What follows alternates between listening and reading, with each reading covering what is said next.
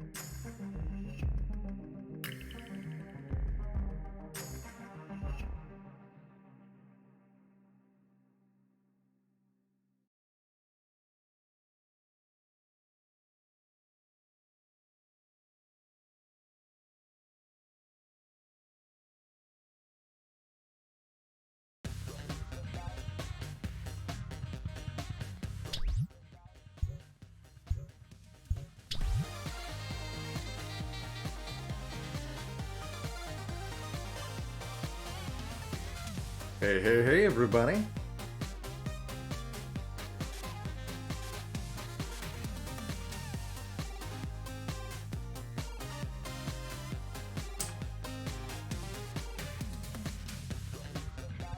There we go. Hey, hey, hey, everyone. How's it going? 039520. Ravi. Chicken Man Phil. Ivy Blade, hello.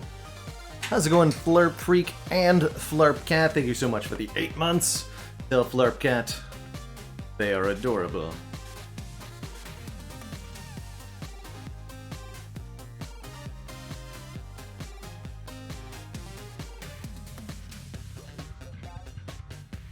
How's it going, Bionil? Storm. The Brain Fist. Tom. You win! Thank you so much for the 9 months and dropping that Prime sub before you jump off to take care of life.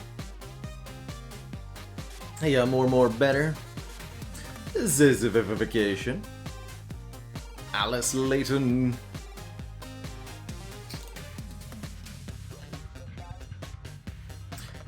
Dad joke for Tom. Why is listening to 3 songs not enough before you dive into the Dicey Dungeons? Because you need to have good 4 tunes to compete with Lady Luck.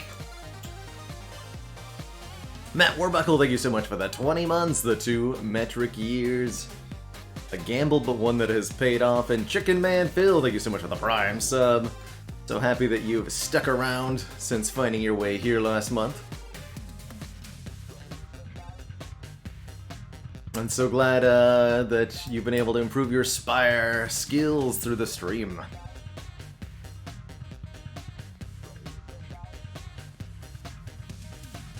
Let's go, Jay Guy. Your daughter painted your nails and your son is playing Call of Duty. That's a good day indeed.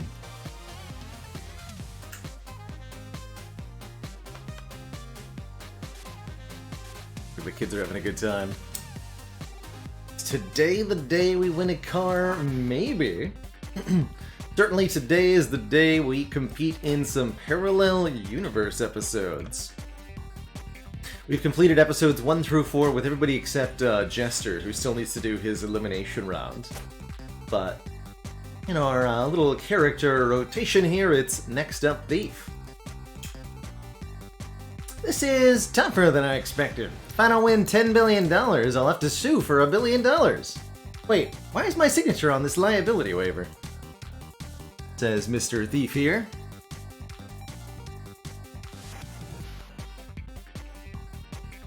Today's the day. So in the Parallel Universe episodes, episode 5 for each character, the rules are different. Everything's different. All status effects work a little differently, so we saw that, burn, freeze, shock, block, poison, all statuses have an alternate version with slightly different rules. In some cases, these are more effective than their previous version. In some cases, they're less effective. And in addition to that, all of the equipment is also different. So every character is going to find a completely different set of items to use in their adventures through the Parallel Universe episodes. Basically, all of the core rules that we're familiar with in Dicey Dungeons have gone somewhat out the window. How are you doing, my dear? You're the little realist of your group. Are you going to be the first to see sense and give up? It's not so bad being a minion. We've got a ball pit in the staff room, and there are free muffins in the kitchen every morning. None of us are gonna give up. We came to win, and we're gonna do it. All of us. Oh, no. What a strange time for you to develop a sense of solidarity, my dear. Perhaps this will make you reconsider. If you give up first, I'll let you spend a whole hour outside the dungeons every year. That'll make your eternal imprisonment sting even more sweetly. That's not even a good offer. That's a terrible offer. Also, no. Oh, it's a definitely dreadful offer. But by the time this is all over, you might just wish you had taken it. And then we're thrust into the dungeon. So oh my. So we have the nunchucks instead of the dagger. Dagger is normally max 3 dice reusable. This requires 2 dice and does damage equal to their combined value, both max 3. And a master key, minimum 4, split a dice as evenly as possible. Means I assume that a 6 will always turn into 3 2s. Or 2 3s? 2 3s, rather, splitting in 2.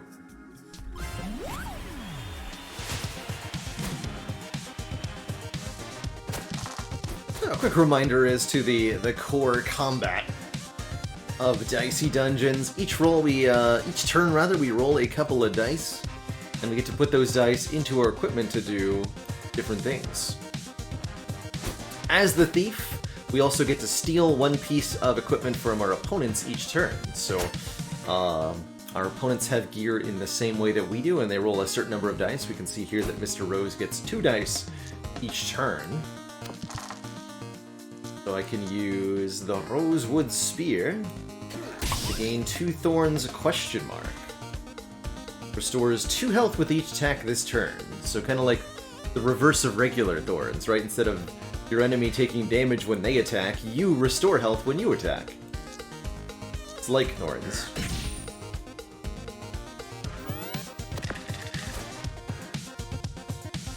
That applies before the attack, so yes, he does gain 2 health from that.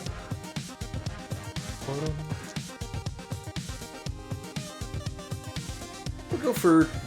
So I could put the 1 and the 2 in the nunchucks and do 3. I think I'd rather do 2 and heal for 2. I can't use the 1. At least not yet.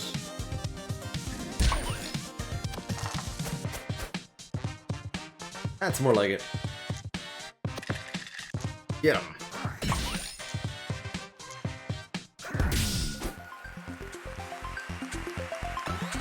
So, gaining 1 experience point on our next way to leveling up. Leveling up gives us more dice, as well as potentially allowing us to get other bonuses. Cloak gives us the damage reduction status effect, which in alternate universe mode actually blocks a status effect, I believe. So that is what the Cloak lets us do, is block the next status effect that would be applied to us. It's a countdown item, as is this Marine's Plasma Cannon, so you have to put a total of 4 dice value of stuff onto it before it'll do anything. We just want to smack this guy in the face with a nunchuck over and over again.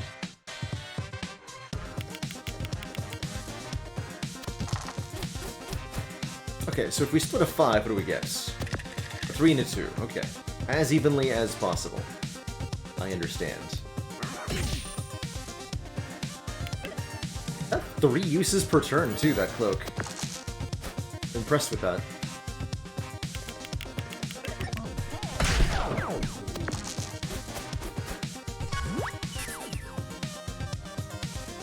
So our limit break is ready. Limit breaks charge when you take damage.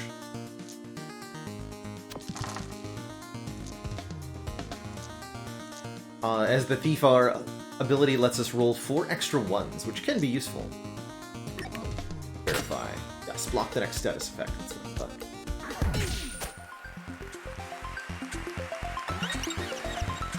Oh yeah, I could definitely see this cloak being nice with a countdown build of some kind. If we can get a... The alternate universe has a different version of the...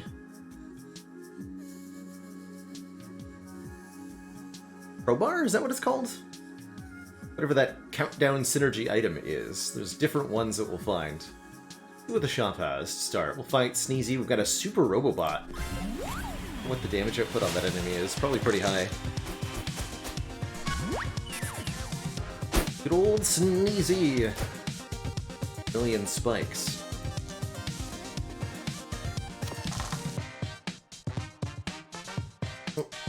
Our bot is not online. Let me fix that. The game vote is over, and The Witness was the winner for this month. So we'll be playing The Witness live on stream, probably next week sometime. I'm super excited for it. Have some nunchucks, sir. You do +4 damage? I might as well. Boop.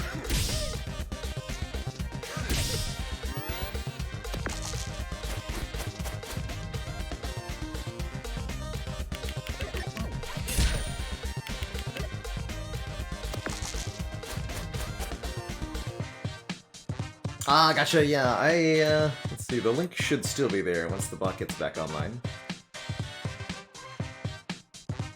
Oh, we gotta do a new OAuth token, 1 minute here.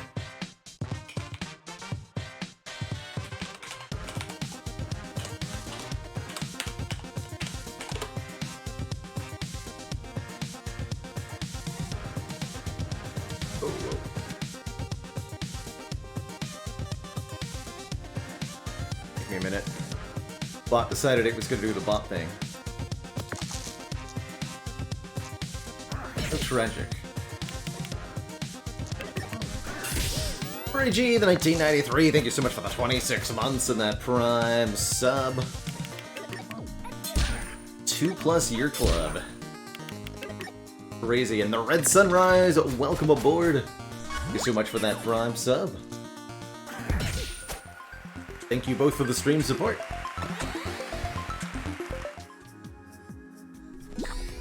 Alright, what do we have for sale here? Befuddle. Duplicate 1 dice, return the other.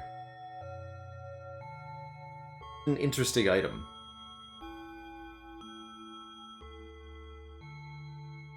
Plaster is a reusable heal. For only 2, that could be quite useful. Thick skin. Gain some block, which is next turn to heal. And return the dice. I don't like the idea behind Befuddle, but the fact that it's a 2-slot item here is asking for a lot. We level up before fighting the Robobot, so we'll fight the Stereo Head.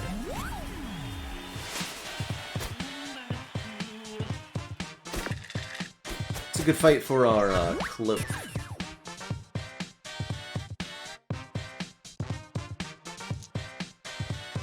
So weaken causes the enemy to take additional damage.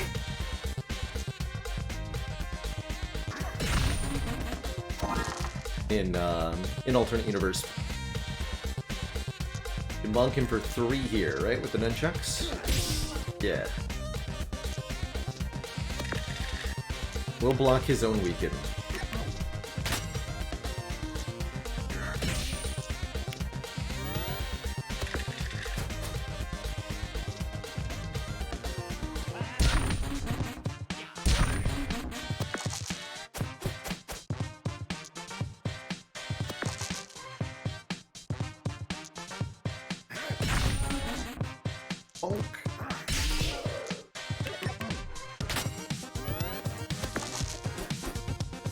We do heal the full after this fight.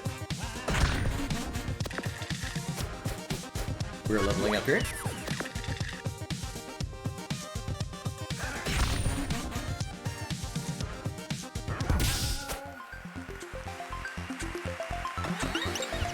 Great success. Ah, there's the countdown item, the Wrecking Ball. Do damage and reduce all countdowns by X. Or Cowbell. Max 2, inflict 1 weaken. With multiple uses, so by stacking weaken, we could cause quite a lot of bonus damage. Cowbell's kind of interesting here. How's it going, Anowab?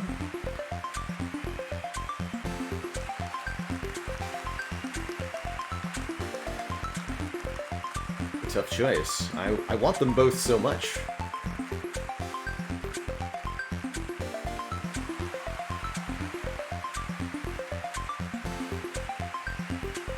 Try to weaken stack. Let's try to make this cowbell work. I want to see what we can do with it. Going like cloak, and then if I had the wrecking ball, I would pick up the plaster here. But let's see what stacking weekend can do for us. Potentially. I'm not sure what they upgrade to. I've never seen most of these pieces of equipment before. So I have no idea.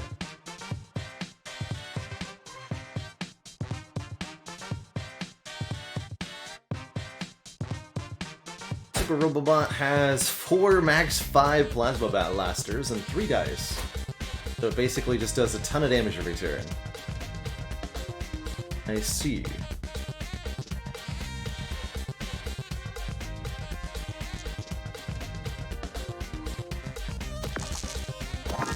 Alright, have some weekend then.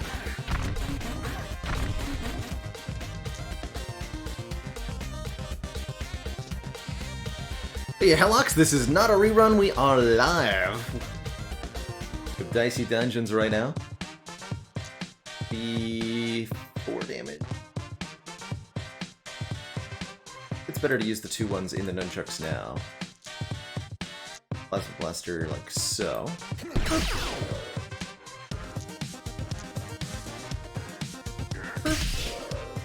I don't actually have a use for this 4. It's pretty good damage, though.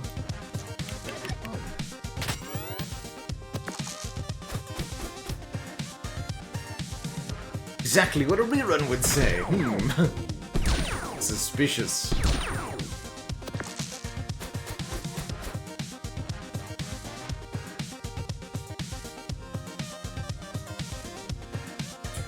Deeply suspicious.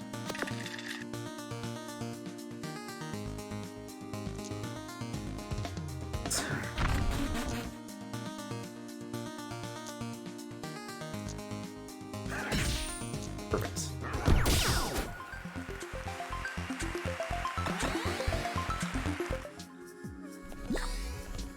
Got it here. Dramatic Exit. Needs doubles. Do 1 damage if this is the final blow. Gain 2 max HP.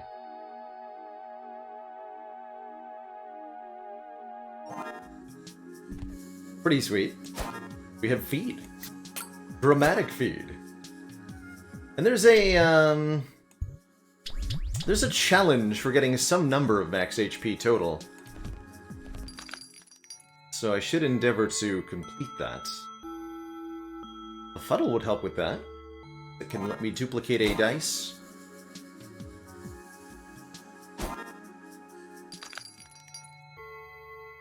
Alright, I will try you, Befuddle. Probably gonna not use you for very long. But for now.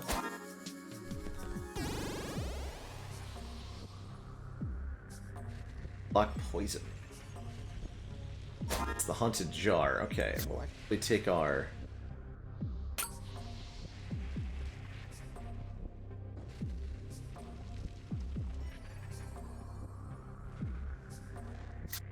cloak.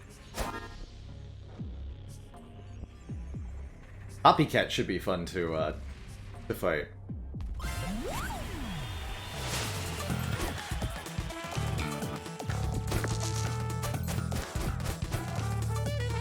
Haunted Jar here does poison and then doubles poison. If we simply apply Cloak, it'll never be able to apply poison in the first place. So we should be good.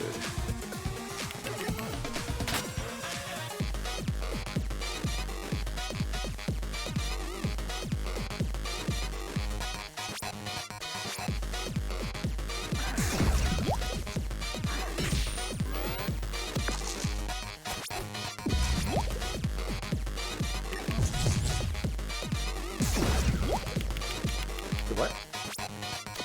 Oh, I blocked 1 stack of it. So it... Right? They applied 3, I only took 2.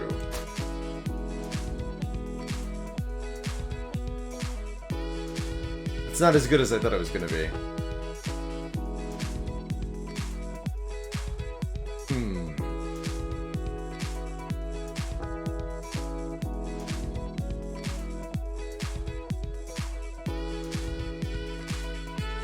So the alternate poison status poisons a piece of equipment. It gains a countdown on it, and if that countdown is left unfilled, we'll take that much damage at the end of the turn.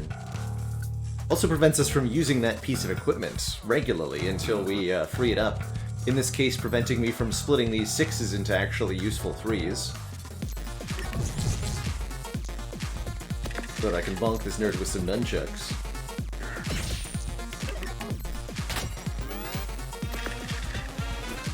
We'll go this down by 1 at the end of each turn.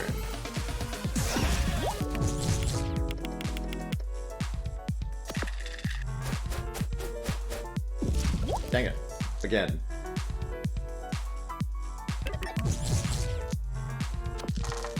He's bonked this opponent.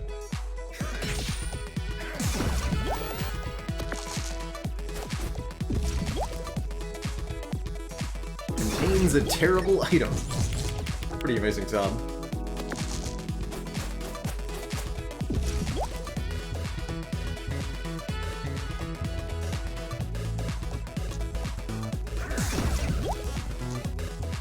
Take 5 damage here. So the alternate universe episodes, Chicken Man Phil, all have alternate rules, essentially. All status effects... Oh man, 12 poison. All status effects are different. So every status effect has a different version of itself that replaces the original. And...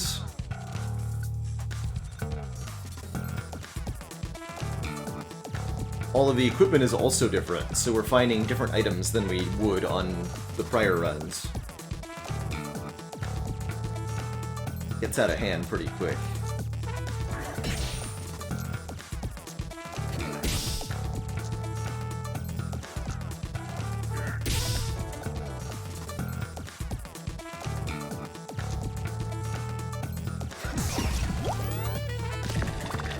There.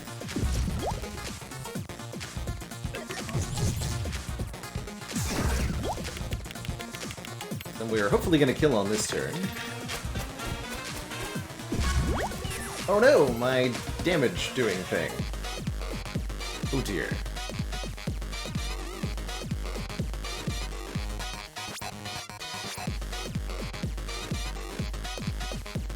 Oh no.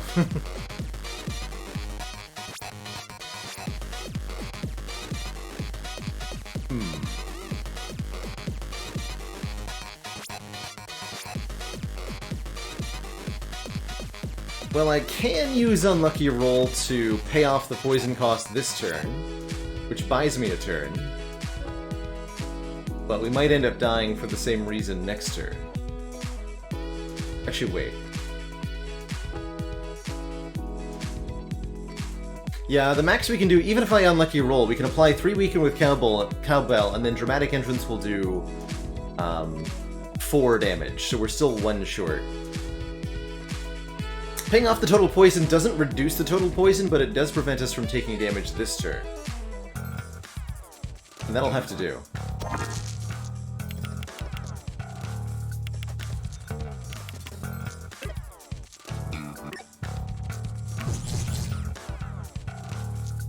But it does, we're still 14 poison, unfortunately.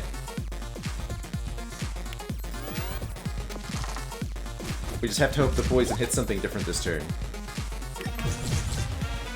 We won't be able to pay it off again.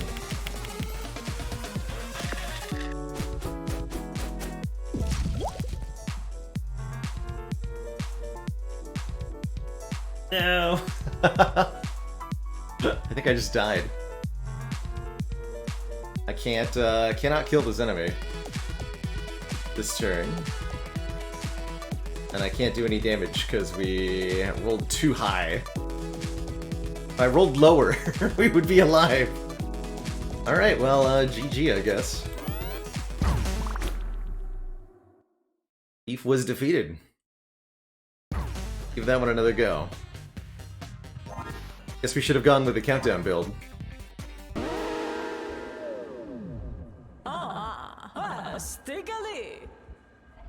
Alright.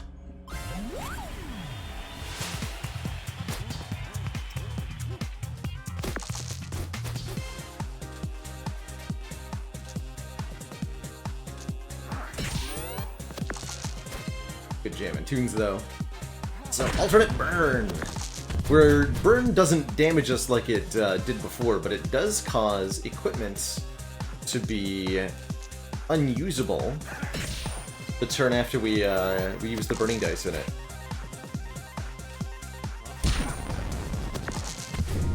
So this turn, nunchucks are not allowed.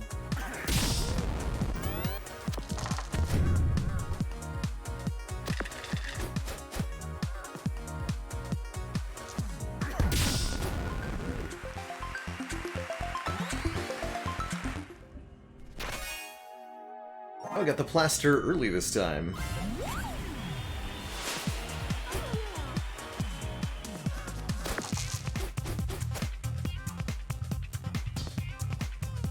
Action, but disable it next turn.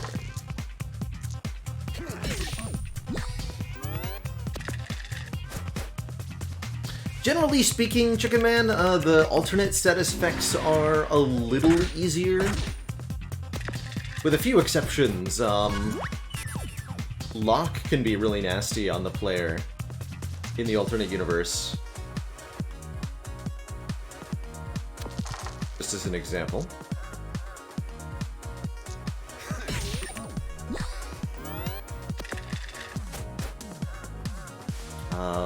What else was really nasty? Curse. Curse is particularly mean, because it changes the target of the action. So instead of canceling your equipment, the enemy will use it against you.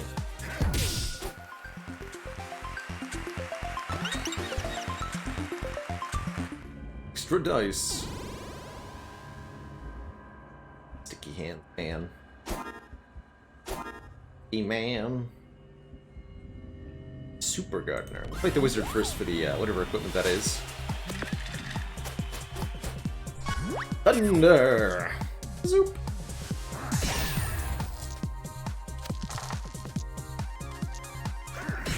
Oh, you have to be on lucky roll for a little damage here.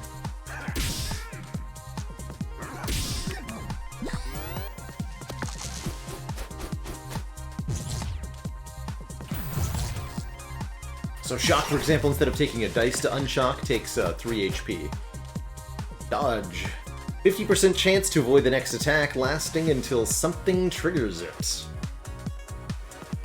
I see.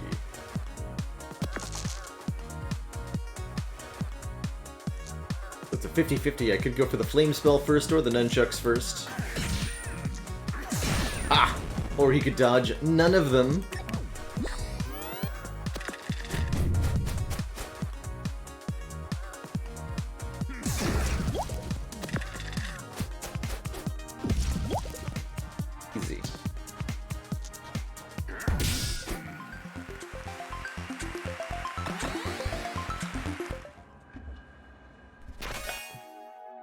Skin. Gain some block, return the dice.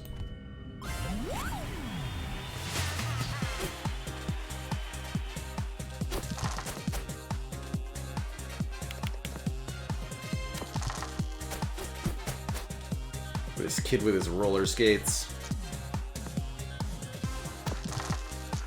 Teach you to have roller skates.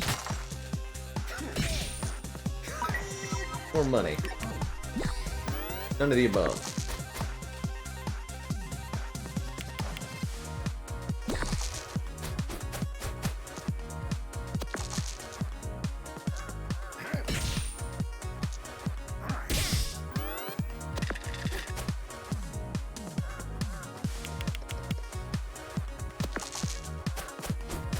We should be able to get him.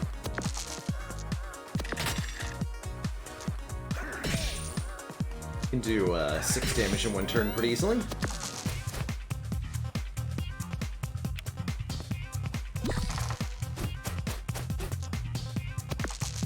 Wait, I can pickpocket again? Wait a minute. That keep happening?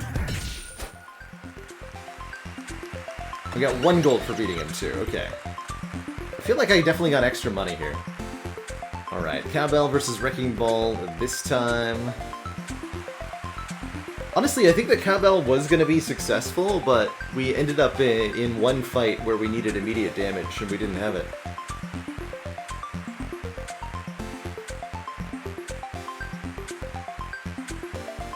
take the Wrecking Ball. Show me that countdown reduction, please.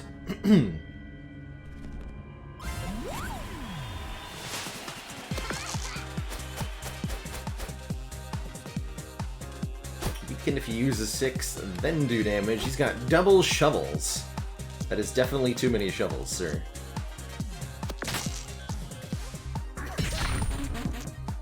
Way too many shovels. Let's go and stress Bolzen.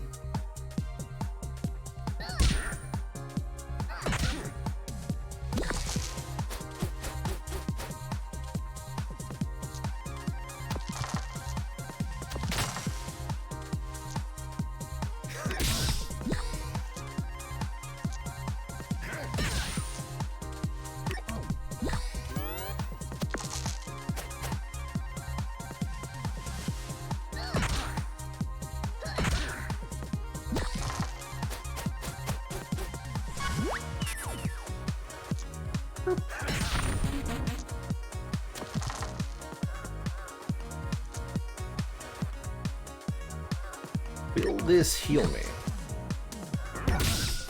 No. The Wrecking Ball kills, the countdowns don't apply. Sense. Oh yeah, and we went for a dramatic exit, that's right. Dice value -1, lose 1 HP, reusable. Alright, I'll retake the dramatic exit. Let's see if we can make that work. Again, I do want that challenge for having a lot of max HP. Gotta not run headlong into a poisony enemy. I think we can handle the Harshmallow reasonably well.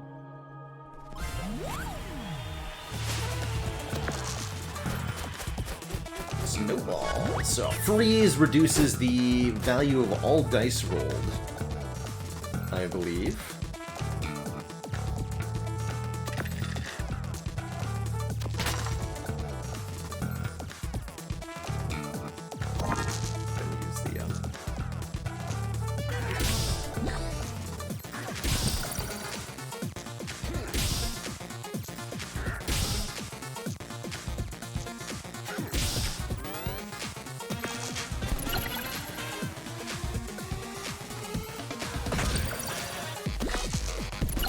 Joke's on you, I naturally rolled 3 ones. Got him. Question mark.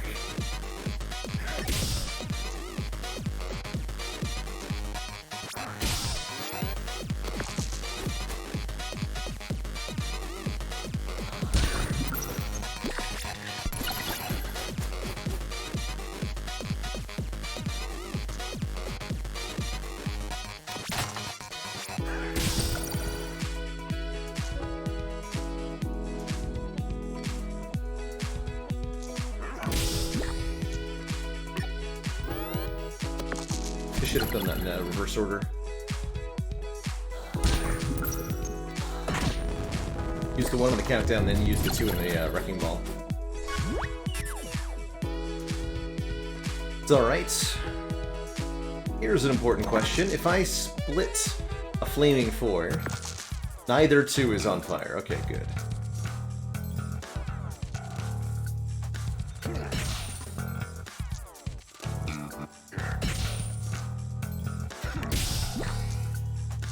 Max HP, please. Mwahaha! You think because of one lucky fight you can win the whole game? Not a chance.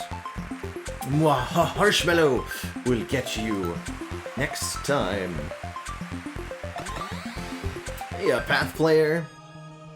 I really like this game. I think it's a really super cute and really enjoyable. Survive for 3 turns, ... Ominous.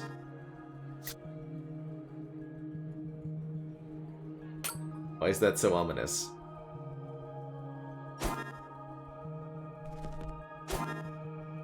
Research this in more detail. This game came out about 2 years ago, I want to say. Hasn't gotten a whole lot in the way of updates since then, but it was such a joy to play through, both soundtrack-wise and game-wise that I figured it was well worth a revisit.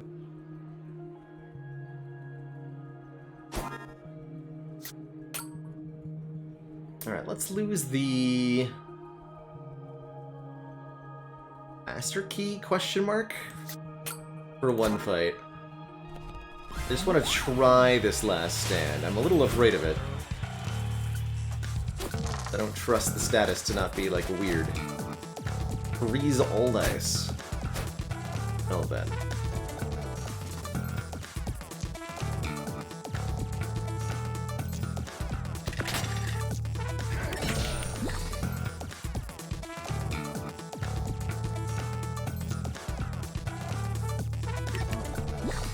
Gonna max it out yet, though.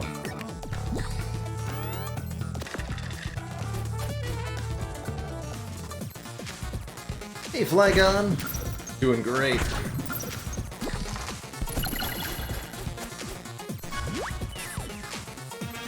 I can freeze all of his dice, too. And then we can just roll ones back and forth forever. It'd be great.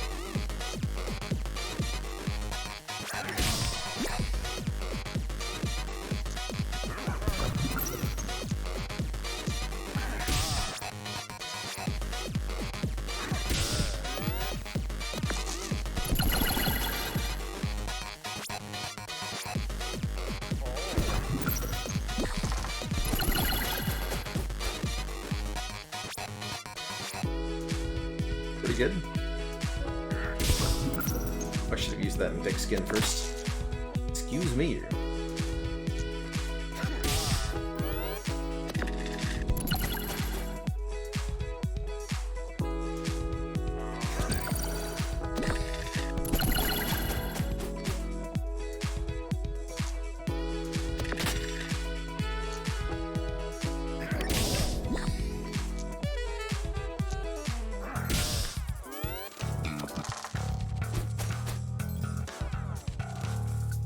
Ouch.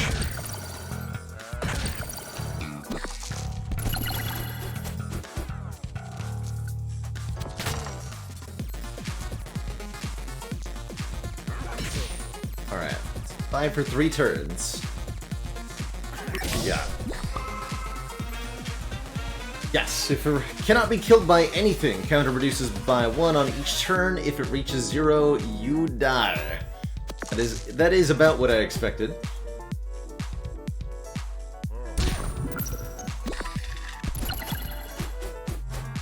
About what I expected.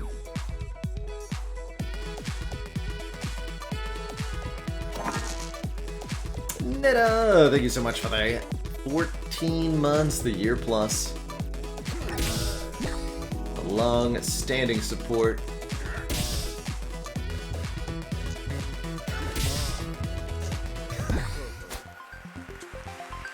Hi to you too. 40 max HP. The feed is happening. We're definitely gonna get rid of Last Stand there. How terrifying. If it reaches 0, you die. That's the upgrade. Come on in, take a seat. It's upgrade time. And Zerprium, thank you so much for the full year of support. Return difference. Oh, interesting. That's really interesting on the upgrade there for the nunchucks. So if you put a 1 and a 3 in, you do 4 damage and return a 2. Wrecking Ball gets 2 uses, which is of course very good. Thick Skin adds a status reduction, which is great. Master Key becomes minimum 2. Dramatic Entrance only requires even instead of doubles. For exit, Dramatic Exit. Dramatic Entrance, that's the Spire card. First you gotta make a dramatic entrance, then you make a dramatic exit.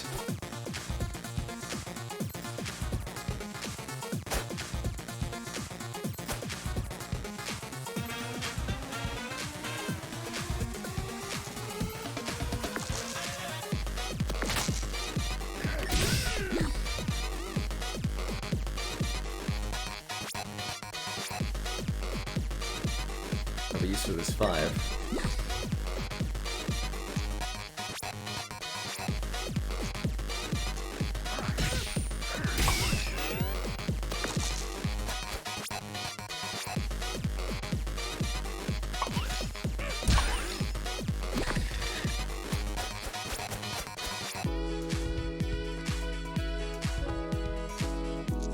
The shield seems pretty sweet, actually.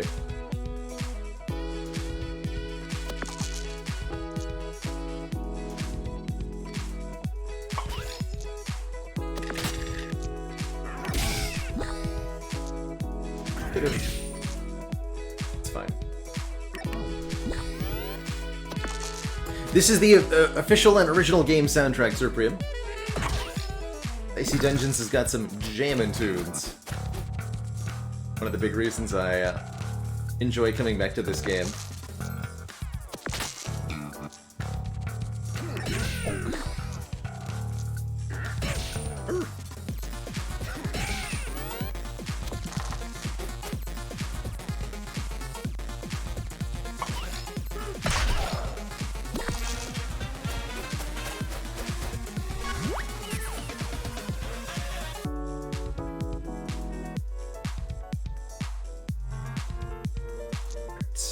Damage, and use 2 6s to gain 2 max HP. Buffed.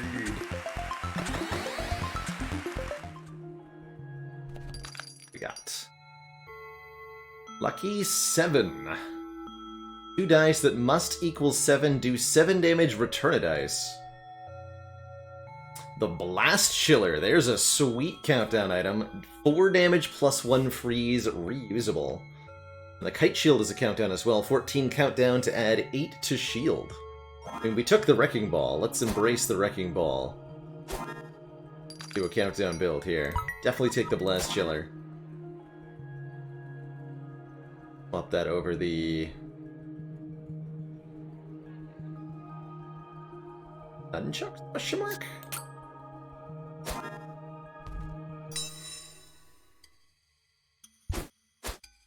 Upgrade on that. 6 damage. Wow. Yeah, we gotta upgrade the Wrecking Ball first.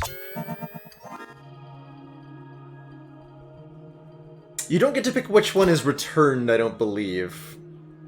It might be either the first or the second one, but I'm not sure how exactly that's gonna work.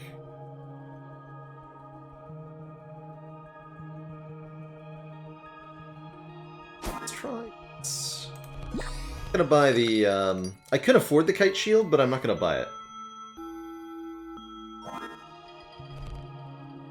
Want offensive countdowns? Got a Rotten Apple here. Offering.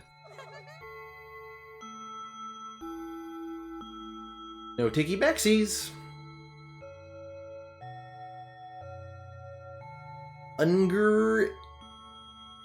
Ungerade dice? Is that how you pronounce that? Double the dice value, then subtract 1. Max 5. So this will always give you an odd output. You put in a 1, you get a 1 back. Put in a 2, you're going to get a 3 back. Put in a 3, you'll get back a 5. Put in a 4, you'll get back a 1 and a 6. Put in a 5, you'll get in a 6... and a 3.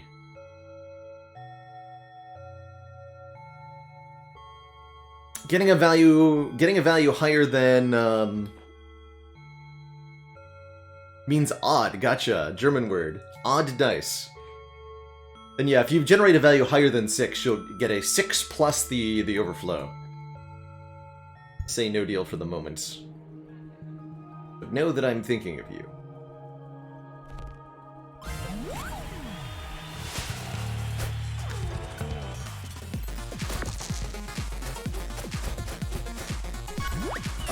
I can't put 5s in the Wrecking Ball. Sir.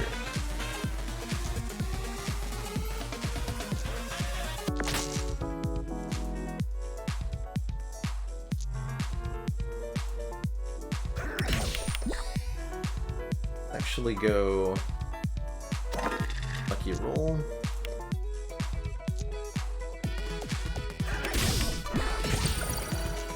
The Blast Chiller on her again. Cool.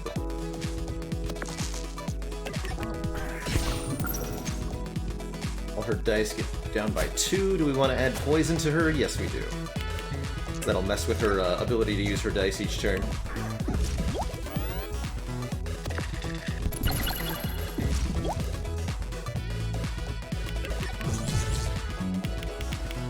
Oh, she's got a detonator. Interesting. For her.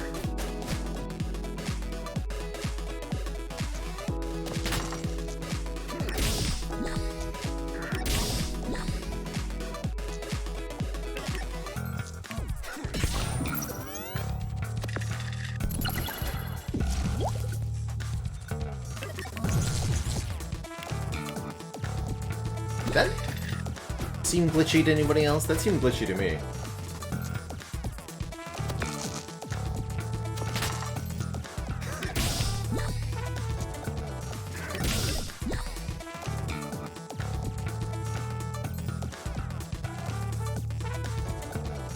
Double. Poison happened.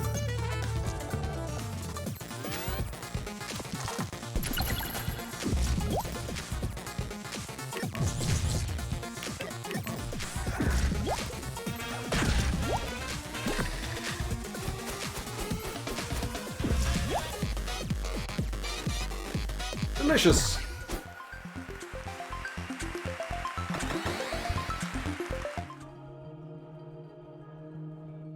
Maximally delicious.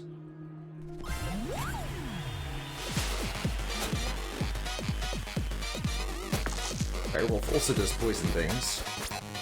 First enemy with the Direwolf Fowl.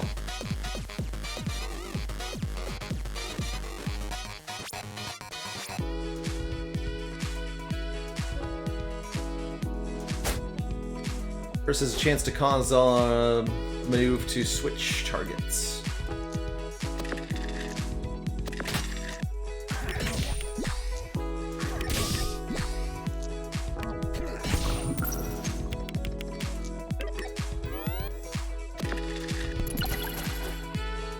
That's happening.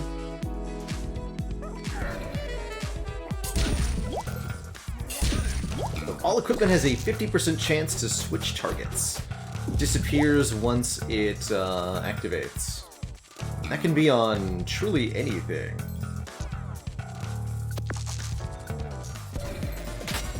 So they get both the 3 block, and they got the dice from that.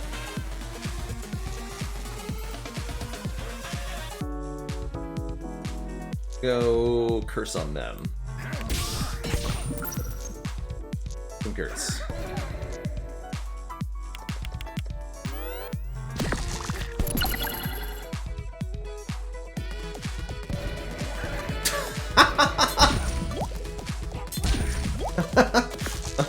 Well, that went badly for them. So they tried to curse us, but our curse caused their curse to hit them. And then they curse themselves. Sad times. Sad times. So will this apply to this countdown? No. Fair enough.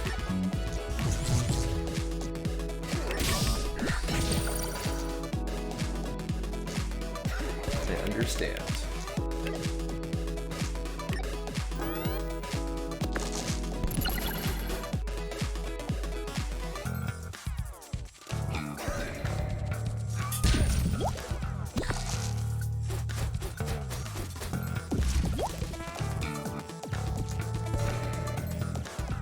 Alright, enjoy your dice.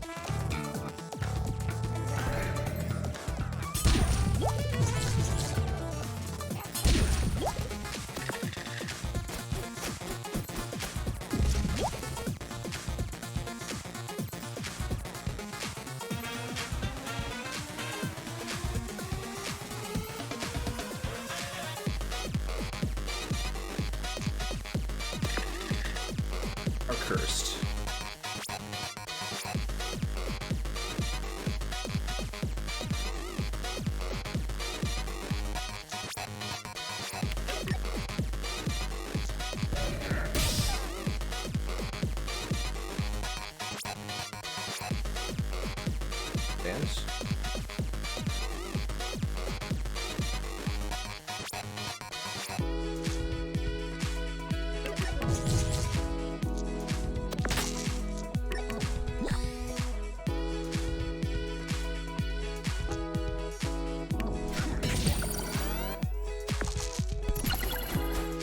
Want to get the max HP off this enemy, even if that takes a little bit here.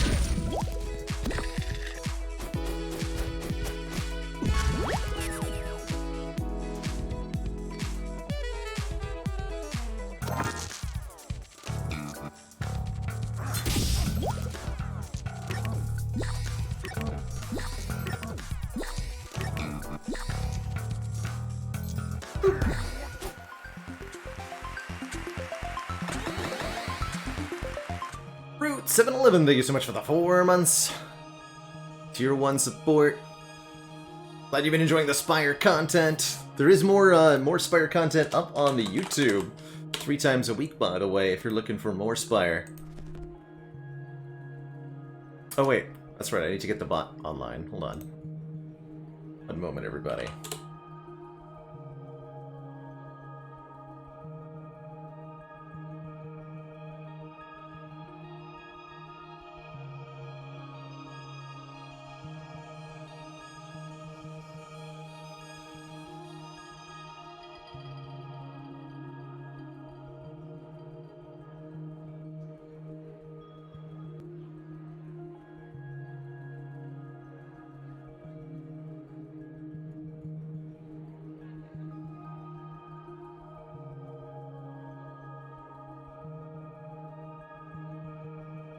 There we go.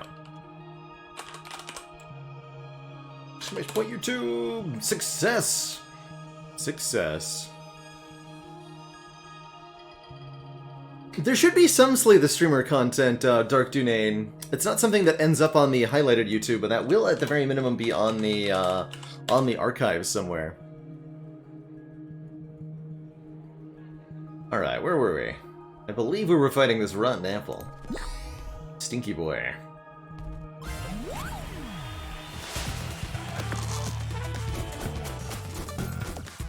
A rotten core reduces enemy health by half.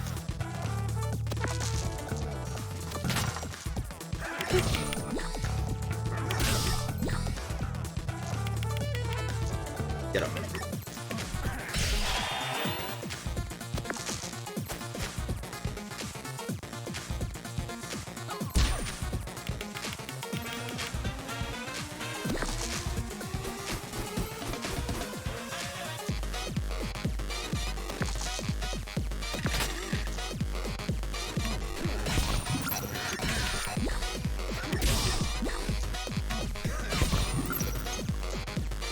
Musty.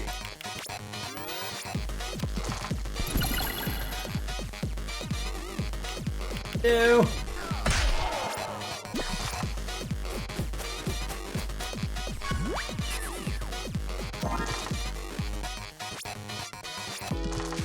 Let's see here. We want to do this much damage.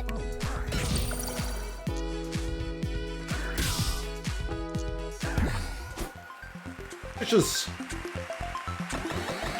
an apple a day keeps the low max health away.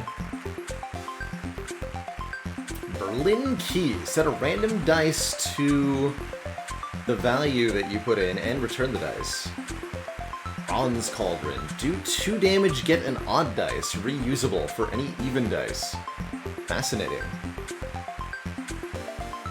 So as long as we're just willing to convert all of our evens into odds, Bronze Cauldron. This would have been really, really good to go with our the weakness thing. I'm gonna go with the upgrade though. Let's get the Blast Chiller upgraded to be 6 damage per activation. That'll help a lot. We have here Broken Mirror. Next turn, gain +1 dice this fight and curse yourself. Okay. Determination. Do 4 damage, add a random status. I like that a lot. Shot. The next dice you use and return this dice.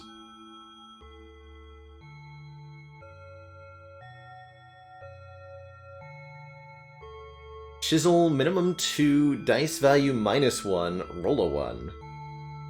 So essentially take a 1 off of the dice.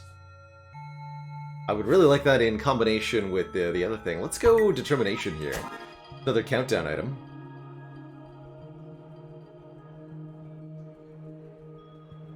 Alright, I'm gonna lose the thick skin for now.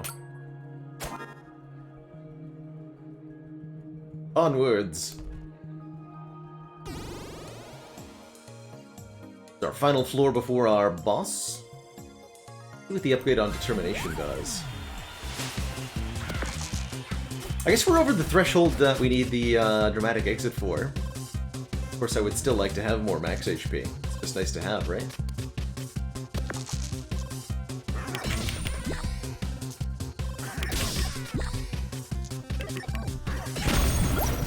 Whoa, that sound effect, though. Intense. Have some curse.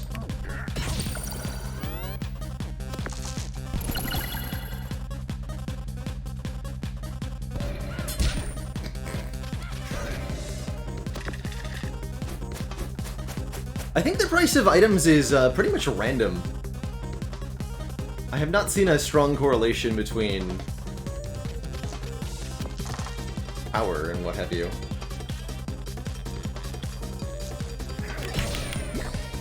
Oh, the plaster curse? That's good. Good.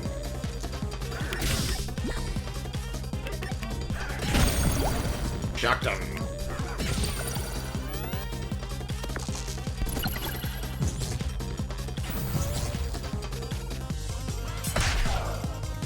Dodge to the curse successfully. Nice sixes, by the way.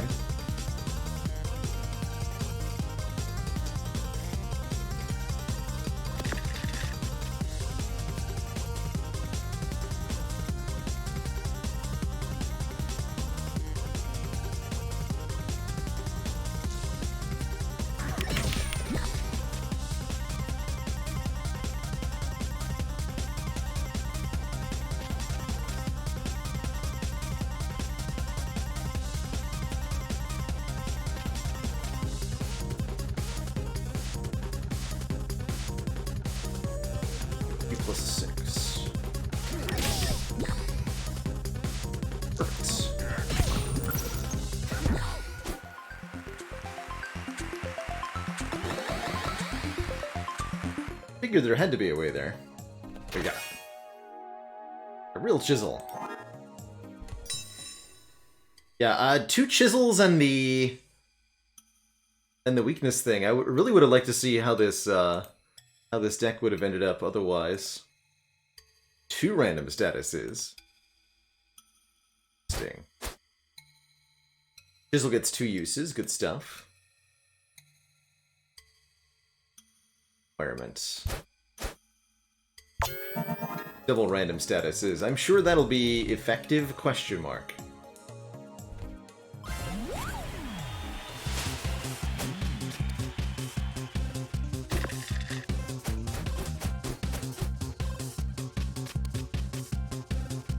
For sure, Sly Flash. It's enough to almost make me want to do the episode again and go for the build. Demorat, thank you so much for the 20 months, those 2 metric years of support.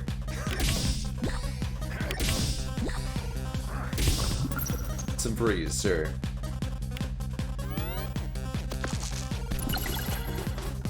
Oh. Odd numbers.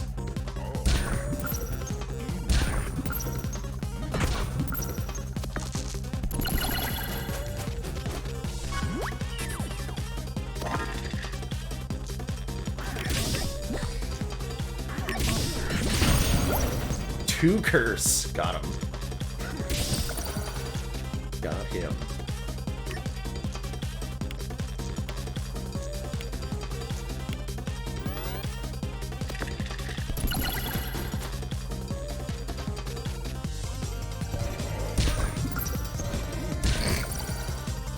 Stop freezing yourself. Wait, the frozen didn't stay though, because he applied it on his own turn and immediately wore off. Rude. Absolutely rude.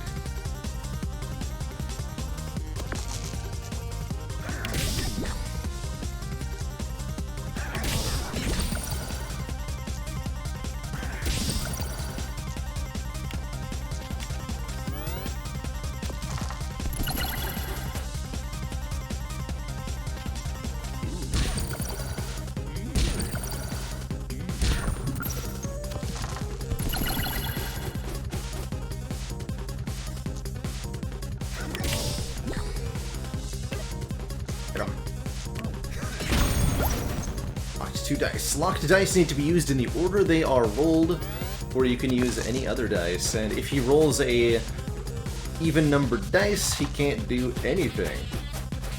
Poor guy.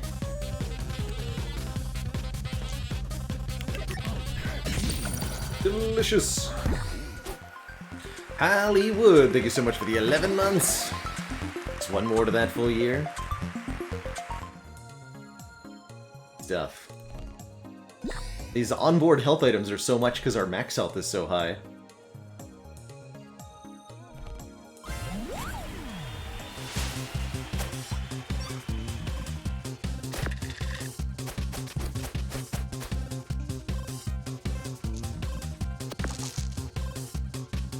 Sword requires an even numbered dice. Well, I don't have any, so bad.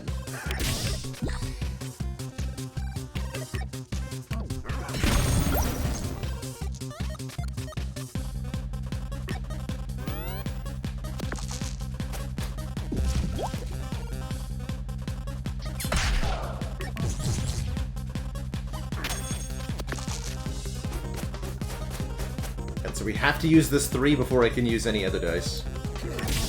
Not too bad.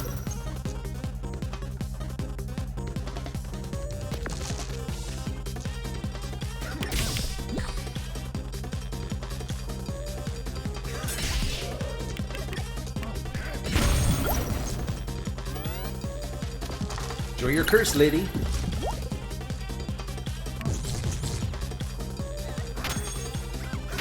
Or never mind. Apparently.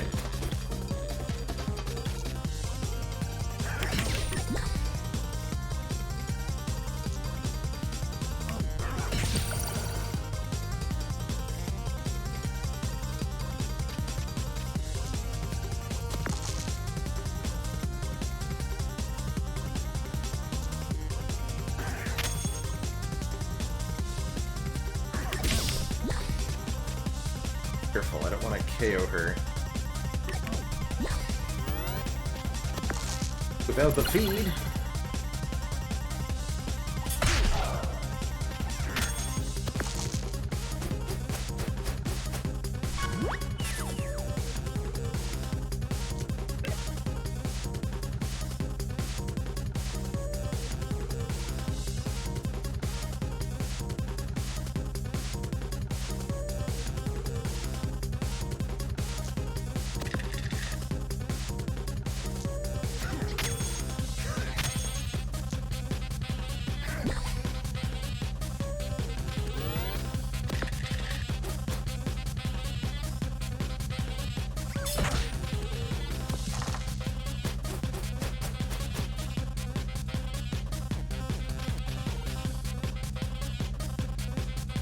One damage at a time, I guess.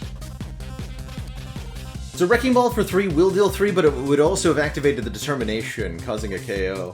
That's why we're kind of stuck here.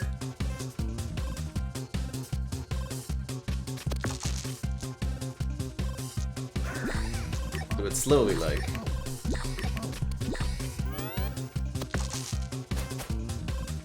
Cardboard Sword's almost out of damage anyway.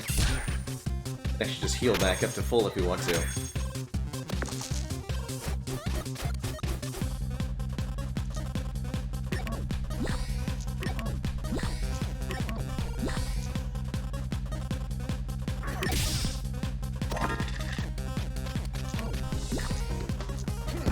There we go. It's not fair! It's not fair! I'm telling Lady Luck! You do that. This girl. Better.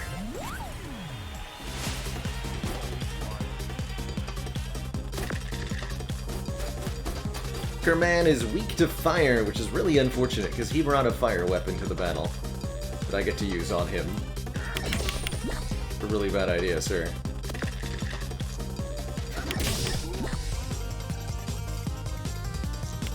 Commence the burning.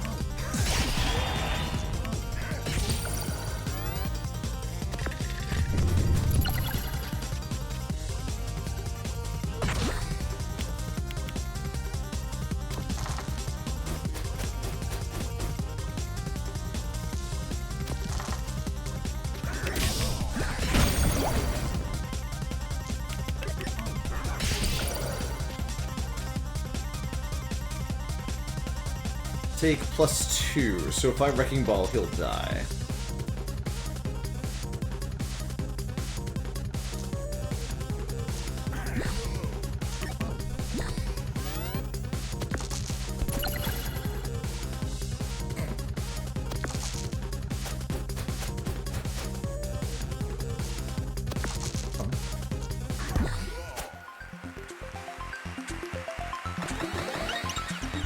Right, 64 max HP, get. Job. Dong! Do 4 damage per weekend. Enemy loses all weekend. That's pretty hype. That would have gone really well with the weekend build, too. I had no idea this was an item. Keeper Lantern needs doubles, gain 3 of the indicated dice next turn. Very fascinating. So for the last fight, we can swap out our dramatic exit for... not sure what.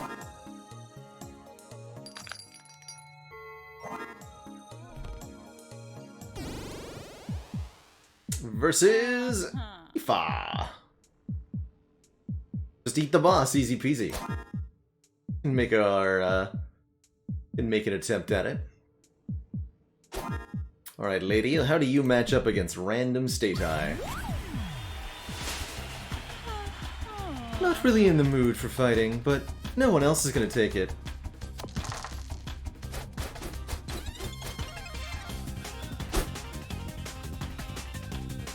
So she adds shield, can bash with shield, and has a broadsword. Given that shield works differently in this mode, this is going to be an interesting fight.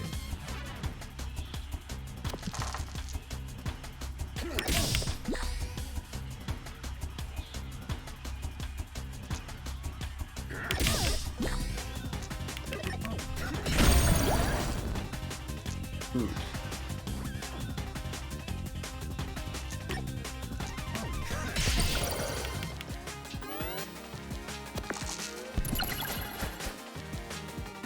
Uh-oh.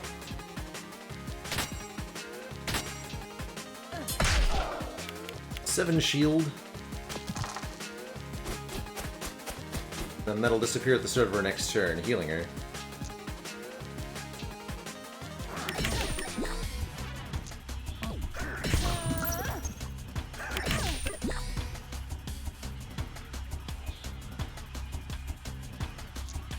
Broadsword smack. Let's go Blast Chiller Determination with this 6 in the... Shock, good.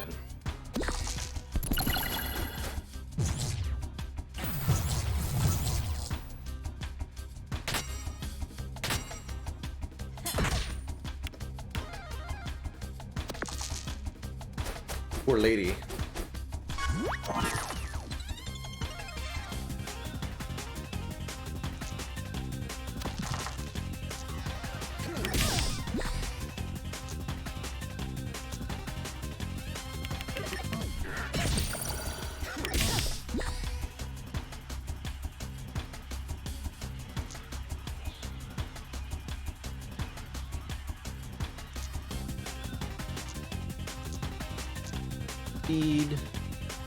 This does 3, this does 4.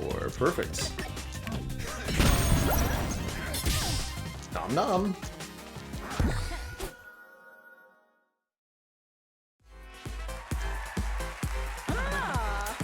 Such a persistent little dice friend.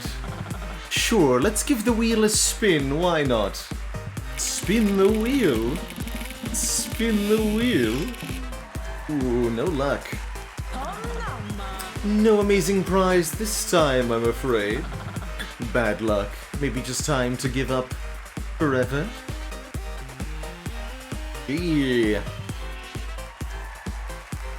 A Cash and Go, thank you so much for the 3 months. A good steak pun is a rare medium. Well done.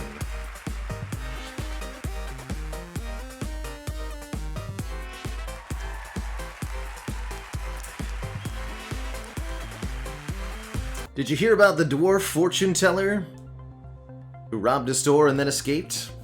Reports say that the small medium is still at large.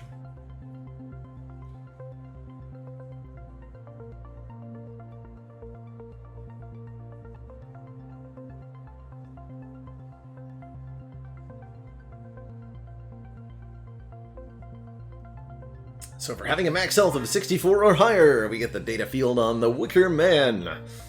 Greatest fear is mildew. Childhood pet, a stick insect name, Sticky.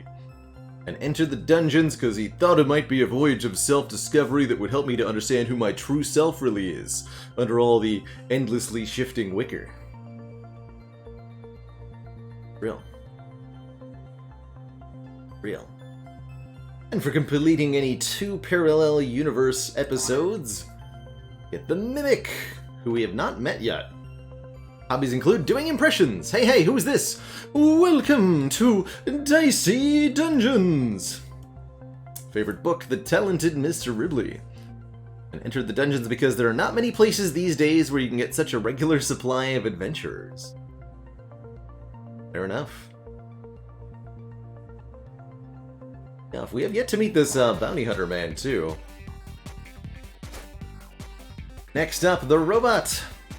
Hey, could I get a coffee? Do you think I've been sleeping so badly down here? Haha, kind of funny that I'm trying to win a life without sleep, isn't it? Poor robot. On to the parallel universe. Hey, how's the self-improvement going? Are you the best possible version of yourself yet? I only want top quality minions in my dungeons. Not yet, but I'm gonna try harder. I'm still gonna win. Ah, bless your heart. Never give up hope. Keep believing that this time, it might be okay. It might. You know what? I think it will be. I can feel it. Well, you'd better hope it happens soon. Your time's running out quick, so get in there. Get fighting.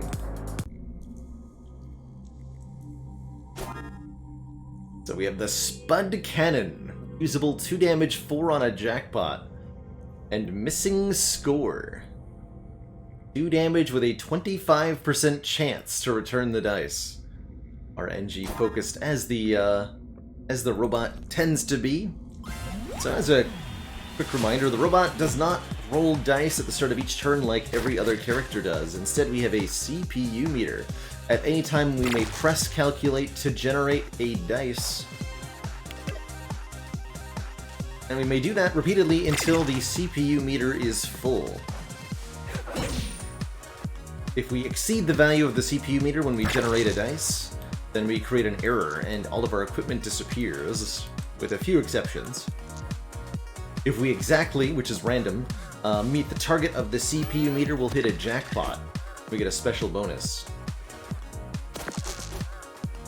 You can inspect upgrades in this game, but only if you're like at an upgrade station, so generally speaking, no.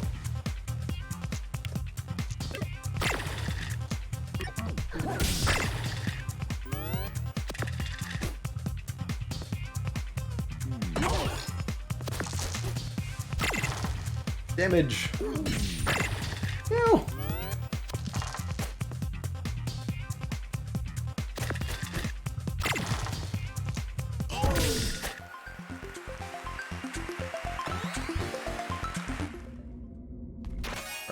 We have to work with safe bet. Minimum 4, the next roll won't exceed the CPU target. Interesting.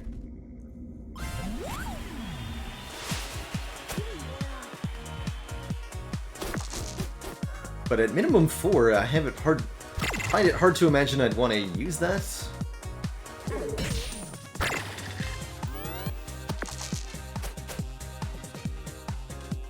That could guarantee me a jackpot though, right?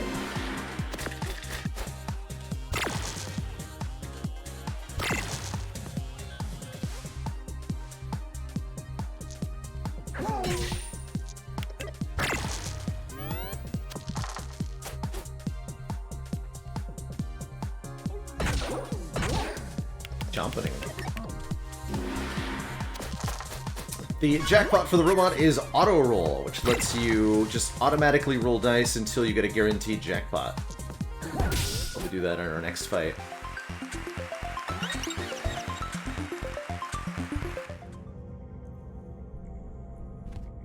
Oh yeah, we're definitely spoiled collectively by the interface of Slay the Spire. It's polished its user interface to a. Okay, here we got a mimic, right? Yeah, there you are.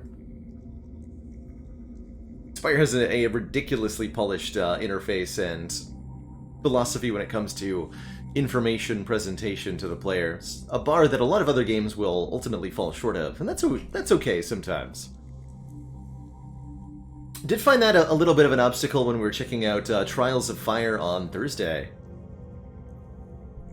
Like the adventuring, deck-building style of that game, but the level of polish did leave a little bit to be desired. Very mysterious.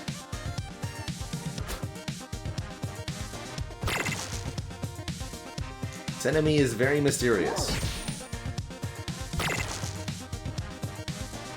Alright, let's see. If I safe bet, what do we get here? The 1. I understand. Thanks for the 1.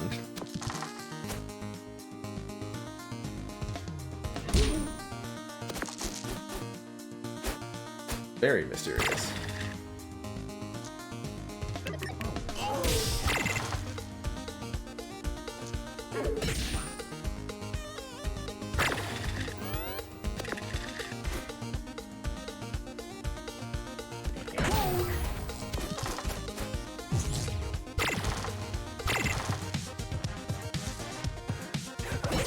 We've yet to get our dice back from that.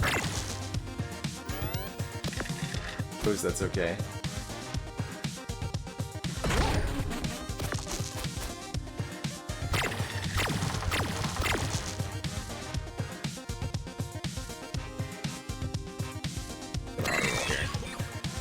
Bud Cannon with auto roll seems pretty good. So do 5, evade the next attack, or 3 shield. Do the 5.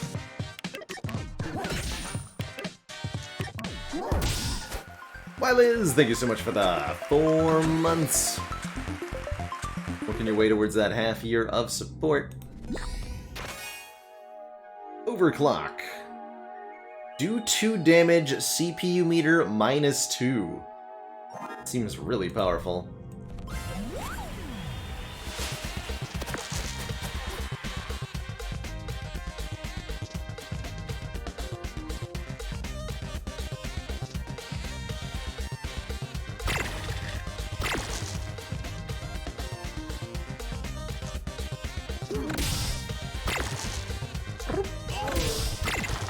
Amazing.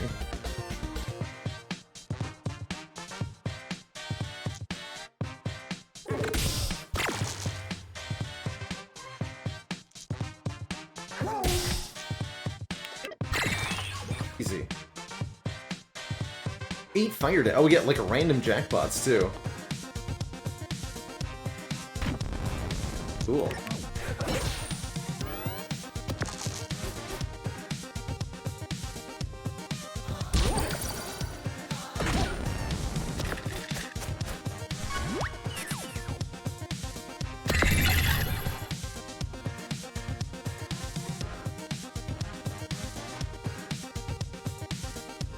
And we can heal 3 because we have... I mean, we're healing after this fight anyway, right? Shouldn't matter.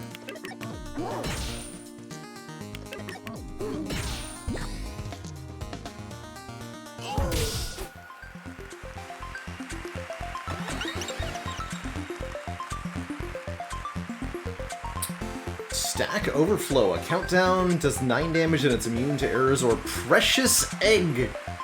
Needs 6, contains a powerful item. Well, I gotta take the item. The egg.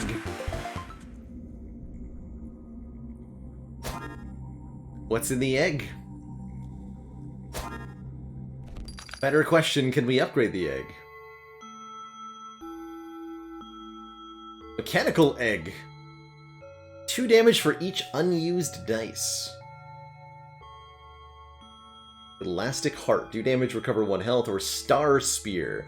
6 damage for a need 6 with 2 random statuses.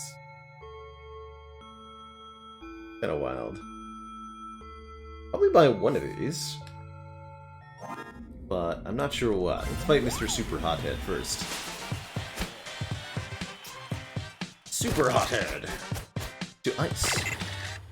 What's in the box? Keep going! Is what's in the box. Fire Breath? Ow.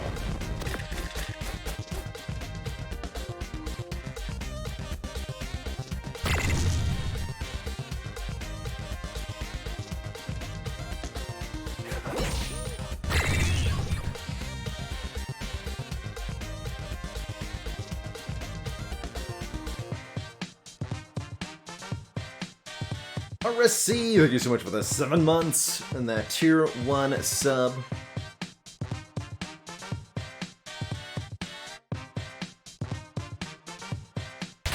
Field, I guess.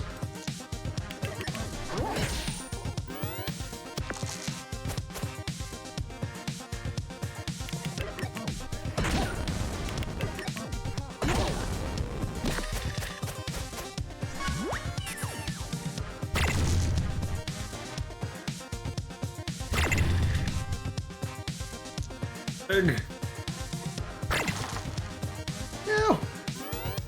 This enemy's gonna kill me if I don't smarten up here. Pain Barbu, thank you so much for the 6 months and that tier 1 sub.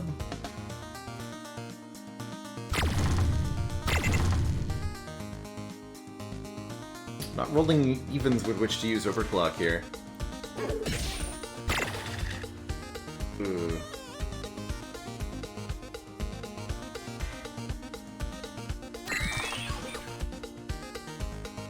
Perfect.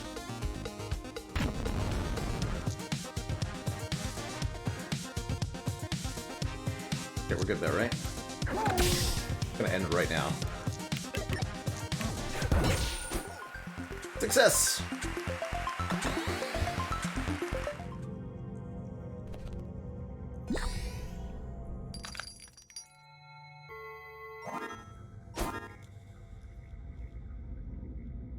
Star Spear. Powerful, but it requires me to roll a 6. Let's see if that ends up working out for me. Here's an upgrade just behind the Keymaster, so all I have to do is beat the Keymaster. Easiest thing in the world.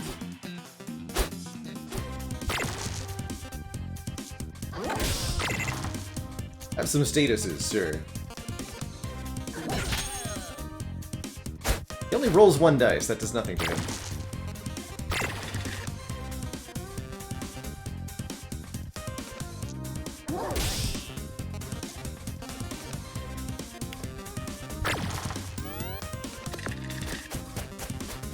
Oh, but I got the achievement for locking all of his dice. Because he only had 1 dice. Alright, good job. Good job, achievement. Pretty funny. Have some more random statuses. Again! Not doing anything.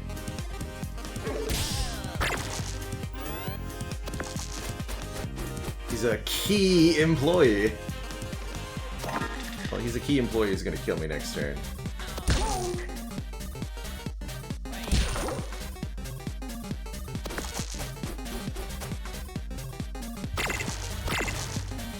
Stop.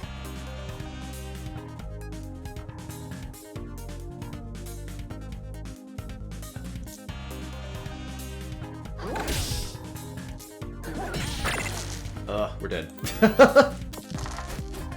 Gee.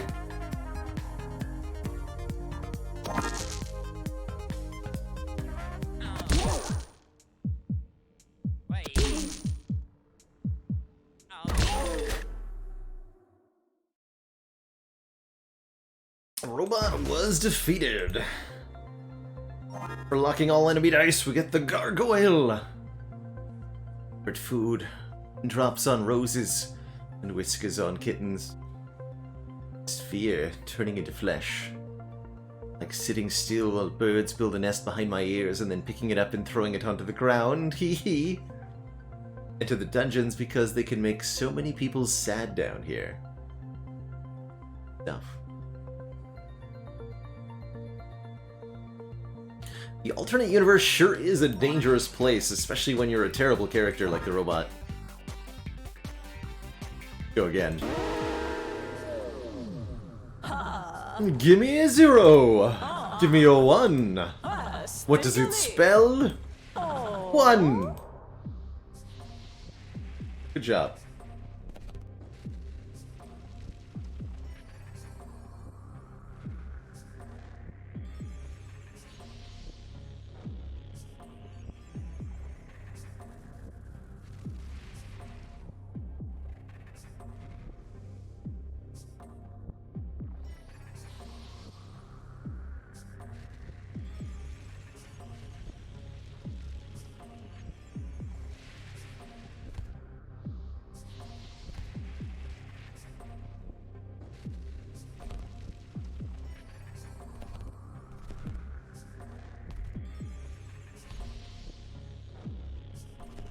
Wait, the 3 is the face of the robot?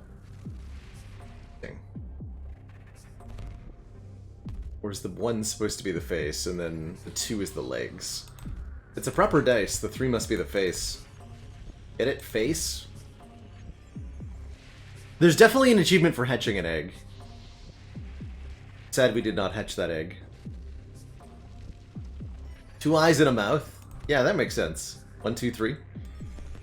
That makes sense.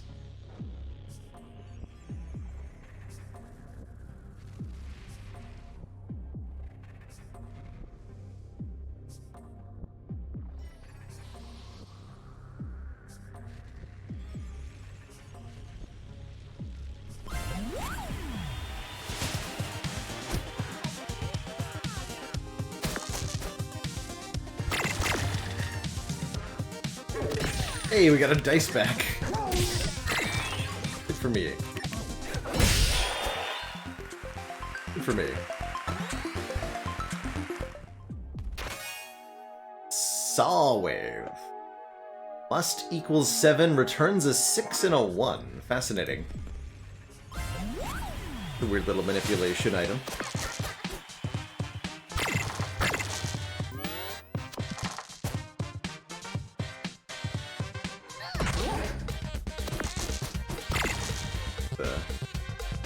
Number first.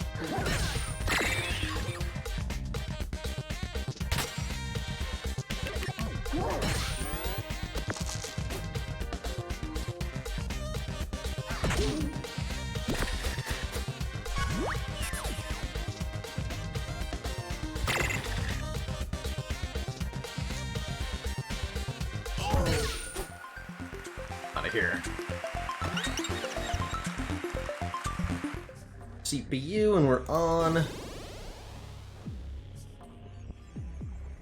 the second floor.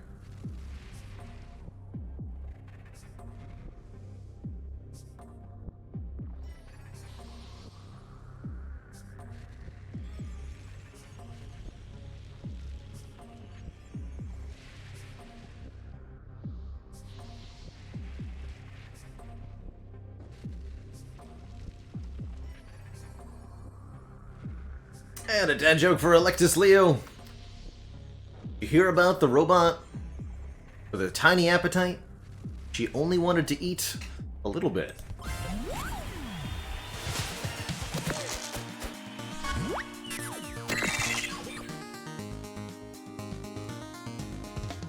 One.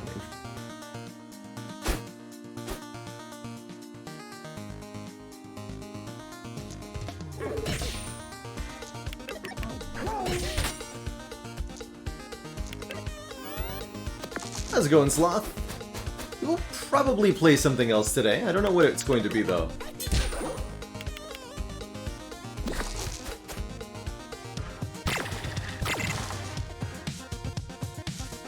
Have any specific plans?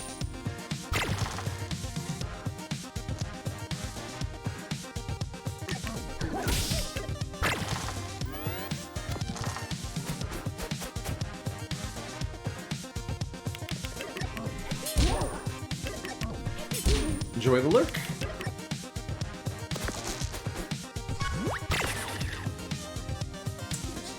Okay.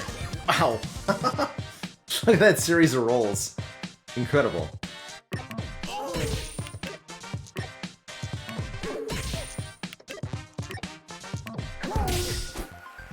Spud Canada on Bop. Thank you so much for the 21 months. 7 times 3. They call it.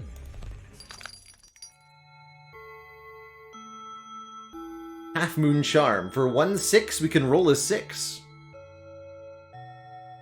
Brilliant. How's it going, Thunder Bear? Weekend treated me so very well. Glad to be back live.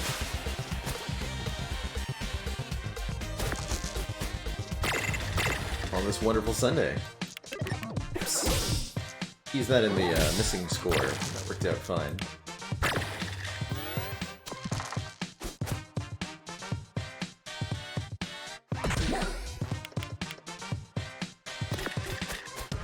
A lot of ways to generate 6s for unknown reasons.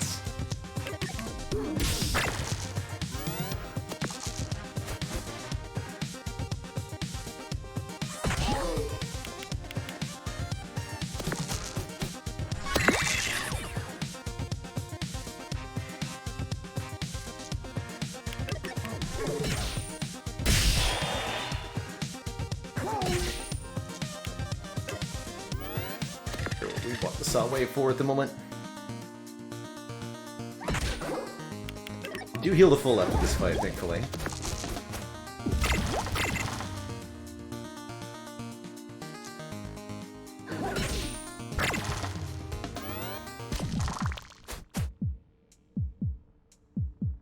Good, okay.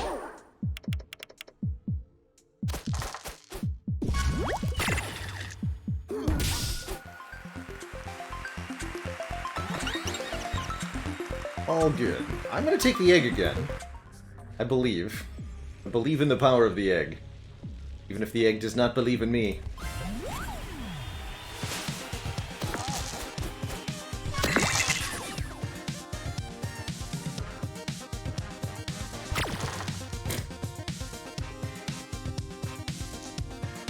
Wild.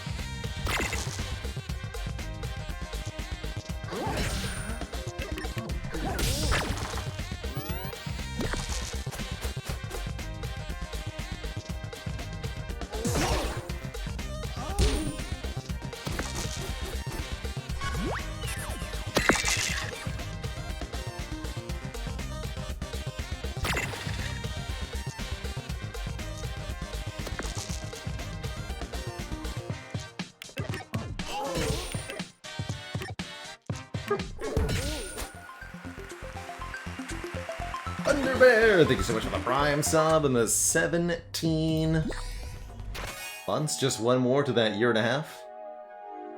On each equipment use, increase CPU by 1. Interesting.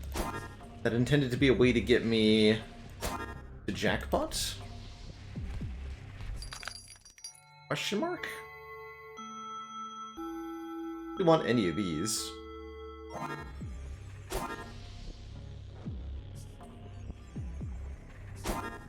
Maybe Elastic Heart? I'm gonna save money. Okay, we can definitely beat Stereo Head and get to the shop.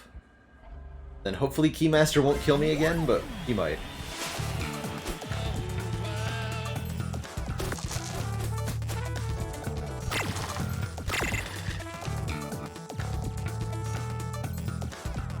Return it? Never. Never happened.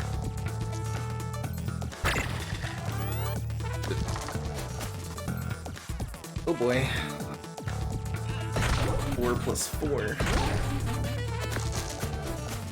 Alternate Universe Stereo Head does a lot of damage.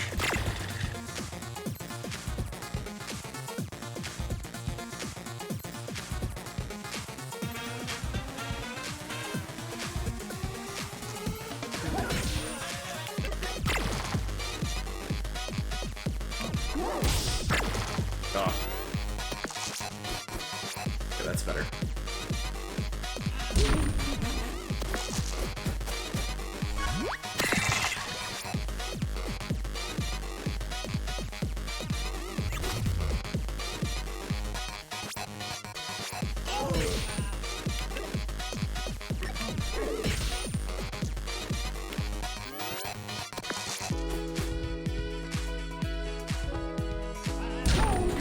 Even dodge, successful.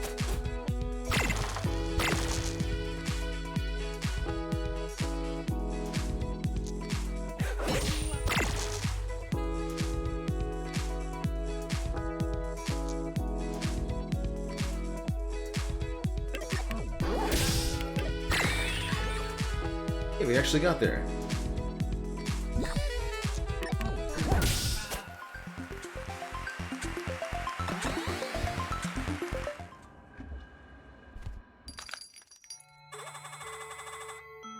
Hi there! It's book group day again if you're interested. The Kraken's leading us in a big Tennyson discussion. No? Well, let's have a look at what we've got in stock. Venus Gospel. Max of 5 damage with a chance for +2 weaken. Spatula Sword. Do damage and flip the dice upside down. Seems really helpful, especially for letting us get the egg going. I'll buy a Spatula Sword. It's a big item. For one, a saw wave? No. Although, gives me a 1 to use in the Spatula Sword maybe, but I don't actually have a use for 6s currently. Guess we'll keep the virus. Maybe? Yeah, I have no use for 6s currently. Not really.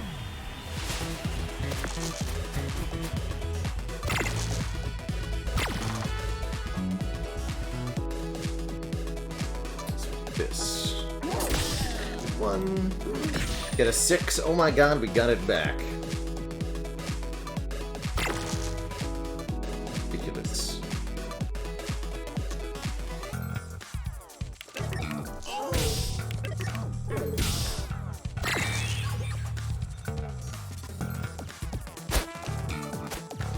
He's basically immune to freeze.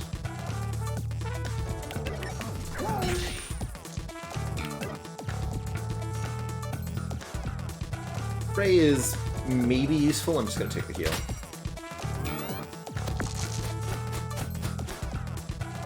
Oh, actually, Burn was... Yeah, Burn was actually smart.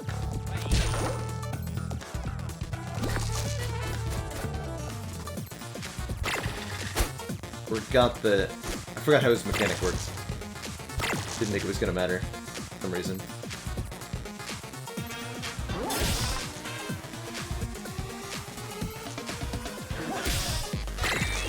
Easy.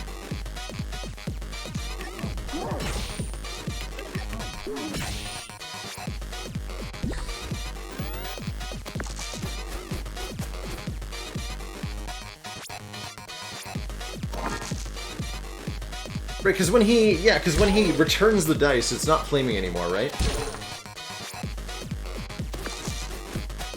So it is useless.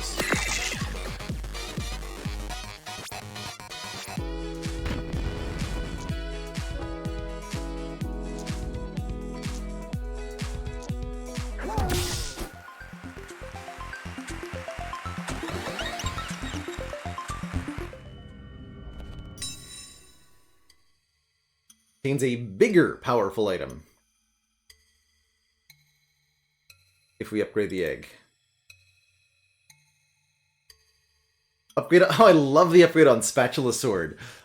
Swap the flipping and the damage doing order, so if you put in a 1, it does 6 damage and gives you a 6 back. That's pretty sweet. But cannons, 1 more damage. 75% chance to return the dice. Even requirements.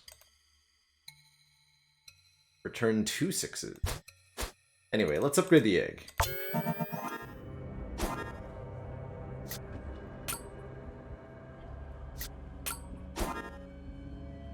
Hopefully that didn't reset it. Yeah, it just needs a 1. Okay. Good. What do we get?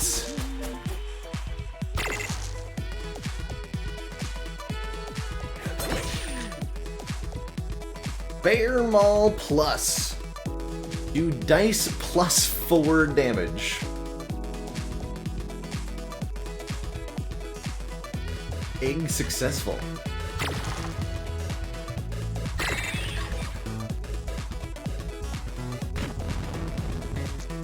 10 damage.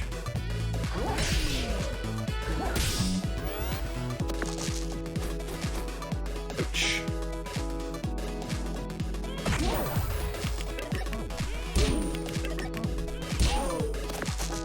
Okay, thank you so much for the Prime sub and the 7 months.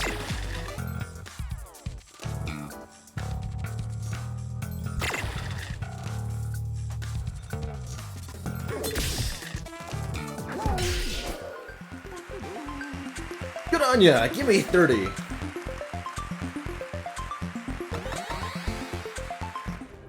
Fingers. One of the next status effect. Love that it actually tells you kind of what the alternate universe stat does there.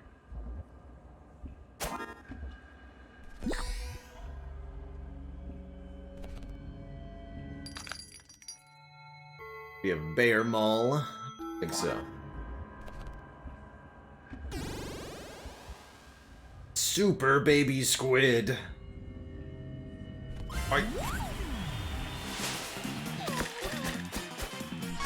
Super Baby Squid has 2 bumps and a headbutt with 2 uses, so probably fairly consistently 12 or so damage per turn. Take a dodge on that.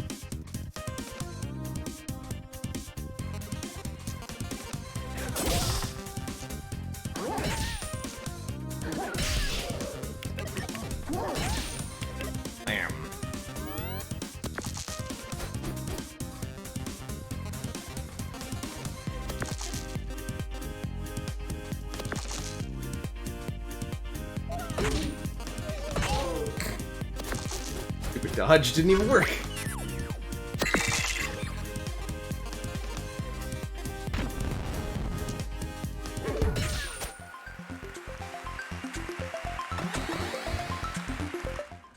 Teach you to be a squid. Yeah. Trade Sawwave for free spin. No thanks. Ooh, thank you.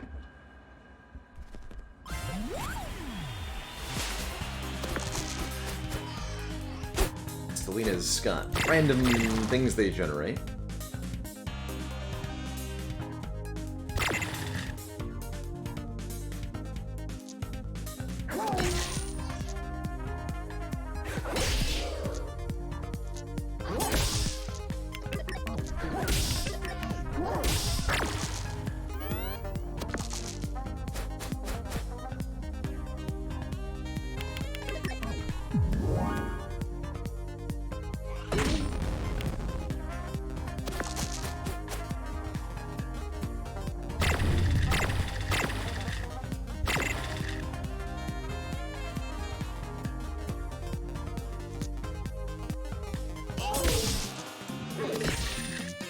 Success!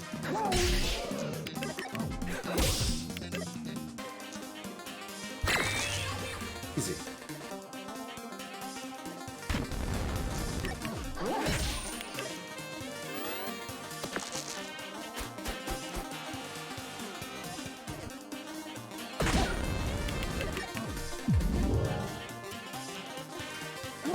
Cursed, causing my next attack to potentially change targets. Didn't.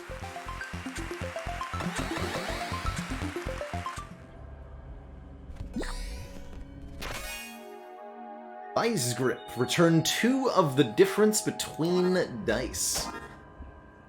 Kinda cool.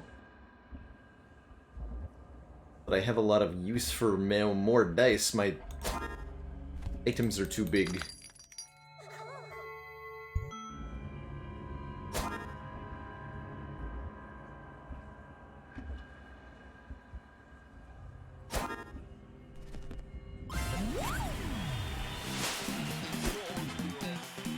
Man's not too hard, generally speaking.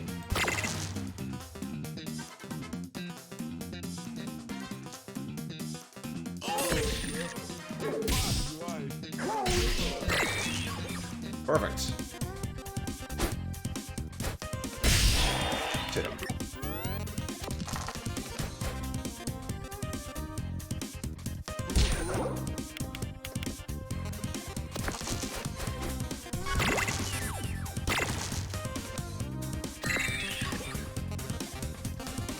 Eight fire damage he's weak to.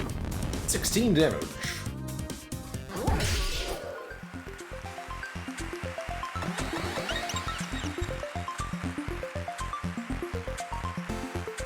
Cooling fan.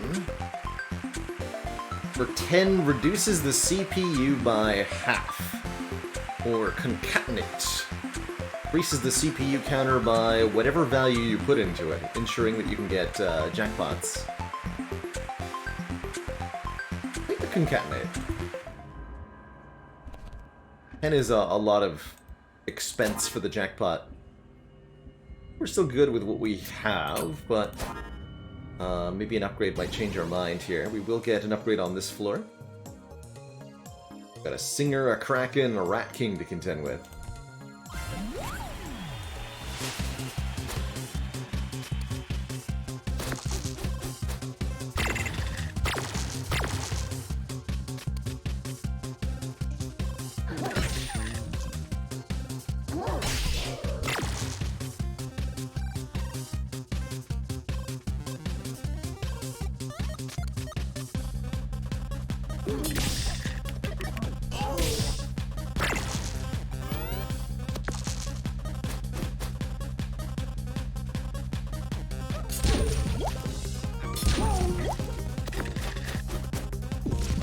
Be mindful of those accumulating poisons.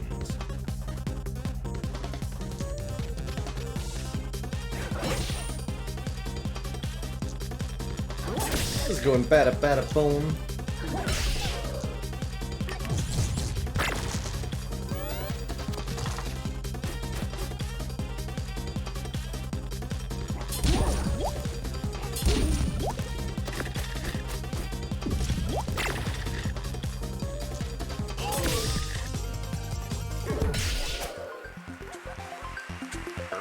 One day I'll beat you. And hey, can you take another message to my kid? You tell him to remember that the gardener is our colleague and he's not allowed to eat him? Thanks. And do, lady. And do. Our copy of Safe Bet. Oh well. What are the upgrades available? Wait, come in, give me a sec. I'm just polishing the Rat King's crown. He's so humble for a king, isn't he? Say so. Concatenate gets reusable, alright. Upgrade on Vice Grip, return 3 of the difference between dice. Fascinating.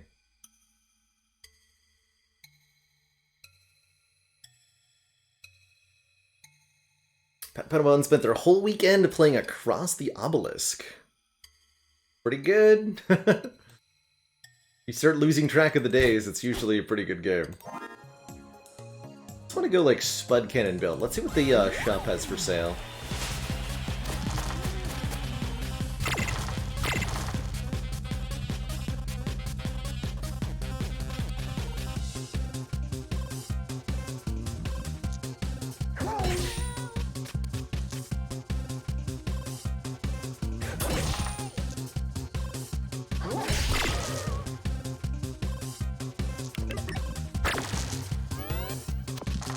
Does weaken, right? Yeah, with those sad verses. Oh god. Ah! You just hit the high note on turn 1. Brutal, lady. Brutal.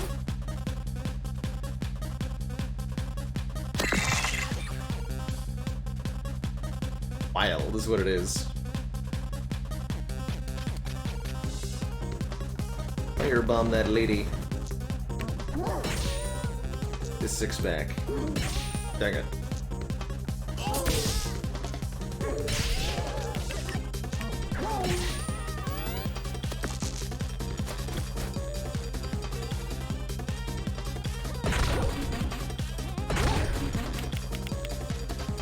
Lived. We lived.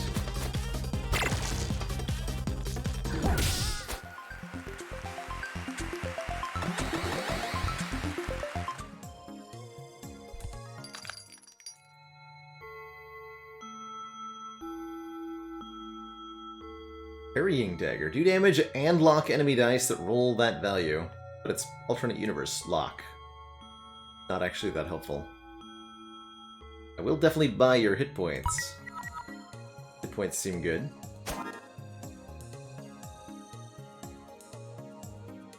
So we can't upgrade both the Vice Grip and the Spud Cannon, which I was hoping to be able to do.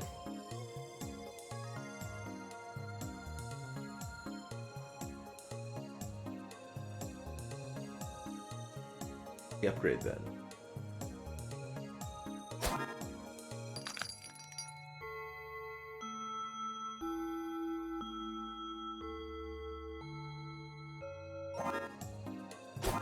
We're pretty good here. I guess we'll just upgrade the Spatula Sword for a lot more damage. Grab our heal.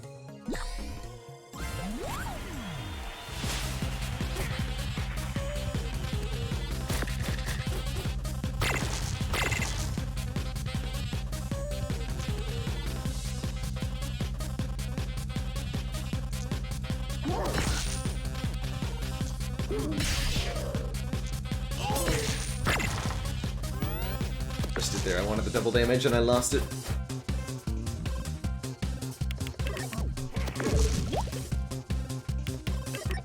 Hey, you're so welcome, Zerl. Thanks for watching the content. So happy that people enjoy it. Yes! The dice will upside down and do 6 damage. Good stuff.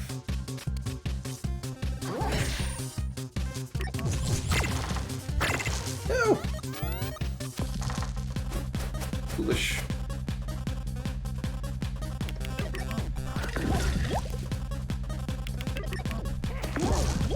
Yeah, Rat King's really not much of a threat in alternate universe here. Even as the poison does start to accumulate.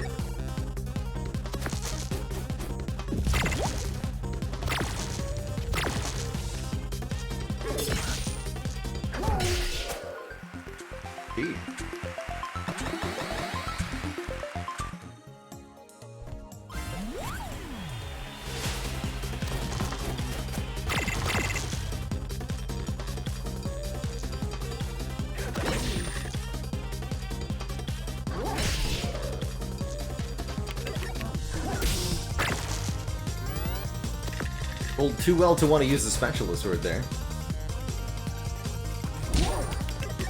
So blind causes us to lose track of our health in this mode, rather than being unable to see my own dice.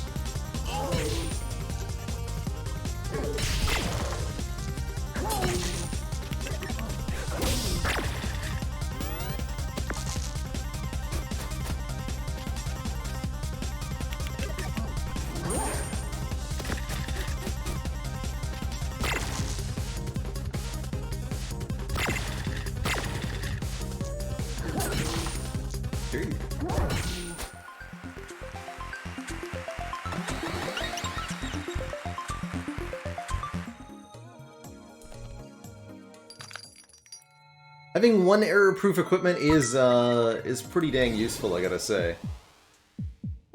Buster! Yeah, Buster is gonna be he's got only countdown items, so he'll be immune to lock. So there's no point in using the parrying dagger here. Gonna make us be on fire. Suppose that's okay. Give him a good old bear mauling.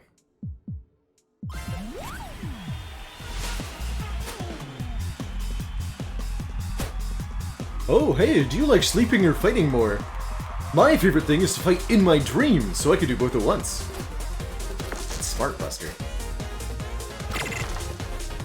You are an awesome dragon.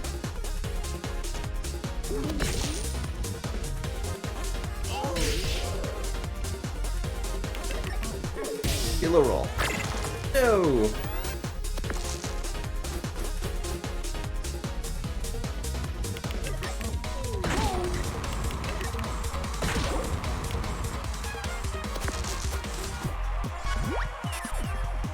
Auto roll time. 654, seriously.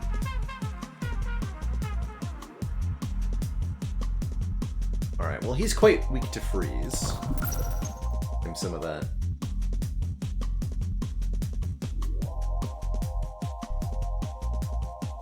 Yeah, these burns are gonna be nasty, shutting down my equipment temporarily.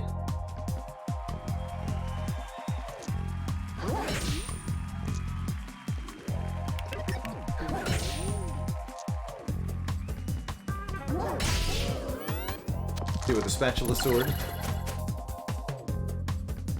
And the bear maul next turn. Probably just avoid using the burning dice.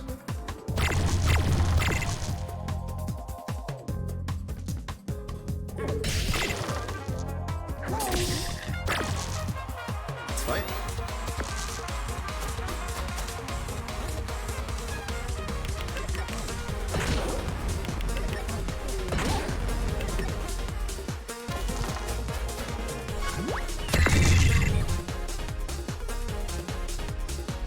He's strong against fire, so Lucky Shot does more than the Firebomb.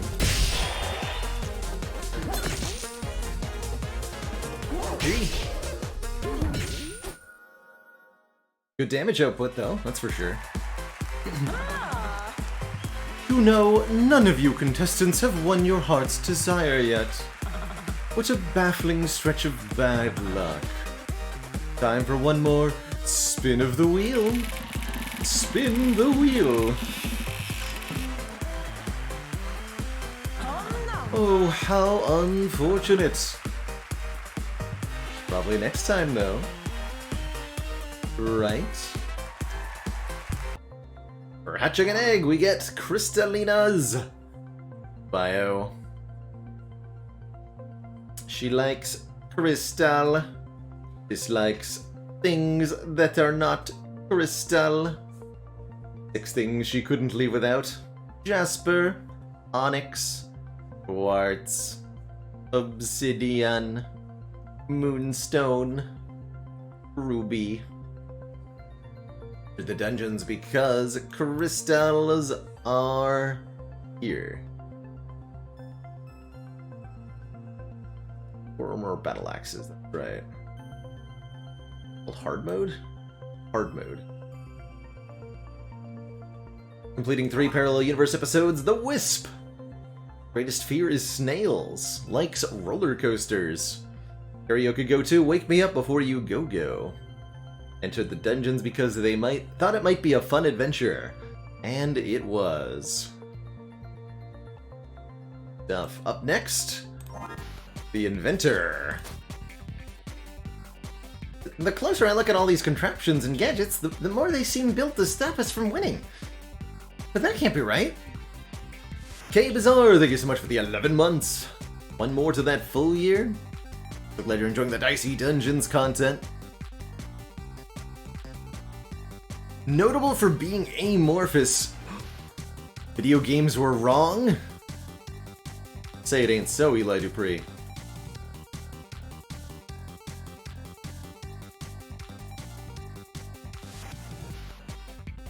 So, alternate universe with the Inventor. All equipment is different.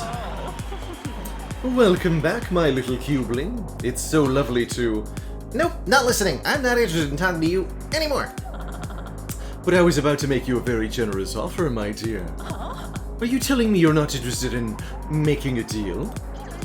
La la la la la, not listening. You're a fraud and a cheat, and I'm not gonna waste time arguing with the likes of you. I'm figuring this whole place out, and I'm making a plan. So you might as well just put me back in for another fight right now.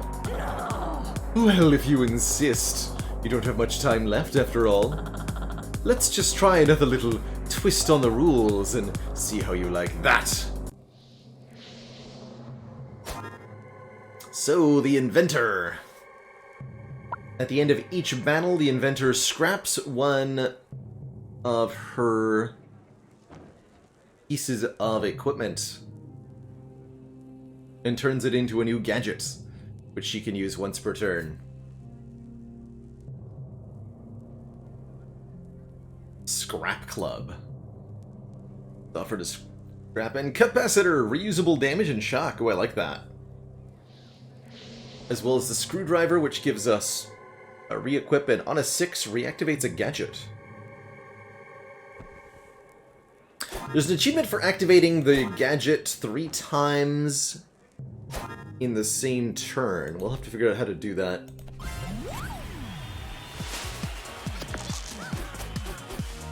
Copy a random dice. Oh, we can just make it a guaranteed dice, right?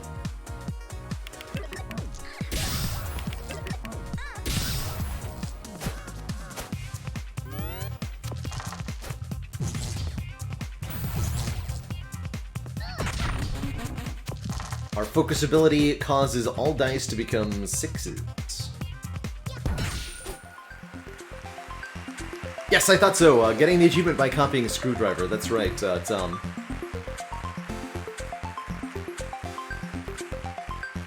Oh, previously we got to choose between 3 different things. But it's either Scrap Club or something else at random. Guess I'll lose the Scrap Club.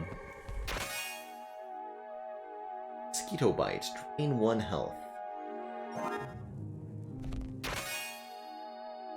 And the Gemstone Staff?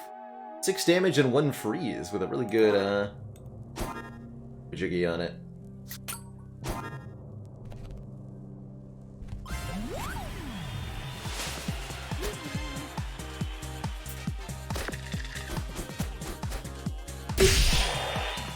So it sounds like we won't have a lot of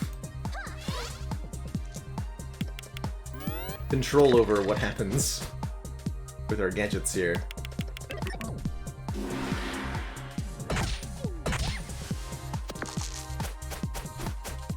They don't know, though.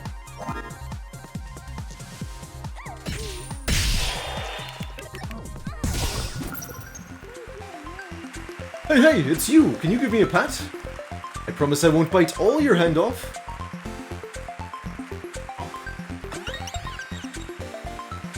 Something else. You scrapped capacitor.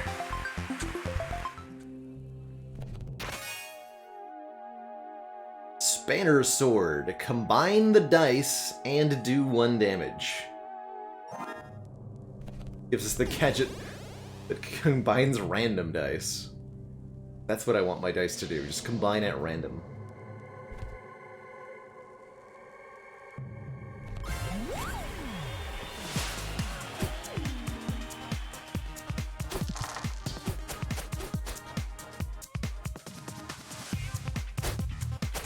Go zap. Deactivate the gadget and zap again. Do 1 bonus damage. Freeze.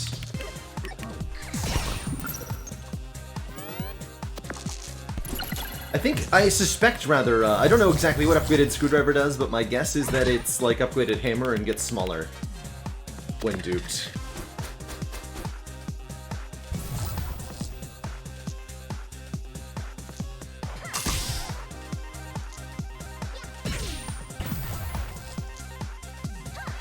So she won't be able to use either of her equipment on this turn. Can't unshock without dying, so...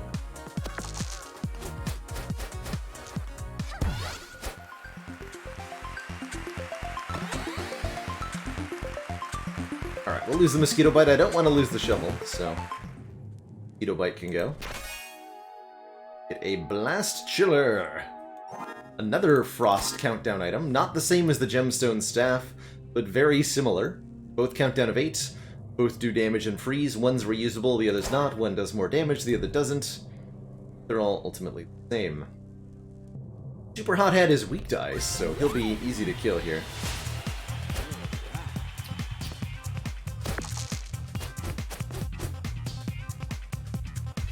Especially when I roll this well.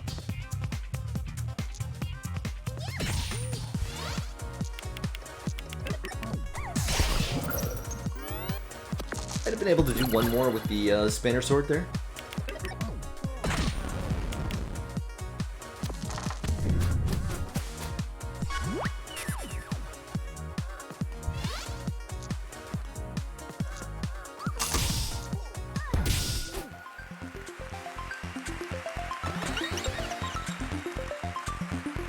Combine random dice. I'm in. We get a reward, either the Molotov Cocktail, do damage on a 4 burn a dice, or Doppel twice. Double dice value, 2 uses this turn. Wow, I'll take that. Doppel twice with the counter-up items is going to be good. We got ourselves a high-vis jacket. Add shield and gain 1 reduction each turn? Interesting. Let's lose the screwdriver for the moment. And gain 1.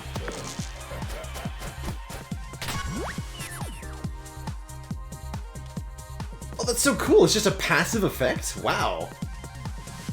I've not seen that before. An equipment that just does something each turn. That's a new one. Personally.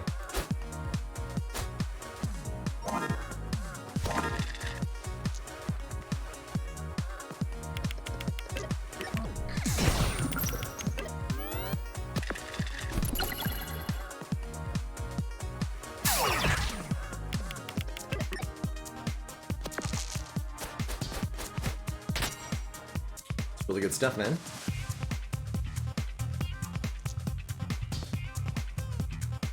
X-ray, so you can double a 1 into a 2 and then into a 4. Also pretty good.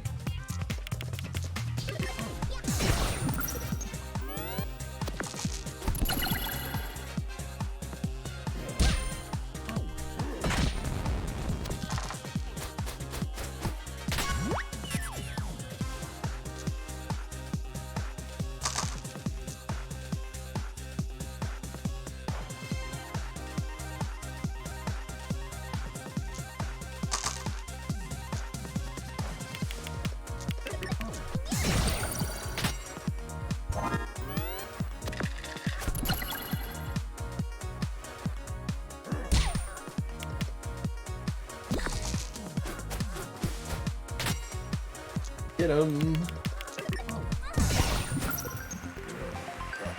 Yar, see my beard? Ye admire it? It's 'cause I'm a pirate. Admire it? Pirate? Did you just rhyme with me, sir? Something else. The last chiller goes.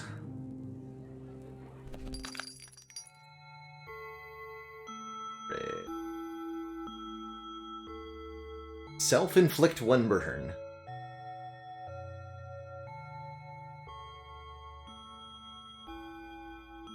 Rubber mallet. Do damage on a 1, also reroll.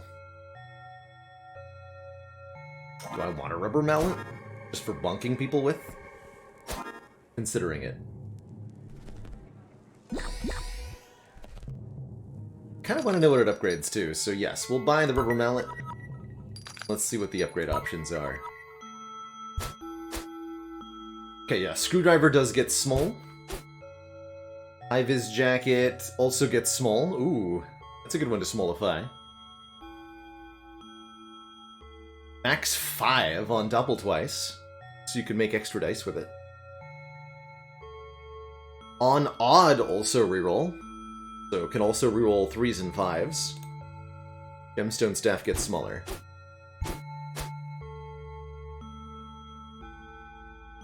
Not sure if, I mean, I probably want to dupe the screwdriver. I don't know that that means that we necessarily need to upgrade it. I am okay with just duping the unupgraded version and scrapping them both. I really like the passive effect of the high-vis jacket. I'm gonna do that. Smolify.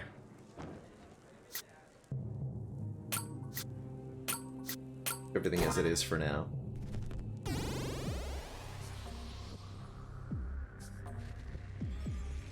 Offers.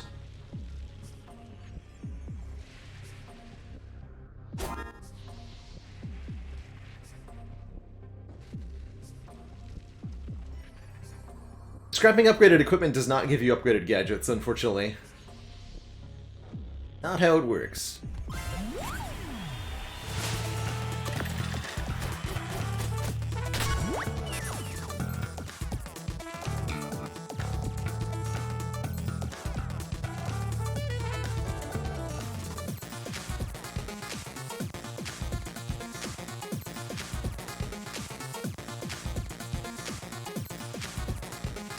Make a 6. Also make a 4.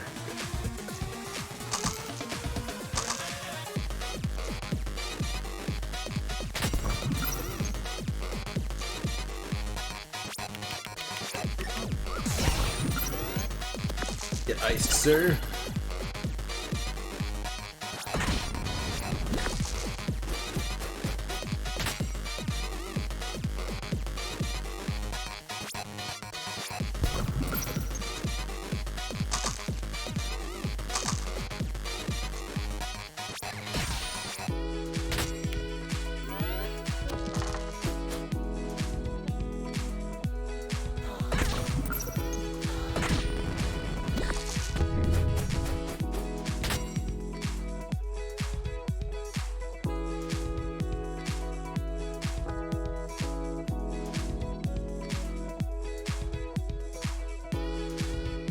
Austin Fuego, thank you so much for the very generous Tier 3 support and the 2 metric years. Heck yeah.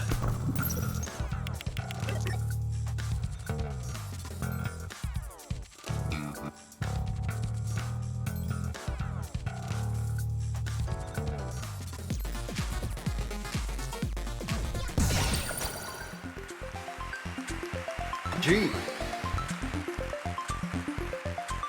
Alright, I'll lose the hammer. I'll lose it. I might end up having to lose either the high-vis jacket or the screwdriver going into this next fight. Ooh, that doesn't go badly for me.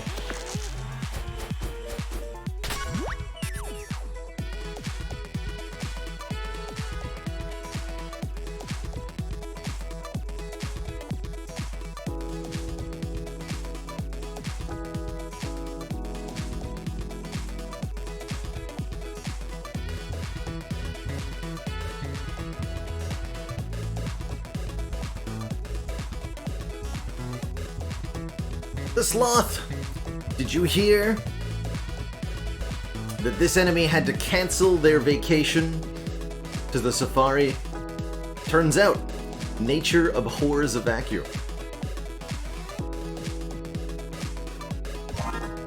Oh, reroll a random dice. Right, I understand.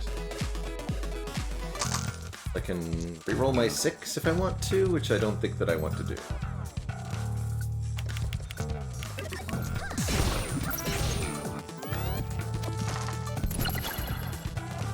So yeah, as a quick status reminder, in the alternate universe, freeze reduces all dice values by 1.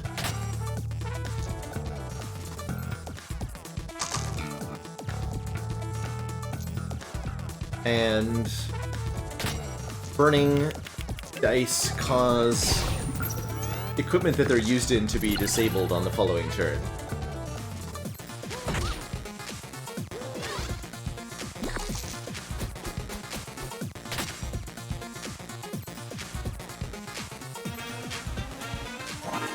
get out of this fight sooner rather than later here.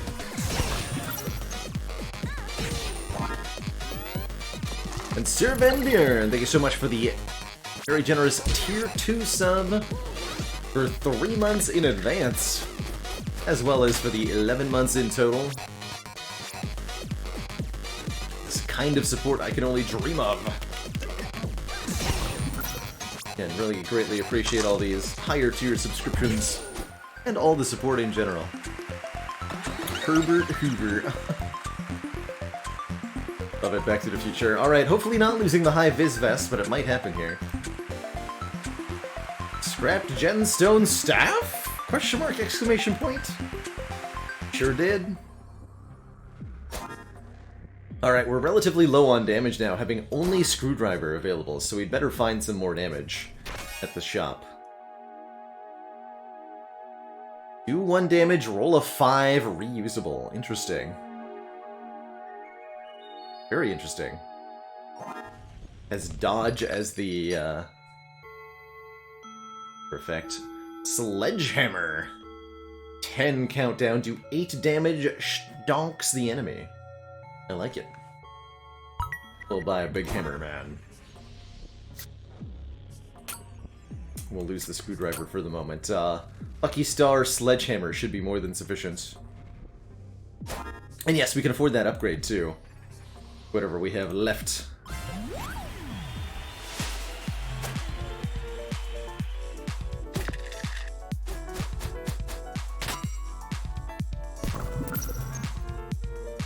That'll help us. The high vis jacket will help us. High vis jacket will help protect us from poison.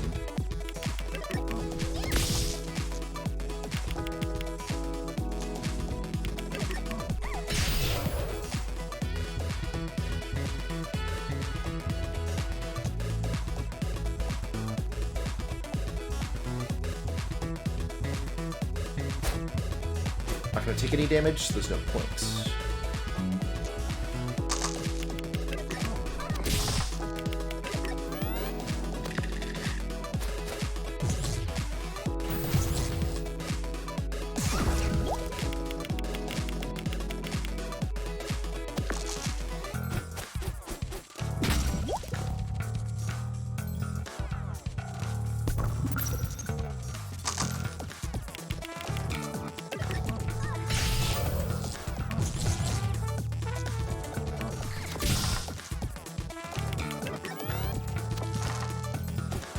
Nice rolls.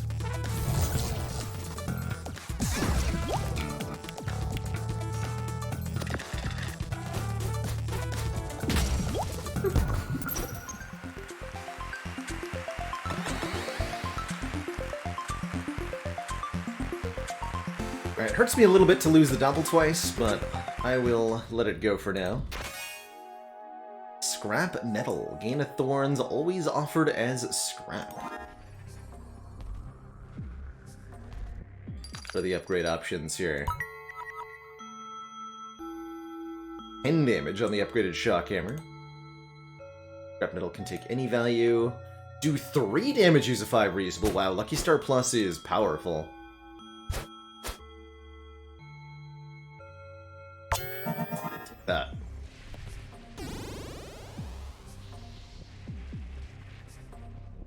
Yeah, I think we only get offered the equipment duplication when we level up high enough.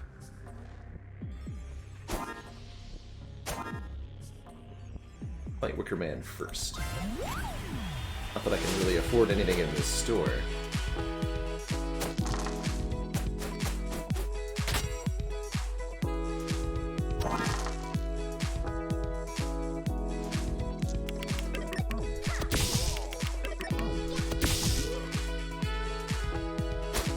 Thorns heal us when attacking.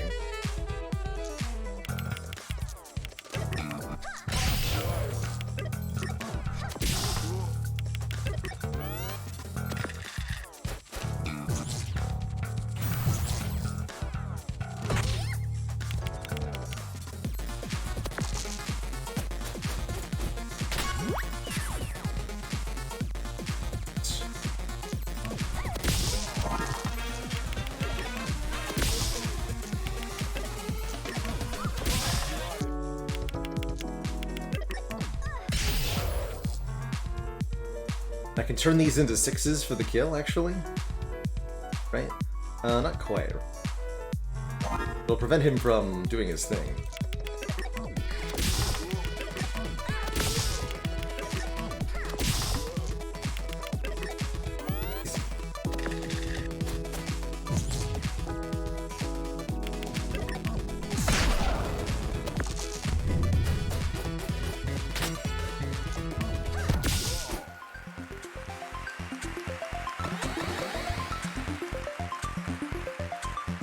Take the thorn.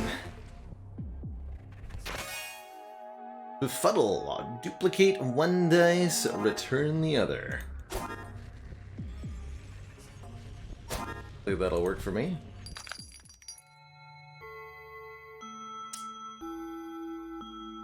Get money from a gadget, that's interesting. Scissors. Need 6, do 6 damage, split dice in 2. Some cool items.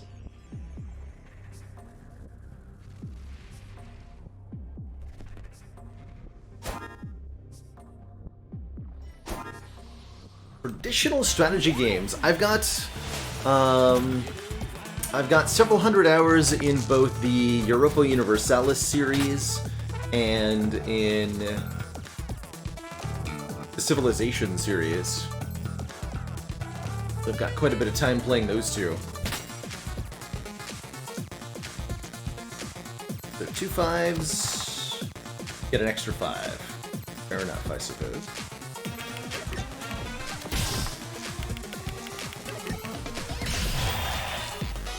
Weakness to shock, though. Okay, we're healing 1 with every attack, so the Lucky Star is quite a bit of heal there.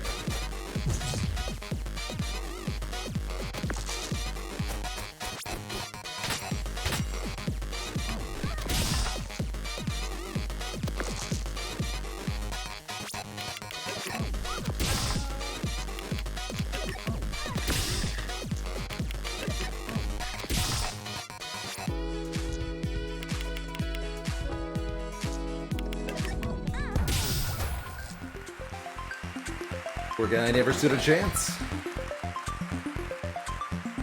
Alright, I'll lose the befuddle, I suppose. Keep our primary damage intact.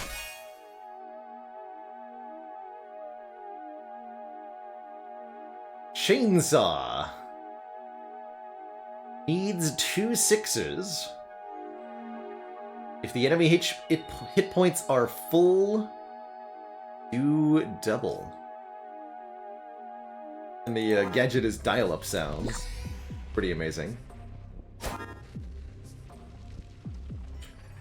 Vroom. Vroom.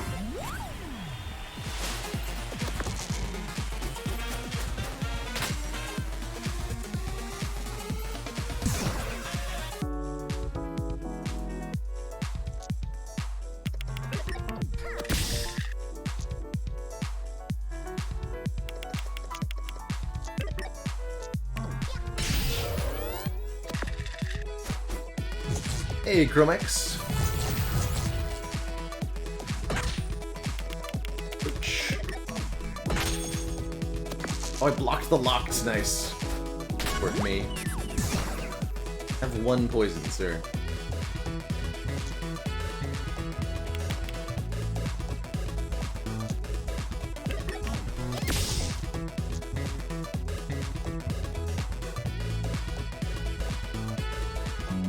After this anyway.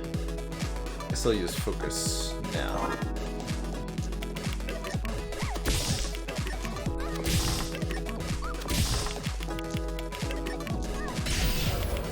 Use the chainsaw there.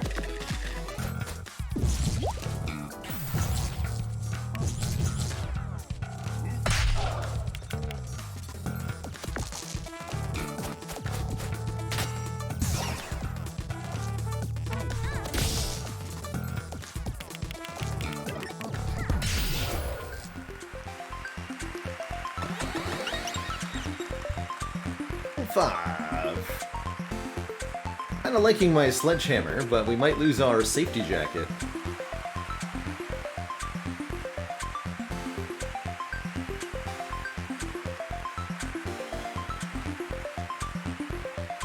Oh well. Here's the chainsaw. And there's our copy equipment option.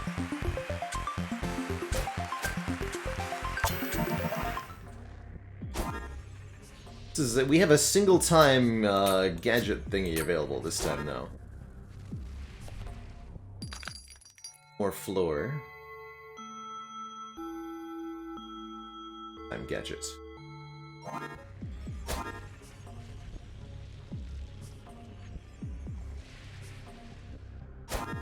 Ultimately fine. So regarding Trials of Fire, I did enjoy checking out Trials of Fire yesterday. I ended up playing a little bit off stream over the weekend, trying out the combat mode. Since there's supposed to be a mode without without the overworld where you're exploring and dealing with fatigue and morale and all that, a more direct deck building mode where you just go from combat to combat. I did find to be unfortunately glitchy. I was not able to complete that mode. It seems like Trials of Fire in general is lacking some of, I think, the key polish, which really makes a deck building game shine. But I hope they keep working on it. Don't have any plans to immediately revisit it.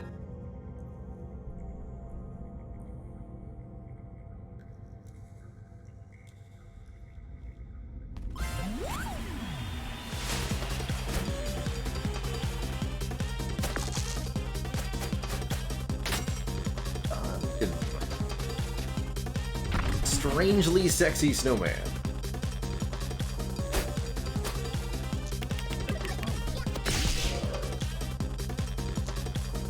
Could have waited on the weekend there.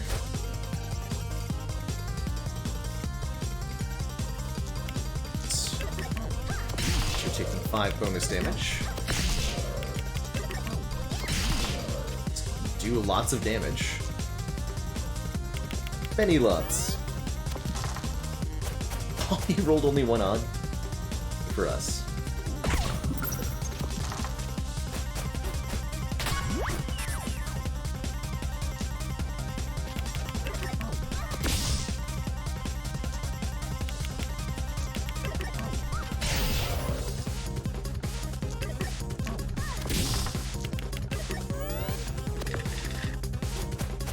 Again.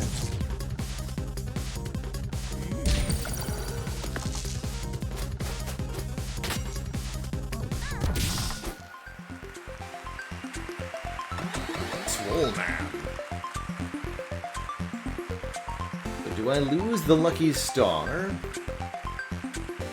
Or risk the hammer or the vest?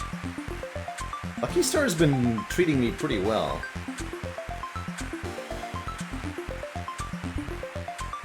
Lose the hammer.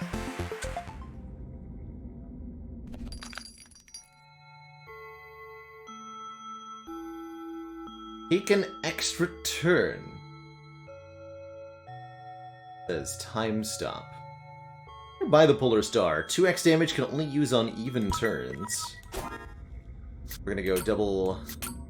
It is double screwdriver time. We're gonna use a jacket... Not a jacket, excuse me. A gadget 3 times in 1 turn here.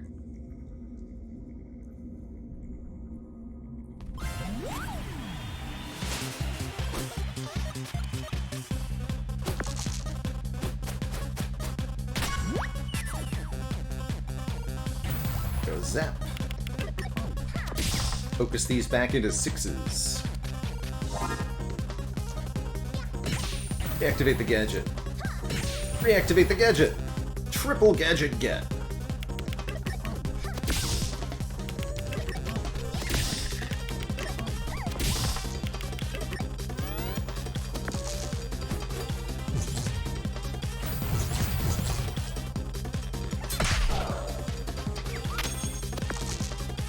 Locked.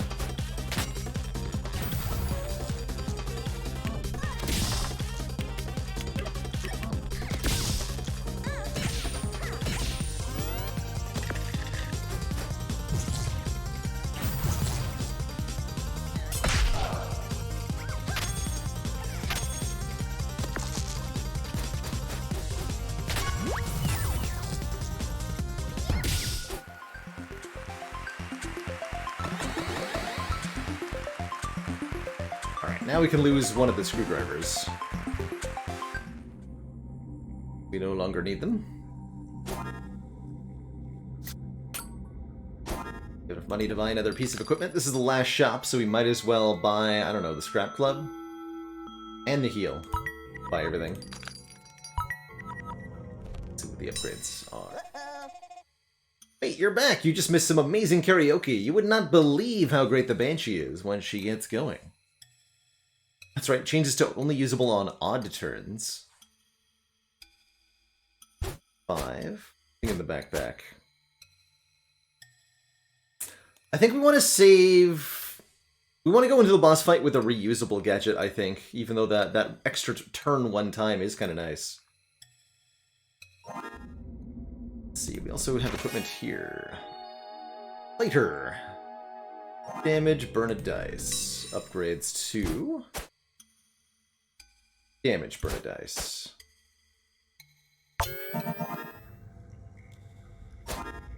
Break down the screwdriver, I guess.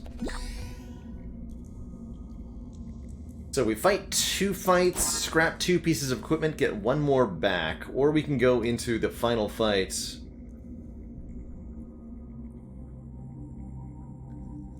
As we are. That's the other option, is just fight the boss now. Instead of trying to level up again. Nope, gonna level up.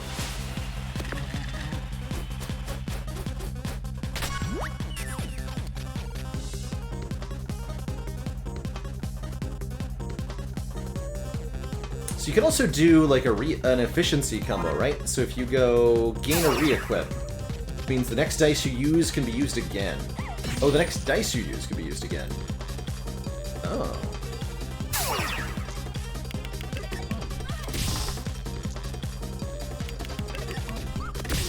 Didn't realize how that worked.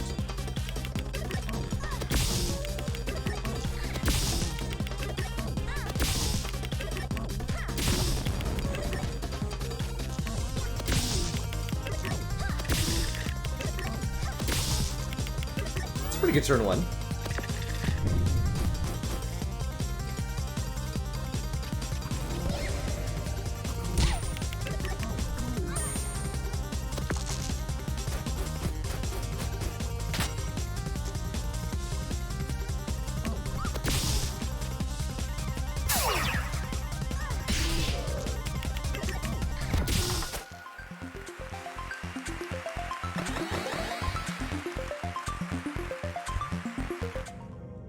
Club.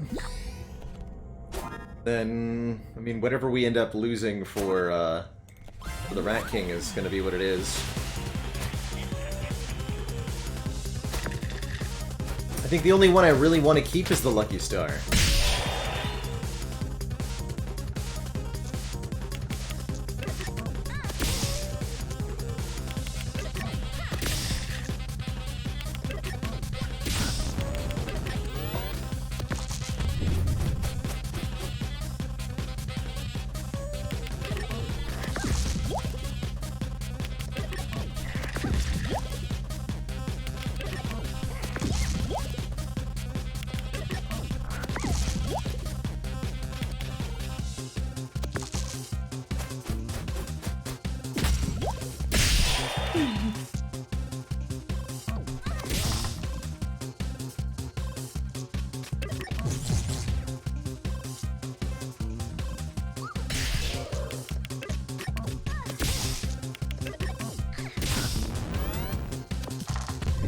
One of the rats is unusable, right? Yeah. Not that it makes a difference, since he has 5 of them.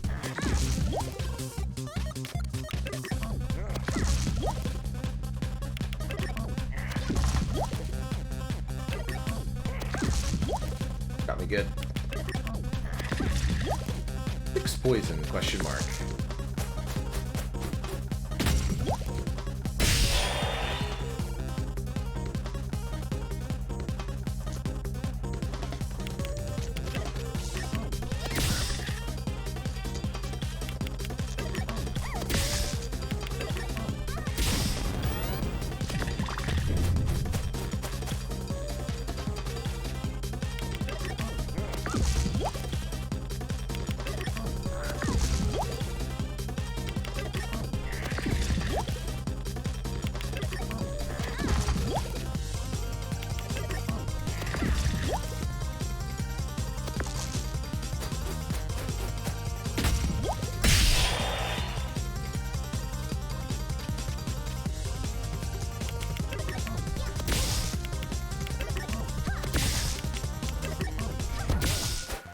Sure.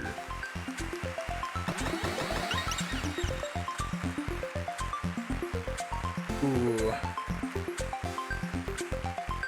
I guess Pillow Fort's pretty good. We get 2 status effect blocking every turn. That'll... Yeah, actually, that's pretty good. And it won't reduce our damage output by eating into our damage combo. I'm quite happy giving up the High-Vis Vest there at the end. When lucky 7, must equal 7, do 7 damage, return a dice. Gonna be our final boss. Versus... Never know how to pronounce this lady's name. Mystic Nordic Spear Lady. As fall the distant stars in the clear night skies, so fall you in. No. This fight that I'm about to beat you in.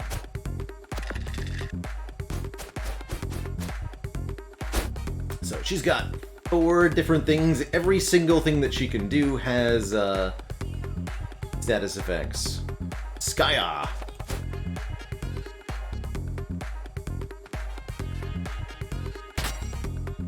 We'll block 2 of those.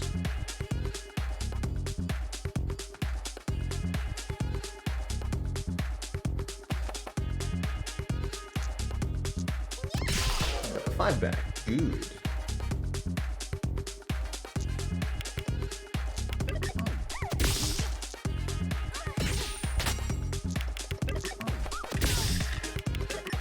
She's only got 1 dice, and Burn could be really effective against her, too. If she rolls the same dice value twice in a row, it's tough. You got a 6. 6 shock! Ow! Ow. Ow.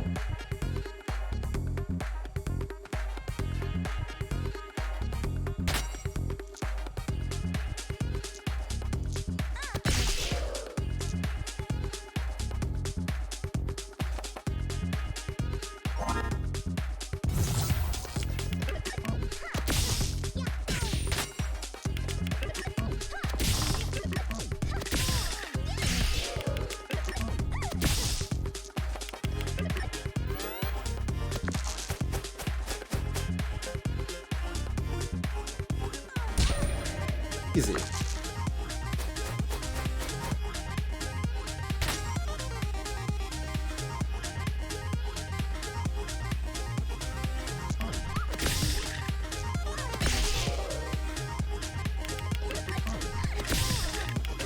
GG. Not too bad. Well, I've got to give you one thing. You're persistent. Still thinking about your heart's desire? Focused on that win, getting eternal knowledge of everything? Then let's set the wheel spinning. Spin the wheel. Spin the wheel. And now let's stop the wheel on... Oh, look at that, another unfortunate boss.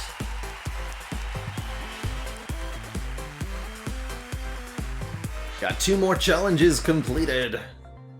You're using the same gadget 3 times in 1 turn. You learn about Stereo Head. Greatest fear? Batteries running out. Secret shame? Sometime when he's alone, he has to put a pen into his face and twiddle his tape back in. Dude, that's disgusting. Reason for entering the dungeons. The acoustics down here are so good. Plus, I really love the sax music they play sometimes. Me too, buddy. Too.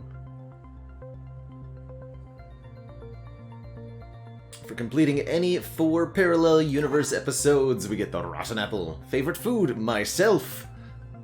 Likes other apples or pears in a pinch. Dislikes bananas.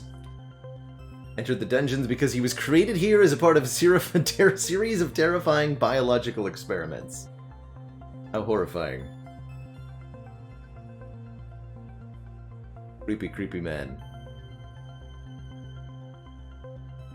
Alright, next up is gonna be episode 5 with The Witch.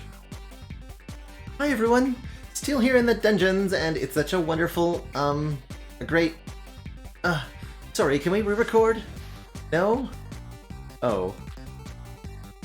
Oh. So, which is going to have totally different set of spells and statuses and all that. Before we dive on into Witch episode 4, however, or sorry, episode 5, I am going to take our first break of the day, refill my legs, stretch my water, and when I return, more Dicey Dungeons. Don't go nowhere, everybody. I'll be right back.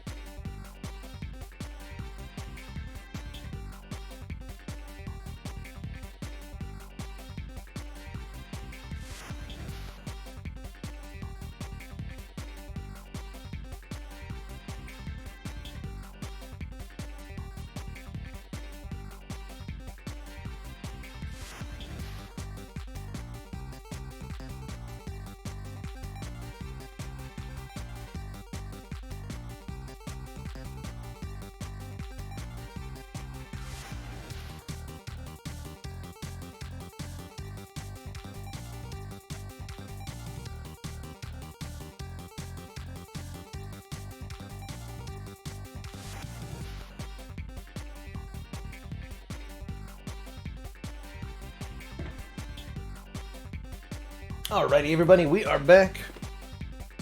Thank you for the patience with the hella looping music.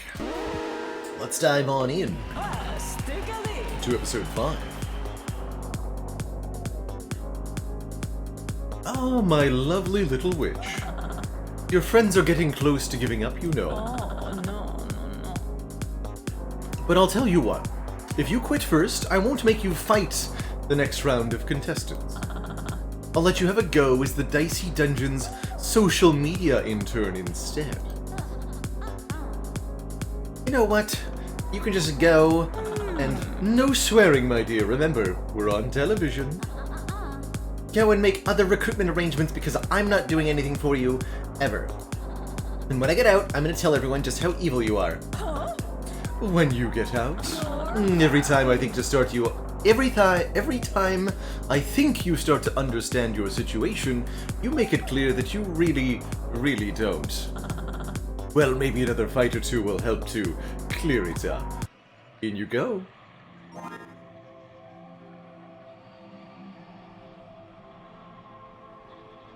Oh, that's right. We get an entirely new mechanic to play with as the witch. There's now mana. Yep, we have mana now. Snapdragon, do 3 damage on a 6, gain 2 mana. And Fruit Bowl, do 1 damage, reroll the dice, return 2 dice at the cost of 1 mana. Hooray!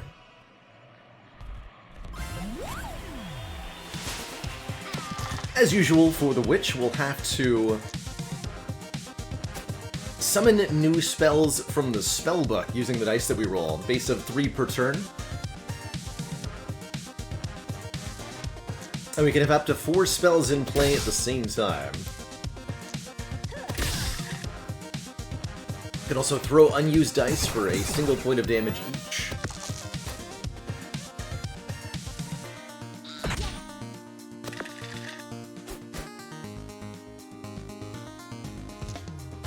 So, gain 2 mana. And a 2. Mana's use of great bonus powers on certain cards disappears at the end of the fight, so we'll get back 2 more dice. Likewise, get back 2 more dice.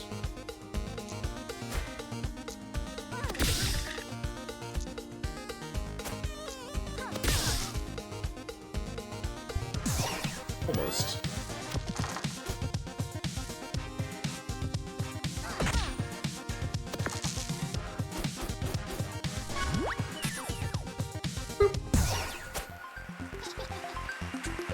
Don't you go poking around in my mushrooms! It's taken me 83 years to get them this soggy.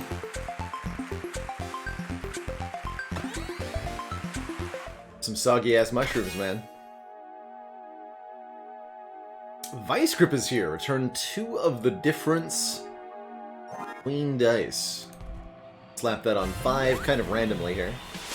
I don't expect to use it a lot, but... well... do I want 2 4s?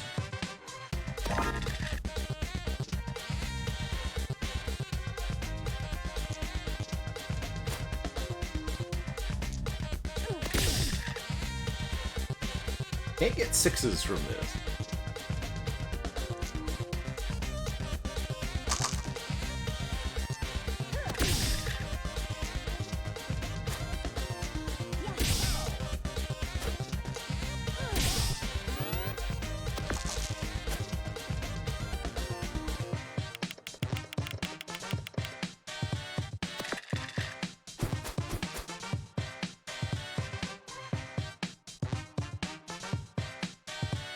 Get back 2 1s.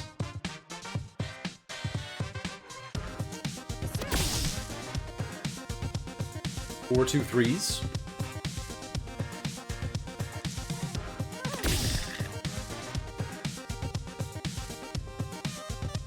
This 2 1s is help for 2 2s. Yeah, 2 2s is a kill here.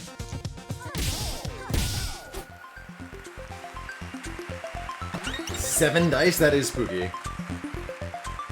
Sunbeam does 5 damage.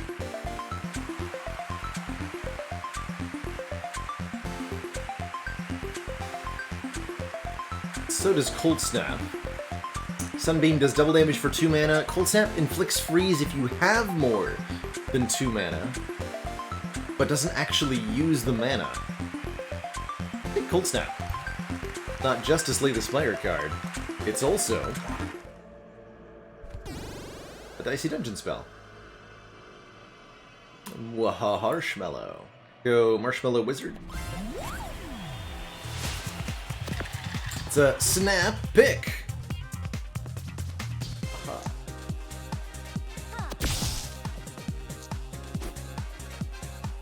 I have 2 6s that I can't do anything with. Dang. Unfortunate turn 1.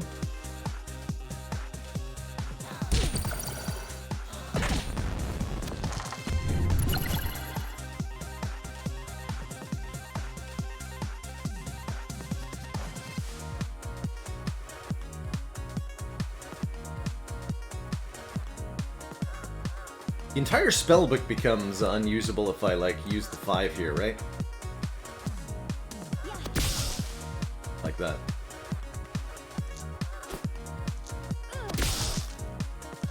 Yeah. Mana will show up below our crystal, our limit break meter here. As a special symbol.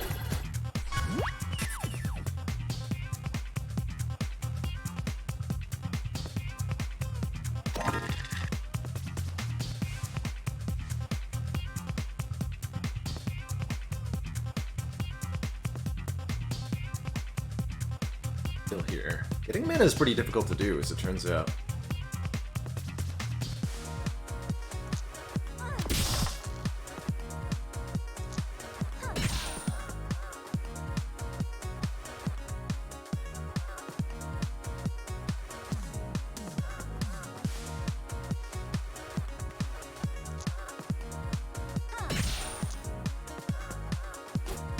Oh, just one line becomes unavailable. Okay.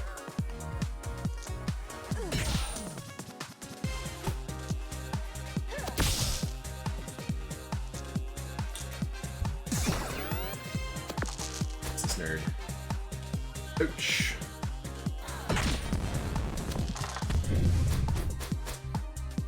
Yeah, our Snapdragon will make mana when we use a 6 in it, but really been difficult to do so far.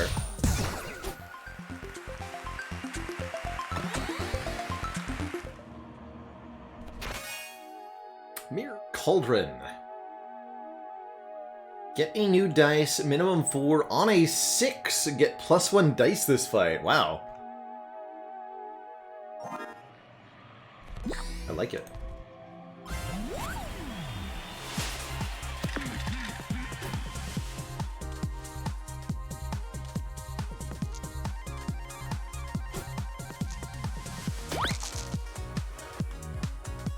That seems really good.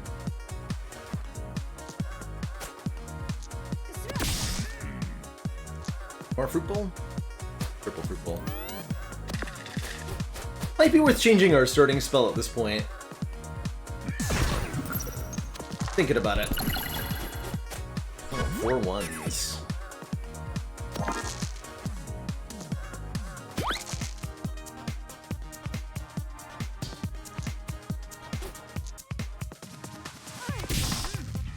Hey, we got 2 and a 6, so we can actually make the mantra. So, if we have mana greater than or equal to 2, inflict 3s. Does not use our mana.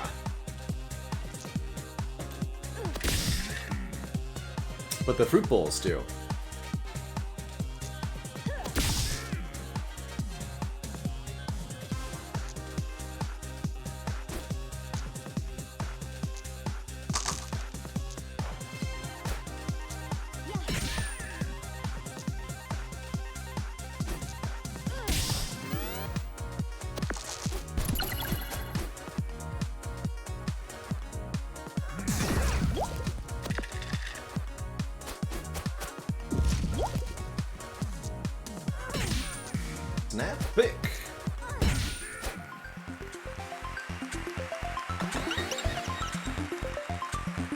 Okay, let's start with an upgraded spell slot or another prepared one. I like the prepared spell slot. Upgrades on what we have. Uses. On even gain 2 mana. On even get +1 dice. Cold Snap just takes any dice. Return 3. Ice Grip Plus could be useful as hell. Imagine. Let's start with, who are we fighting now? The Magician. Let's just go Snapdragon, Fruit Bowl, see how that does for us.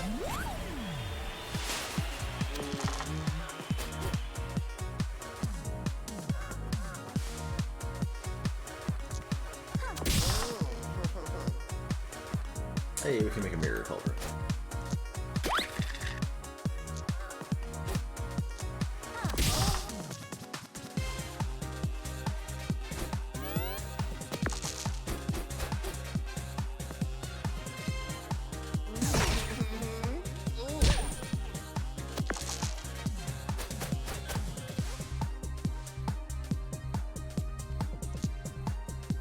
Ta-da!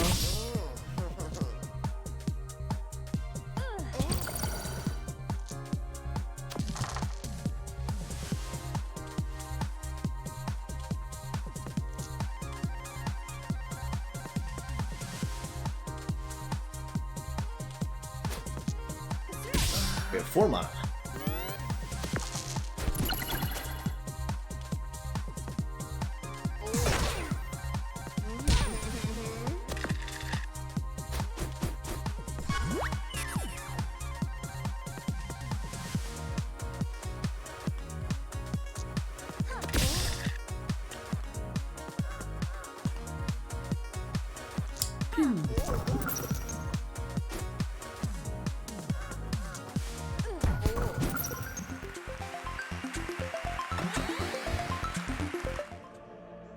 Hurt a lot. Blue Ocean. Max 4, do damage, cost of 2 mana, heal 3. Saw Wave, and teleport spell question mark. Chance to dodge the next attack. Blue Ocean's kind of interesting. I guess I'll slap that on 6 and see if we can make any use of it.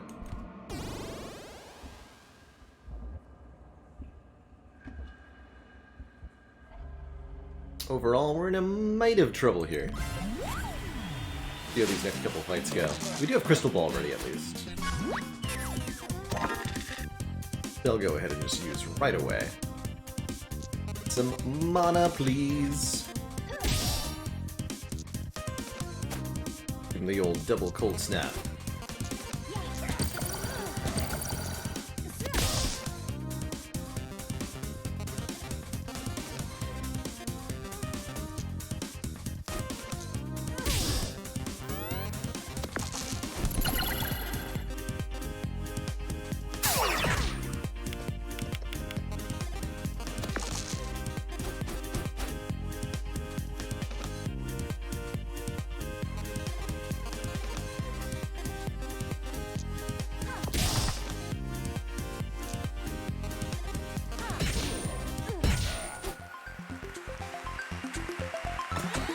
Clean fight.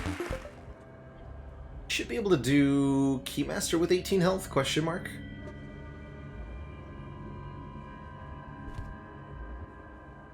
Make it 24.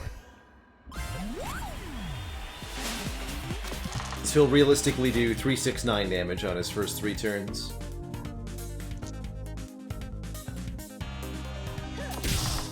Nice.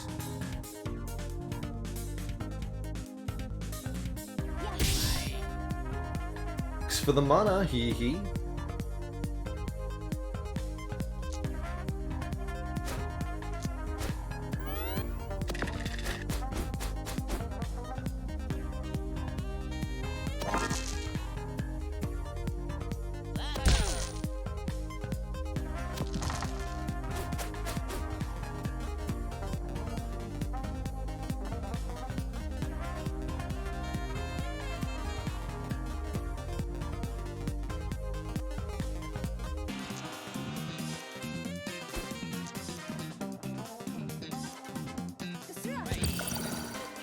2 dice, please.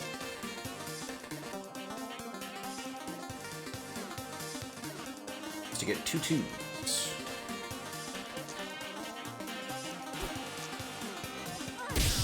Yeah.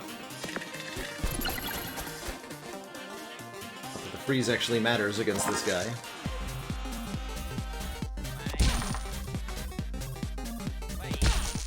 It's probably true, Mr. Draco. I don't expect we're actually ever going to even summon the Blue Ocean. Not even once. That's okay.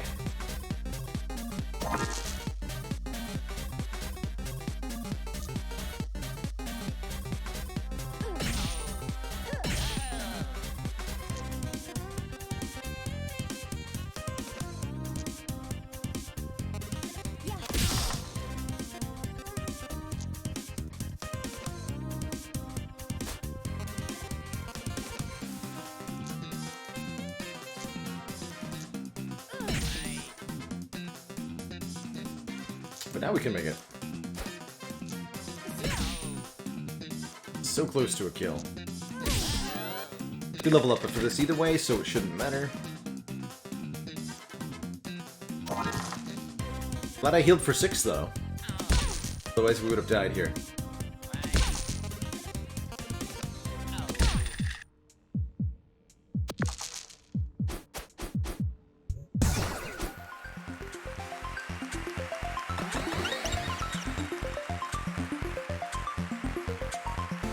Dice value or triplet. Daffodil. Dice value -1 at the start of your turn. Gain 1 mana. Yes. Take Daffodil. We'll override, I think, the Blue Ocean.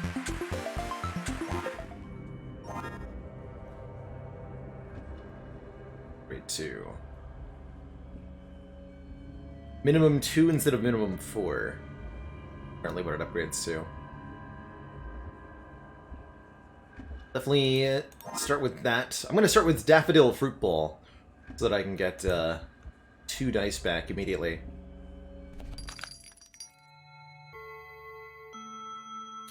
Or pot. Get a new dice on a 4, gain 1 mana.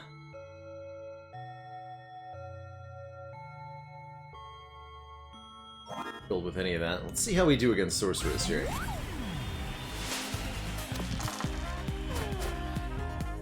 Dicey. Like we're gonna go Mirror Cauldron here.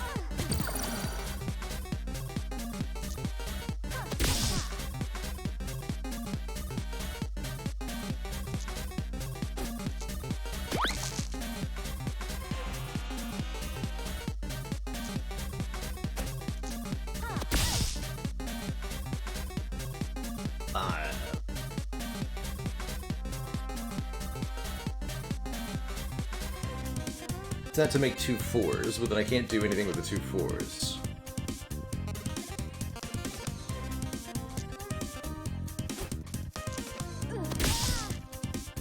Fives. Same situation. Same situation. Alright, now I got a 4. Hooray!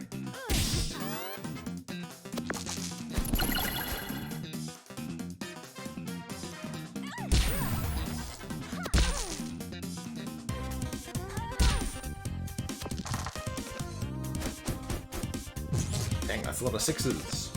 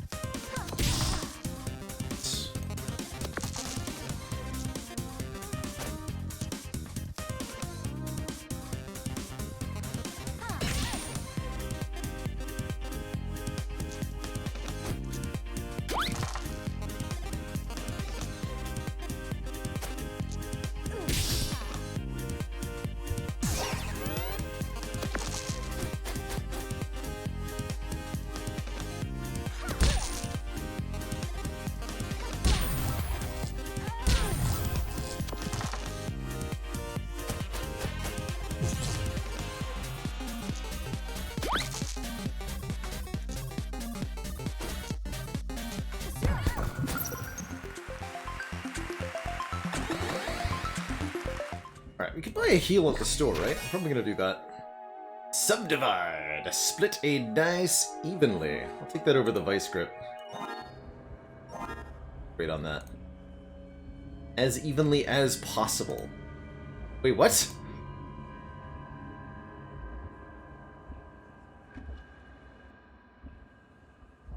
It goes from split it evenly to split it, quote, as evenly as possible. What is the distinction there? I'm not entirely sure. But I definitely find it amusing.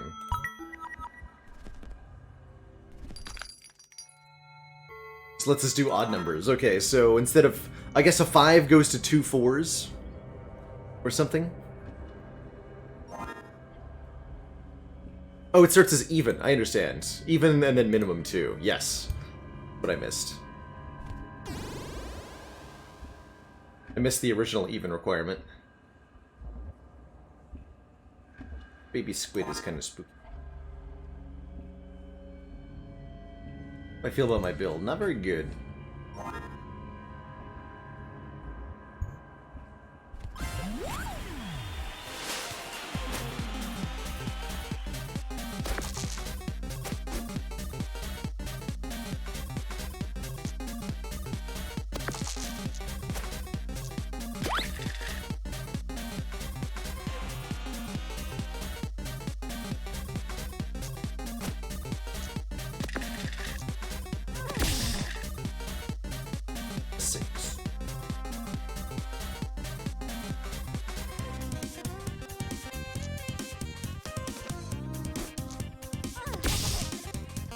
Easy.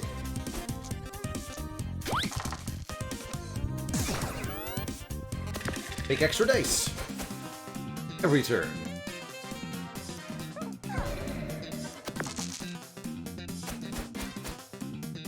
Really feels like we need a way to heal ourselves, maybe.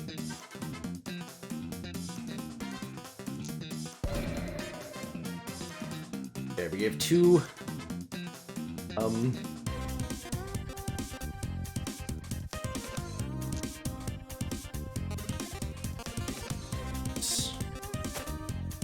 what I wanted to do.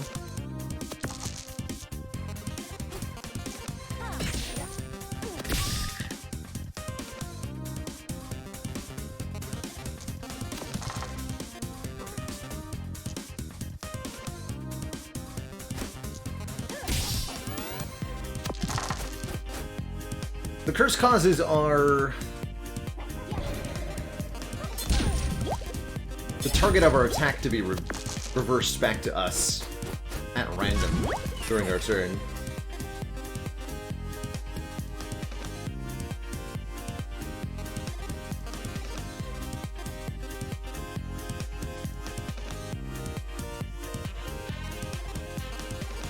Could end up freezing myself.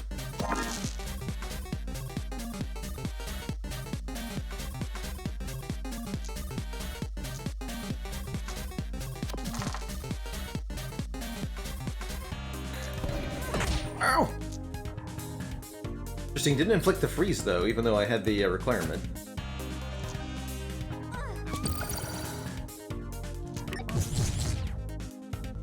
Yeah, I forgot what that was.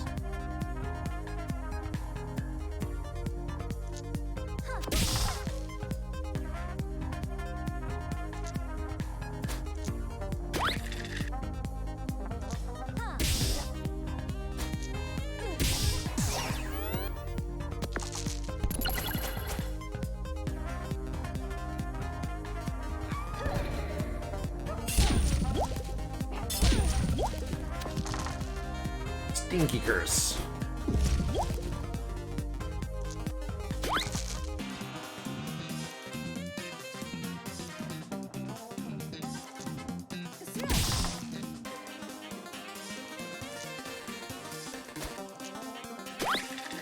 Still cursed.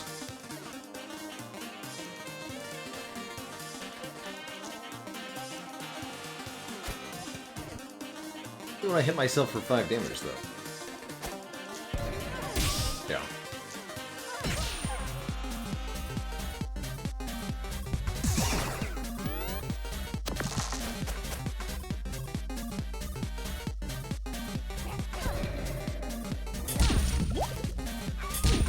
Hey, Lemguin.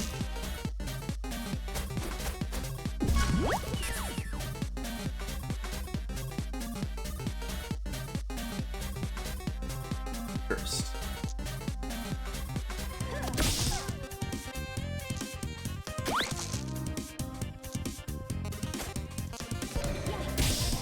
There we go.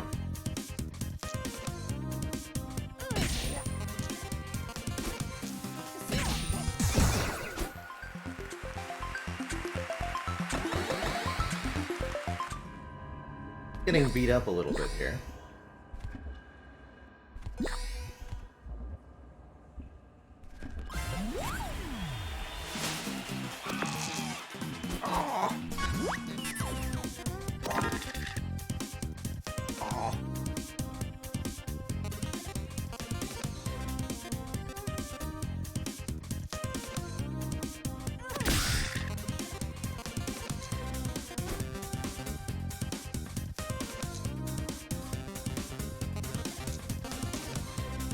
Can't do a lot with all these 5s and 2s. Actually, yes I can. We can subdivide them into 1s. More fruit bowls.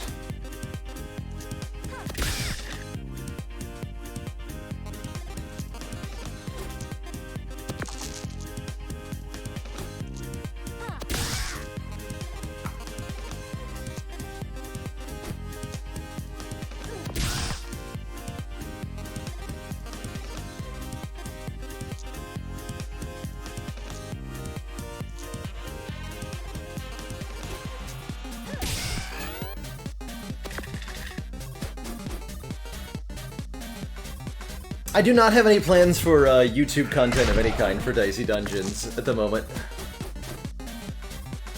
Logan the Bard. But I hope the streams help you find glorious victory in your own attempts.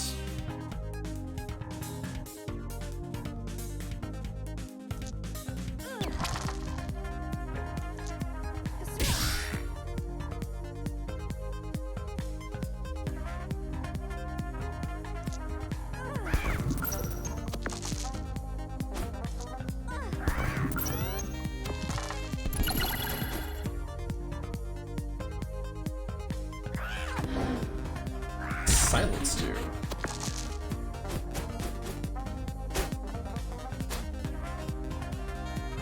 Limit Break is less powerful. Interesting.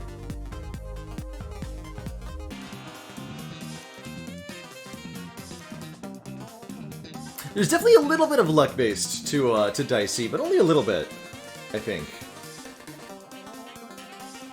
A little bit.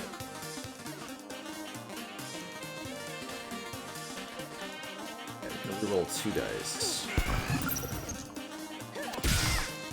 5 and a 2.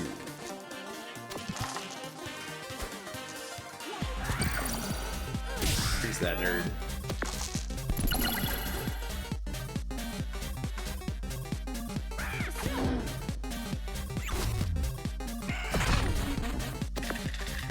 Marble. Yeah, I like that it renames it. So that means there's a special name for every single alternate thing. It's pretty wild.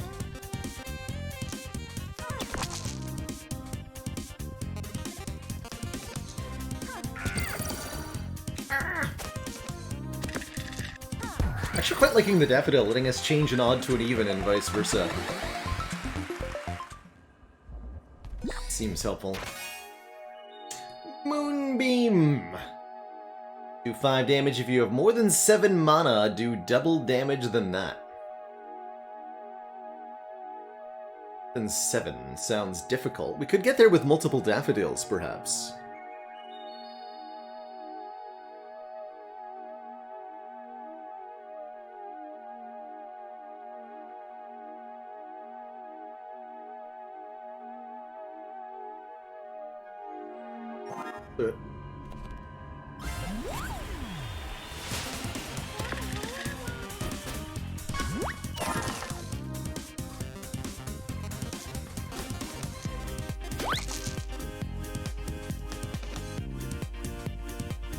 Moonbeam!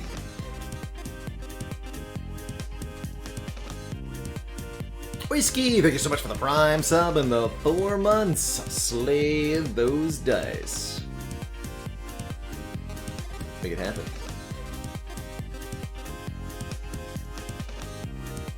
No need for move. Perfect.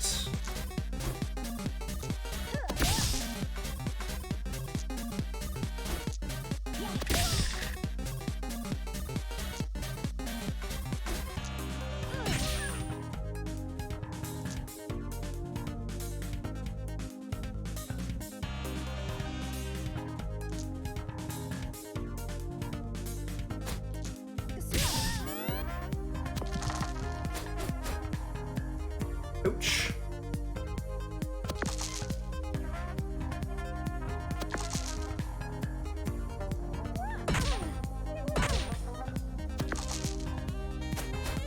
He rolls double 6s again, I'm gonna die.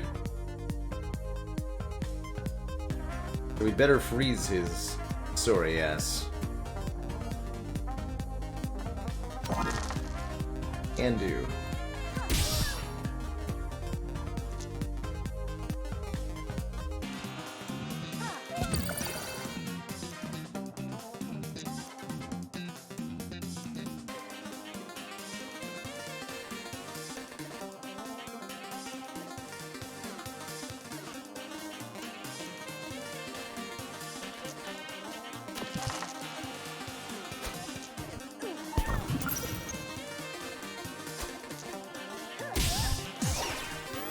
Enough to keep it alive. Yeah.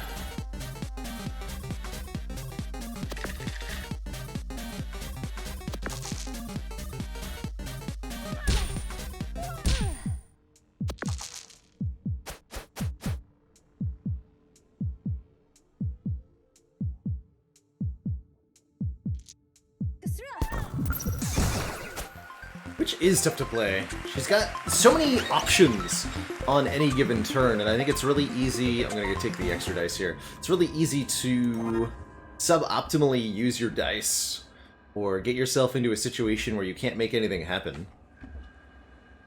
When in reality, nothing could be further.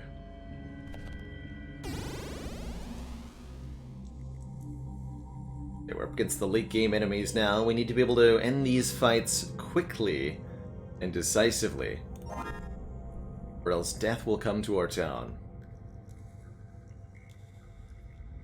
Keep the Fruit Bowl Daffodil start. Believe.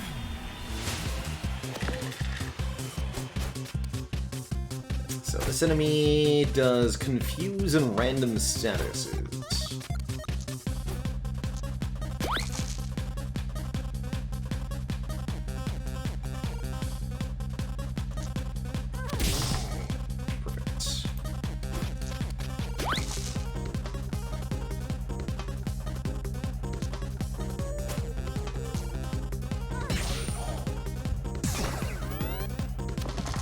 So 6 dice per turn should be good. Confuse question mark. Cannot see the dice values. So confuse is blind. And I have to use this dice first, without knowing what any of the other ones do.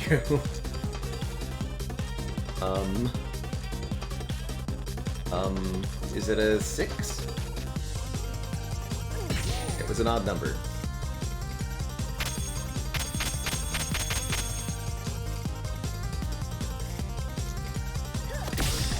Alright, now we have no idea what they are.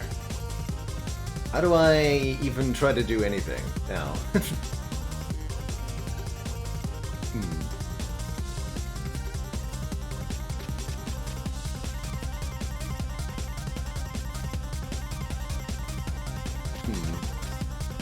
Yeah, I could just throw all of them. That might be correct. Dragon, alright. It's better than throwing.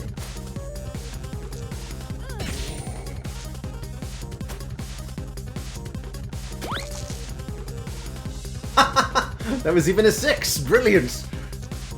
That's a... This is either a 1, 2, or a 3. 3.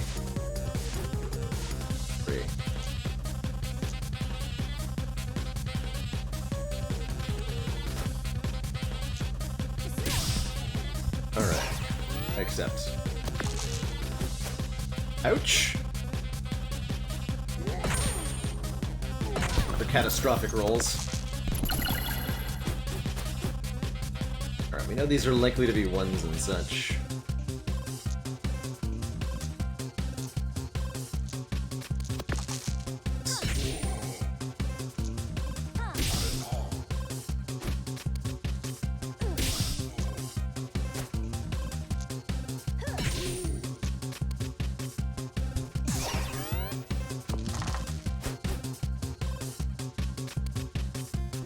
Wow.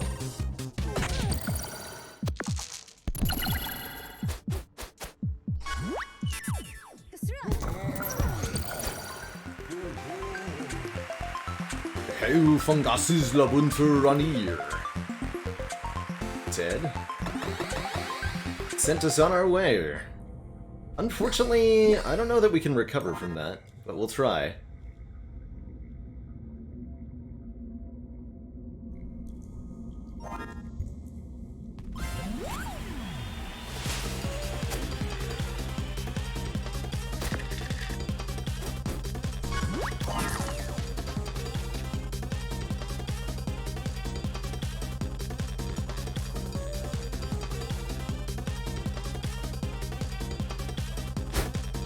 Boom beams are going to be 10 damage. We need 7 mana? Can I though?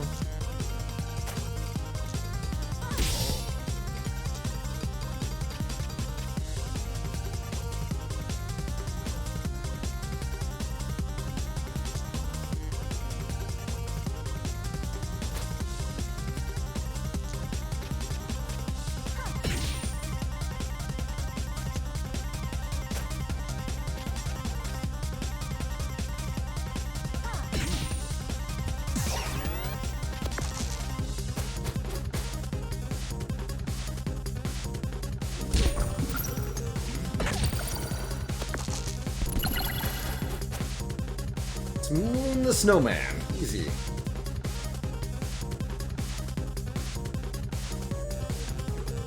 Just give me a 6, please.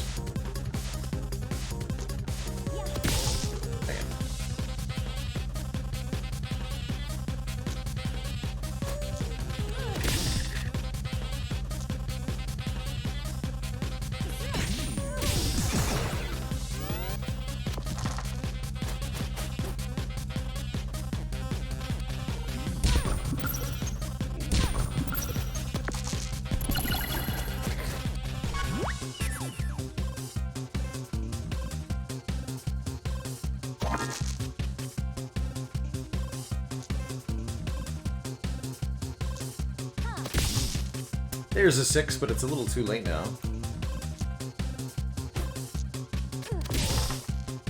Here we go. Still bad, right? But we can keep this combo up for a while.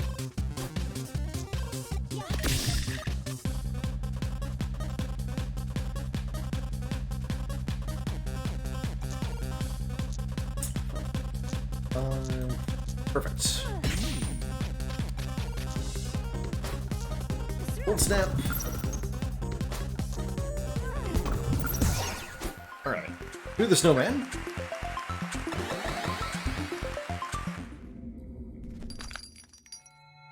Is health in the store? Harvest Scythe. Consume the spell in slot whatever to do 4x damage. Winter Solstice does immense damage if you can get to 12 mana. Interesting.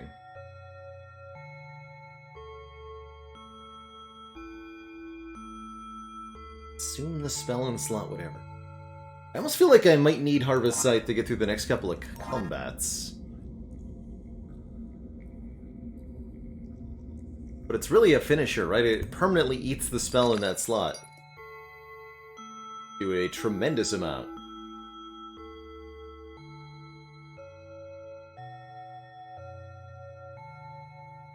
And we wouldn't be able to replace it very easily. And if there's no spell left to consume, I don't think it works anymore, right? Presumably it does need a spell in that slot.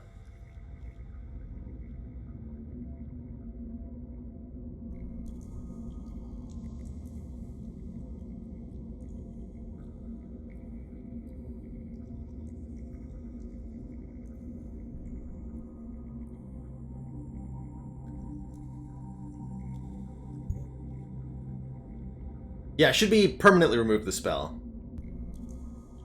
You may never have it again. Ever.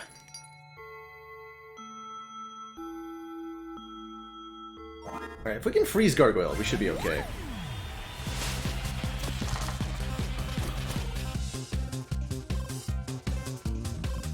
Perfect. Exactly what I wanted. That's right away. This guy's all about rolling high. These min 3 avalanches. So we should be really good with Frozen.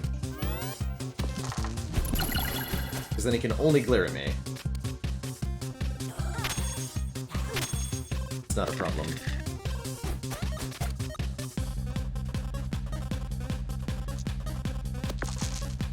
So interesting.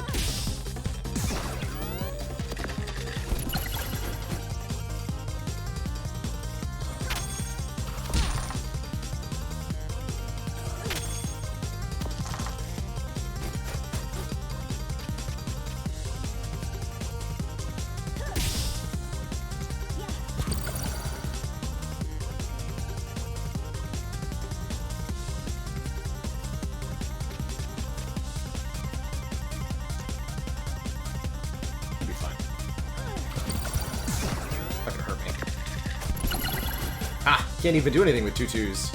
You fool!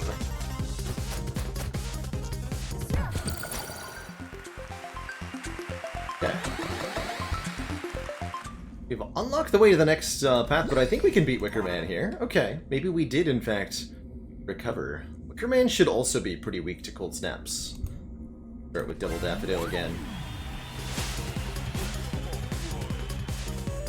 28 health to get through. No problem.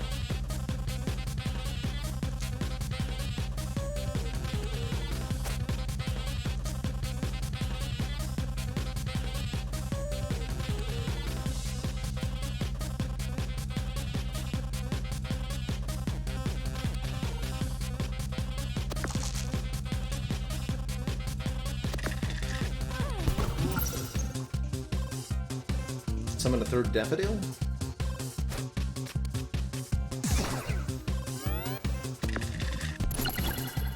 Perfect. Oh yeah, definitely agree we need the level up. Might be depending on if we got the perfect boss. There might have been a way to do it.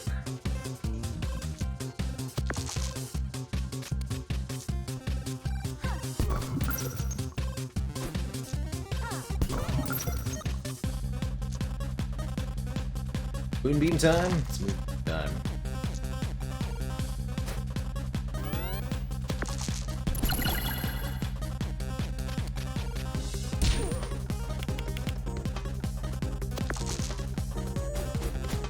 Definitely moonbeam time. Fire the beams!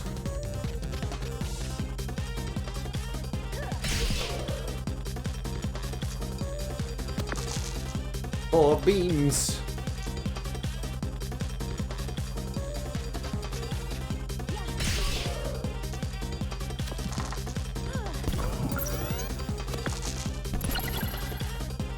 Lived!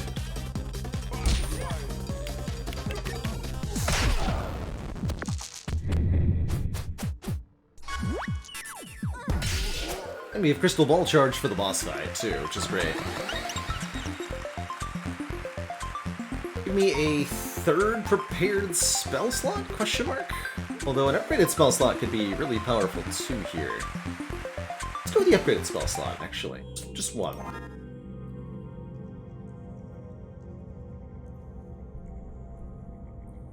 That's right. We want to be able to summon double damage moonbeams. Essentially.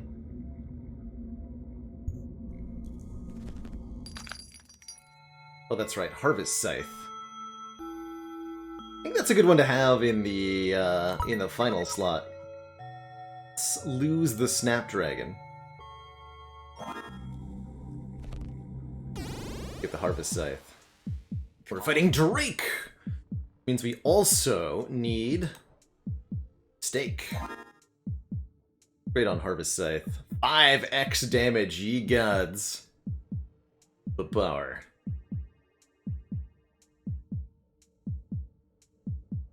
A lot of power. Drake's also quite weak to freeze, as I recall. Oh, and the upgrade's only 20 on the Wooden Stake. Wow. Wait, we don't need this stake? Is that what I'm understanding? Oh, it's just deal 30 damage. It's not required. It's still pretty good, though. Right? That's really good. I think we could do better. Fight you!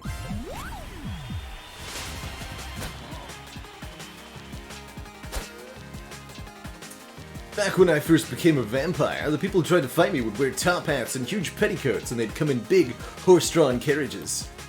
But now, another big old walking dice.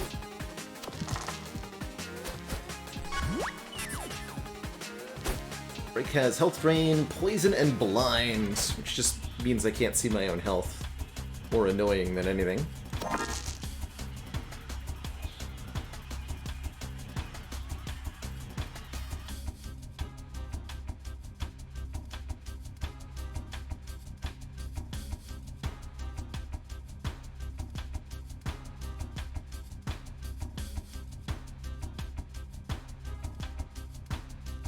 We got a good roll for our boss, generally.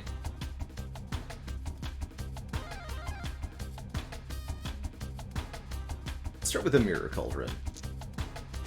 Upgraded.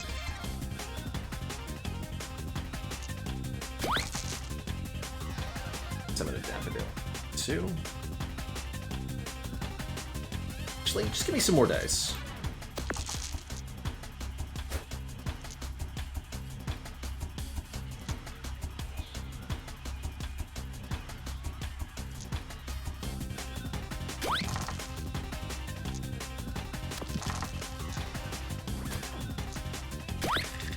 Beautiful.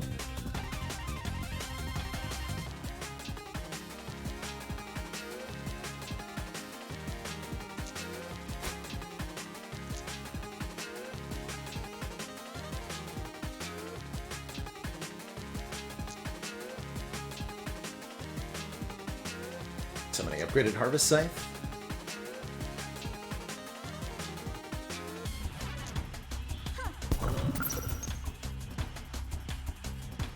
Restore all health when defeated once.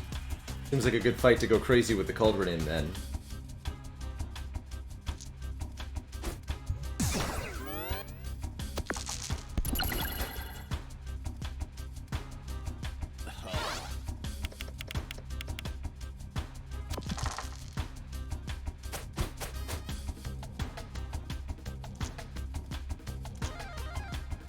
30 damage. This leaves the 2 daffodils that I have intact, I'm hoping. Not actually sure how it works.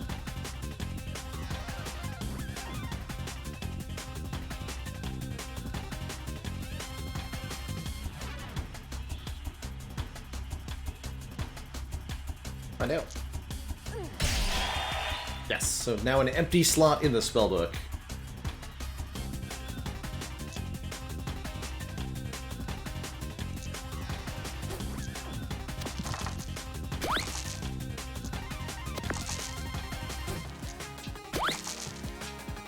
Excellent.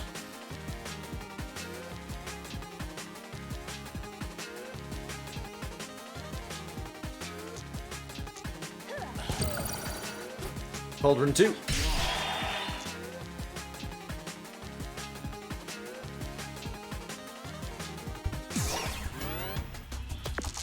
At 9 dice per turn. Soon we will be powered up.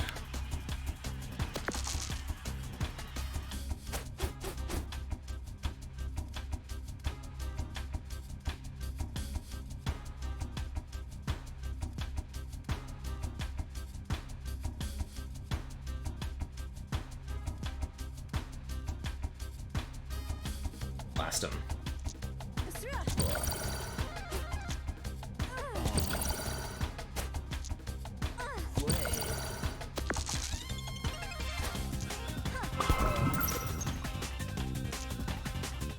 Destroy yourself. Yeah.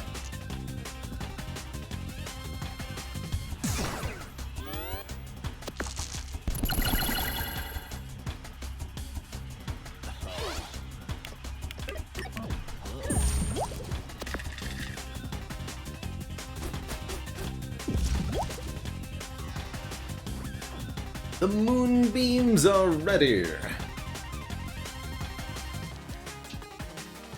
But let's just clarify, I can't use this anymore, right?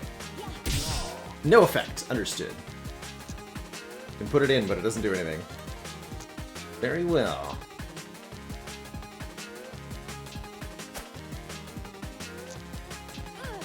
Damage.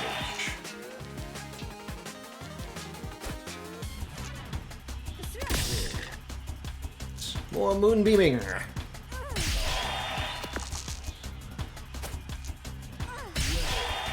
Solid. Keep it going.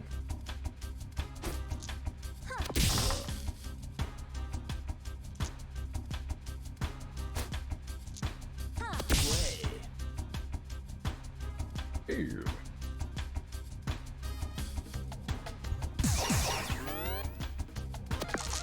Got nothing.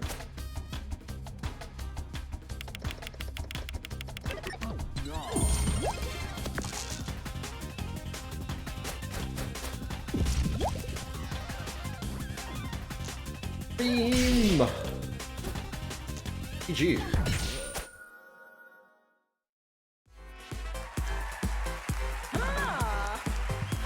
Oh, look, here we are at the wheel again.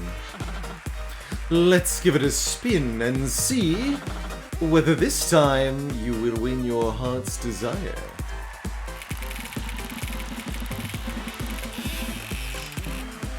Oh, look at that.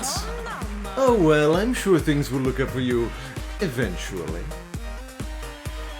Parallel universe complete.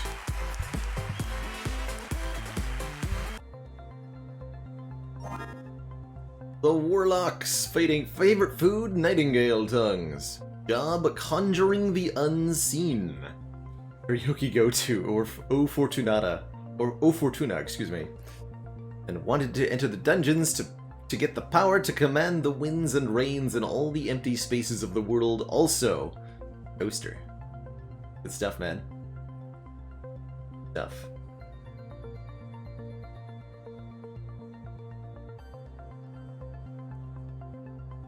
Who's the challenge for surviving, what's-his-face's attack? I guess they did. Seen that enemy.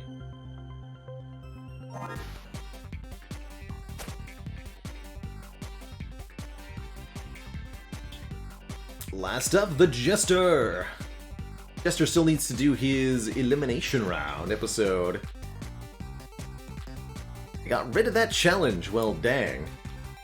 But why? Anyway.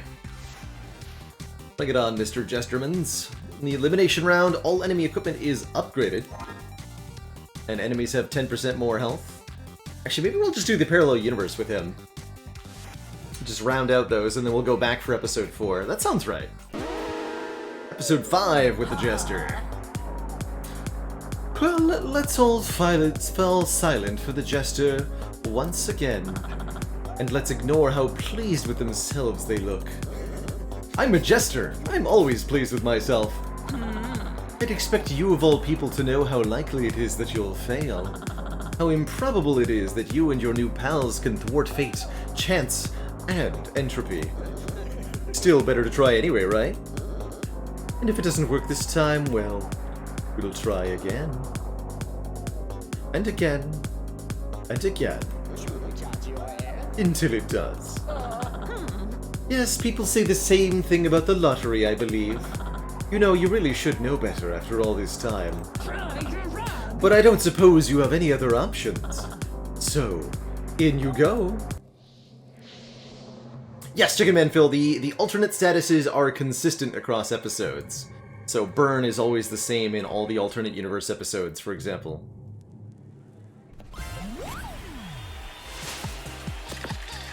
So the Jester has a deck of cards. We've got Kapow and Blammo this time. And at any time we're allowed to discard matching cards. Snap 3 wants to gain Fury. With triple Kapow. +1 damage for each Kapow used. The maximum Kapow.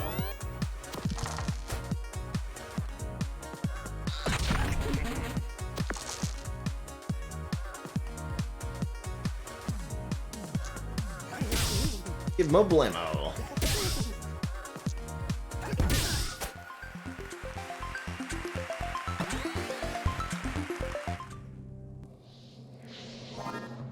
So we currently have 3 Blammos, 4 Kapows, and 2 Sour Candy. Heal 2 if above max.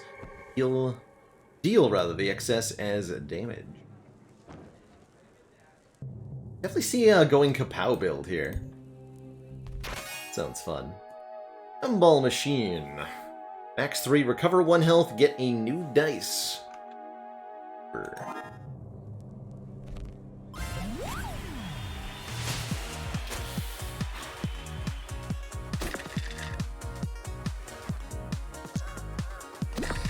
So the Gumball.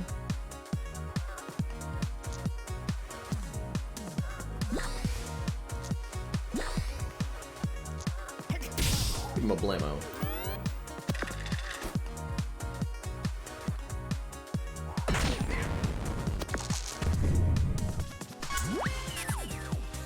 You snap up the next fight, probably.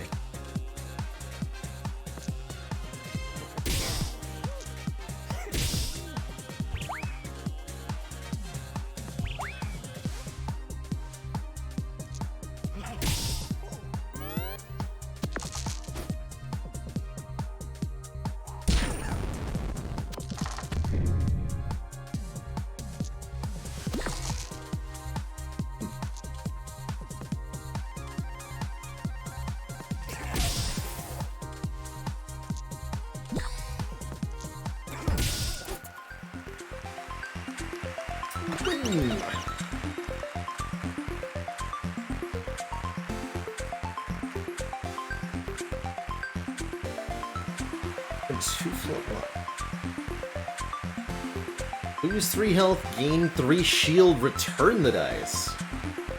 Interesting. And Battering Ram does twice our block in damage, but removes our block. For Slap Seeds. Axe 4. In however many turns, do 3x the damage. And Hijinks reduces all the Jinx countdowns. That's interesting. I've never seen these cards. I'm gonna take them. Goes some hijinks and slapsies. And we have Snap to beat the Marshmallow up with. Snap is the Jester's Limit Break and allows you to activate matching cards for free instead of discarding them. And that'll activate them as if they both had the max value of thing put into them. So we can snap the Kapows for some damage, snap the Sour Candies, some more damage. Get rid of the Kapow. We can snap the Slapsies. Snap the Blemos. Hell yeah. And reduce those Jinx countdowns. Poor guy.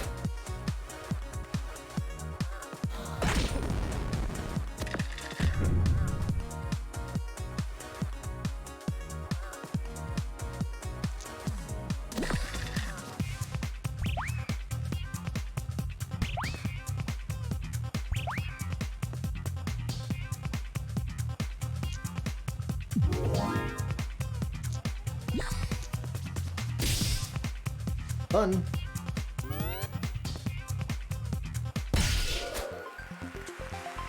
Blam. And it happens right at the start of the enemy turn, too, which is great timing. Turn 2 of the difference between... Sure, I want that yet. Buy card removals at the shop. Ooh. Over 2x health. Interesting. This deck is going to dunk the Blamos. But I do want the Kapows. Perhaps? Your upgrades are too.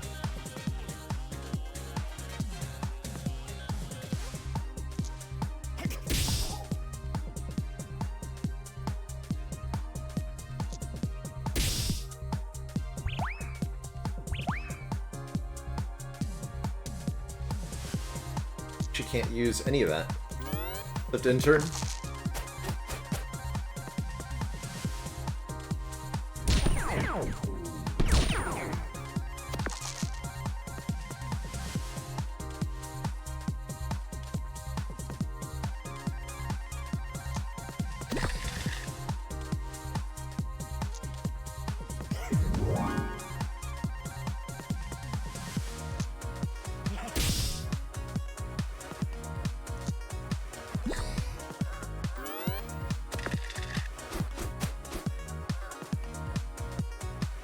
I like that it has 4 blasters, but only 3 dice. How's that even supposed to work?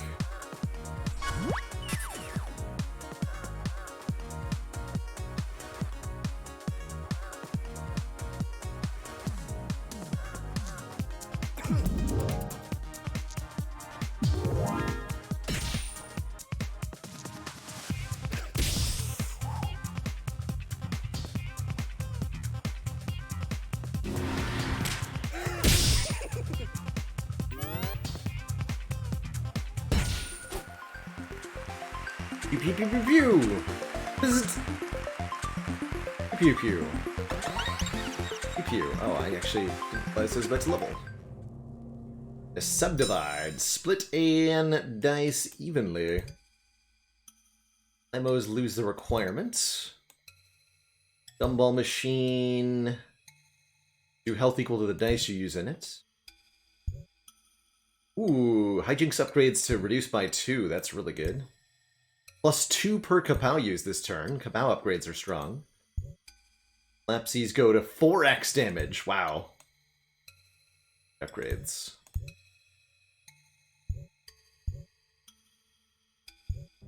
Back.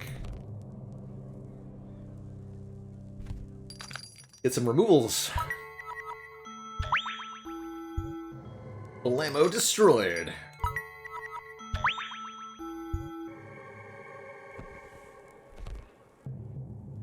Blamo very destroyed.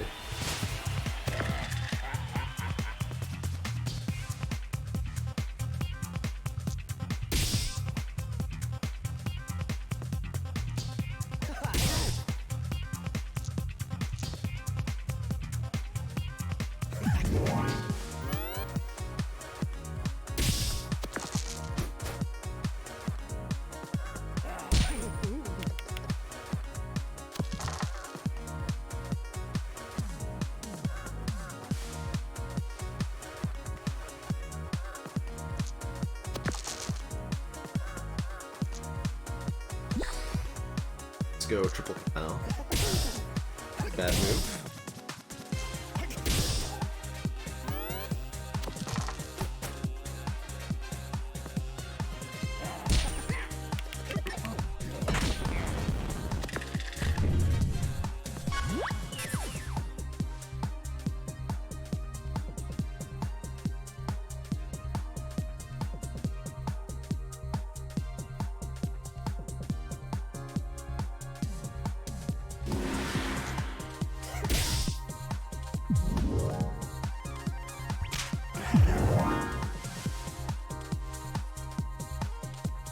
Yeah.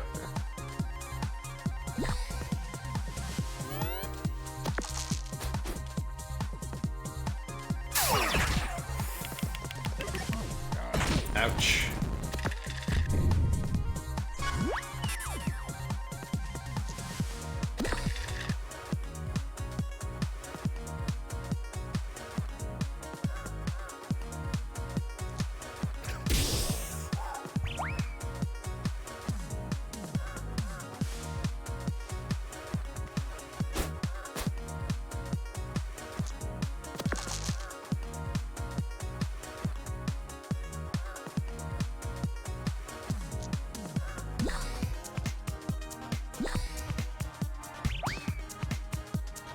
Available because of burn. Fair enough.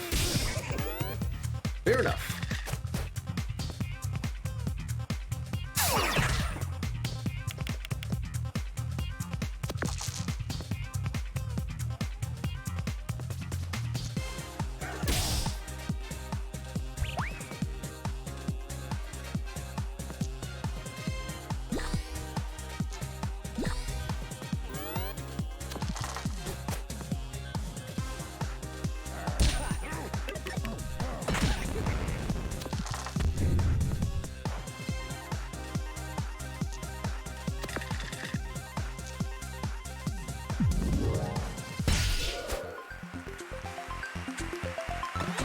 Hey Schmooze!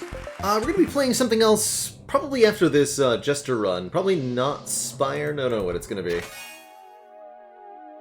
Curse Enemy.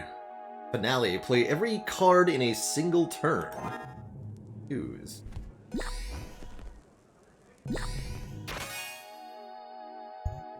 Grip. Operation.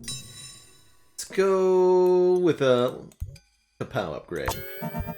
Wanted these Kapows to do work for me. Minesweeper, there you go. Brilliant.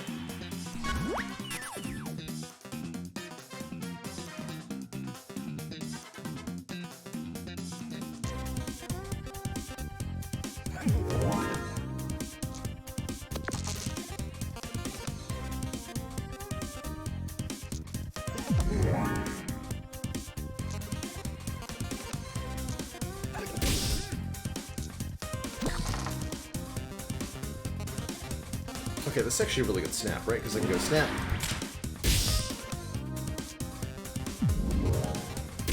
Snap. Laugh track is available.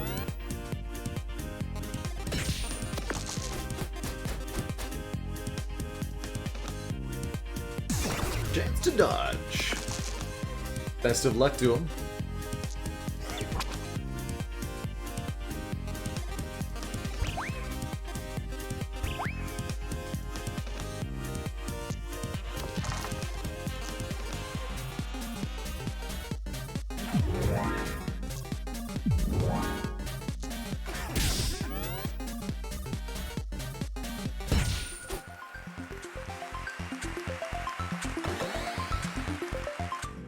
You jet it.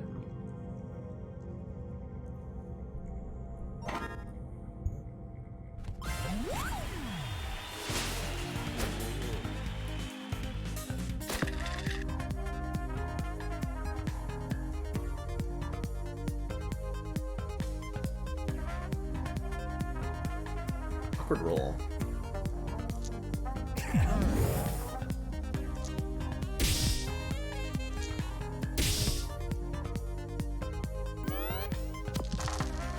Oh god. Ouch.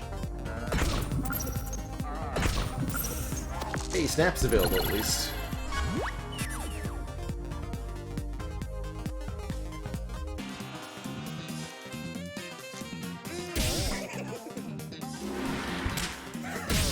Sure, this was a good choice, but here we are.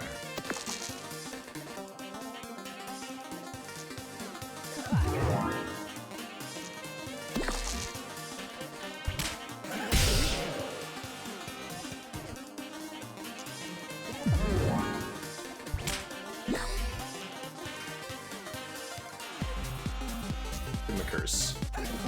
Have fun.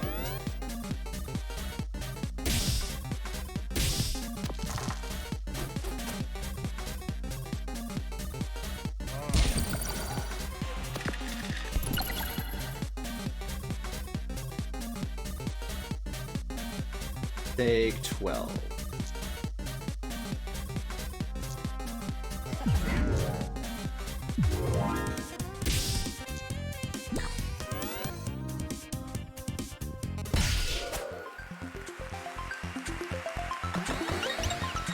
These slapsies ain't half bad. Add 3 to kapow damage. Perfect. We have the ultimate kapow deck. Warrior charge. Yes.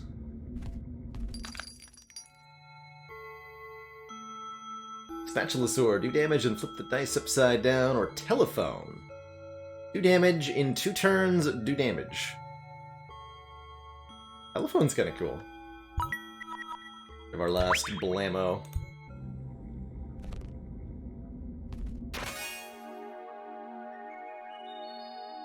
Value -1 on a 1, instead return 2 1s. I'll take it.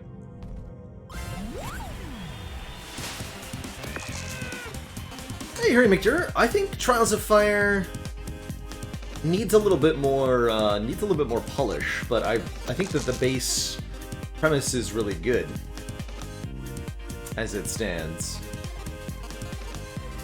There's a lot of equipment and cards and like 9 different classes to try playing with. But I did run into a few bugs during my playtime, and it feels like there's I don't know, something lacking when it comes to the enemy variety, when it comes to the soundtrack variety. It's not a game I feel compelled to revisit at the moment.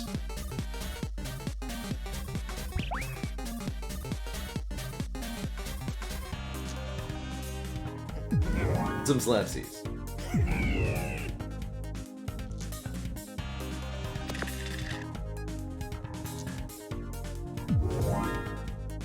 Or did I?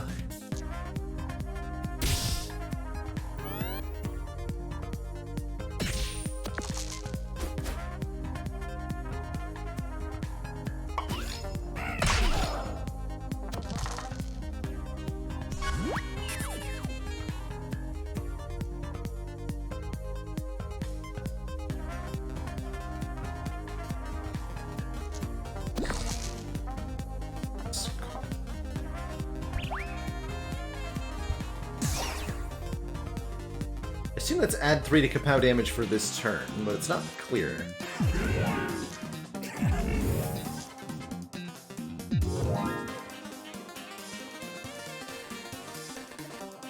Snap, too.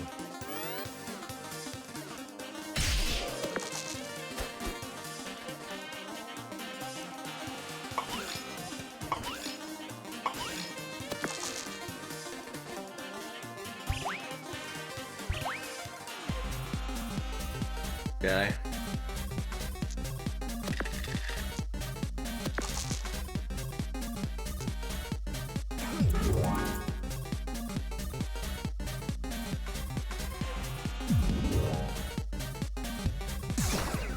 Fun.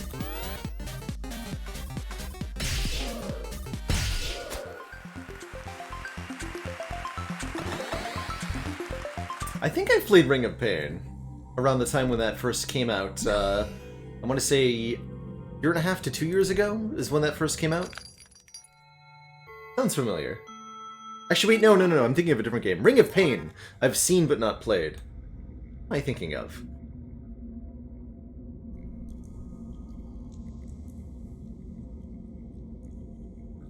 Hold on, I gotta quickly look through the game list and try to remember what game I'm thinking of.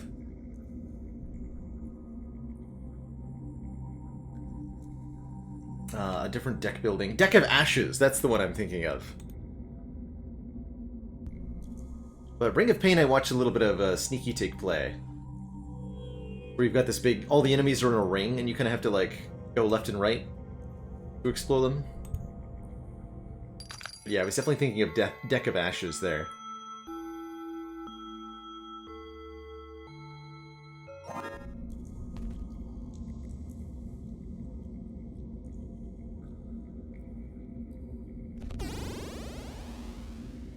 Ooh, Duplicate.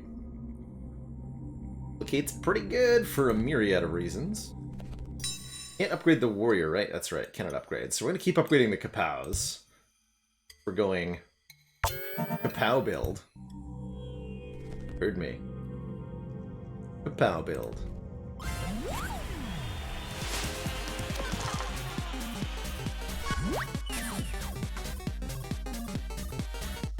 Action Rhizo! How do you let the baby squid know that they're doing a good job?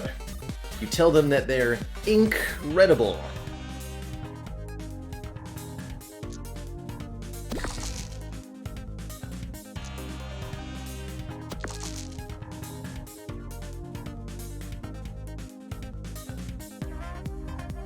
Snap available. Am I using it though?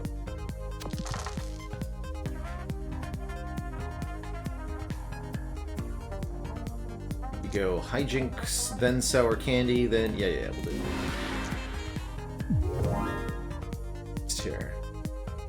Then I get to snap these. Snap these for big damage. This Kapow does 7 damage. Let's go curses. Easy.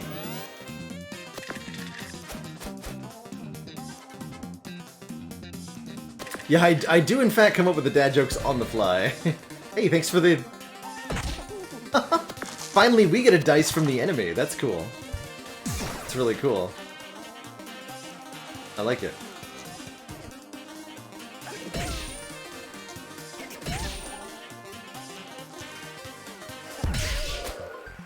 Get kapowed.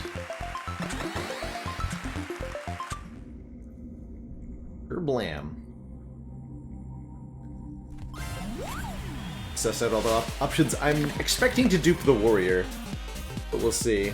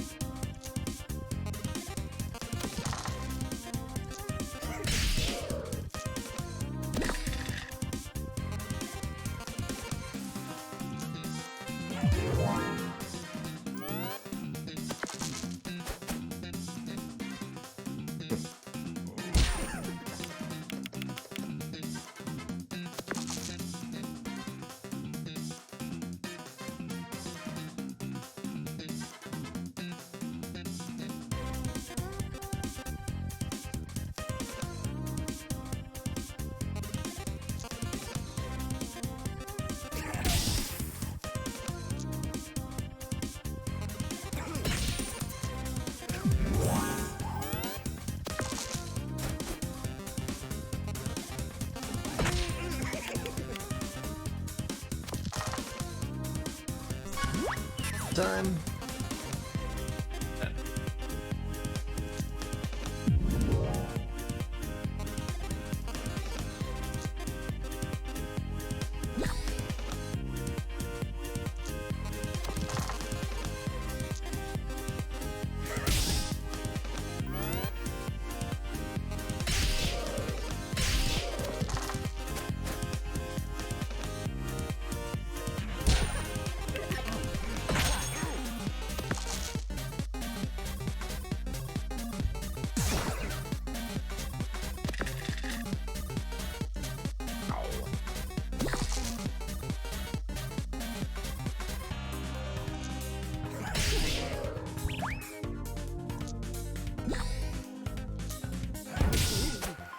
Hey, Mr. Beetle.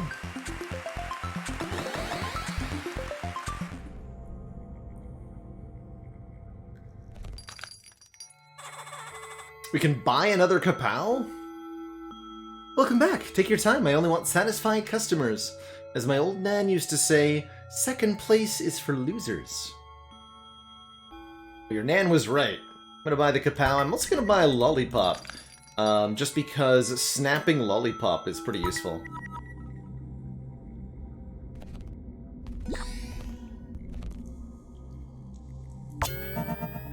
4 warriors.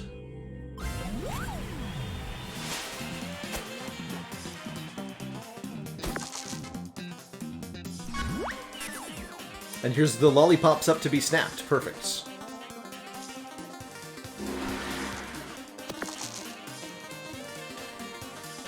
Who's the hijinks for now? Slapsies. So Lollipop is dice value -1. If you snap them, you get 2 5s back.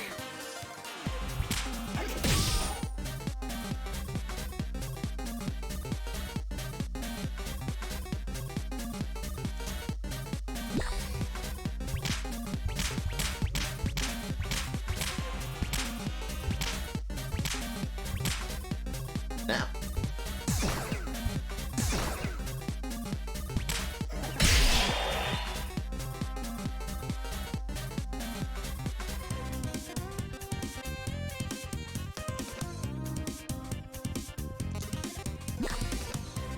$11 damage.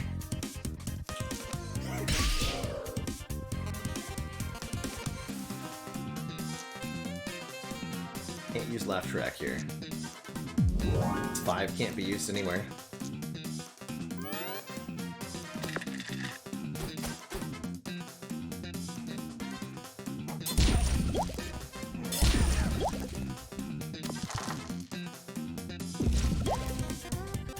Take 9, so you're about to die.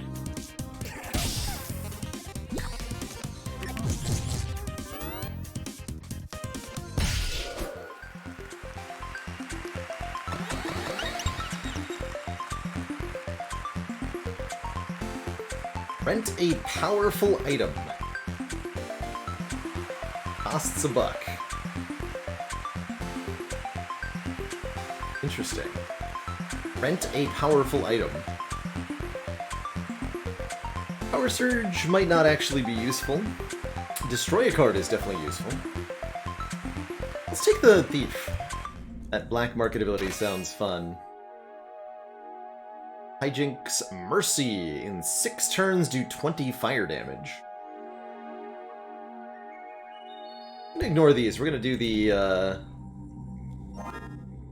We're doing Kapow. It's the strat. It's 2, then heal 1. That is odd. But like charging your thingy. The thingy. Let's charge. No shop on the last floor here, kind of interesting. Means we could definitely put our thief to use.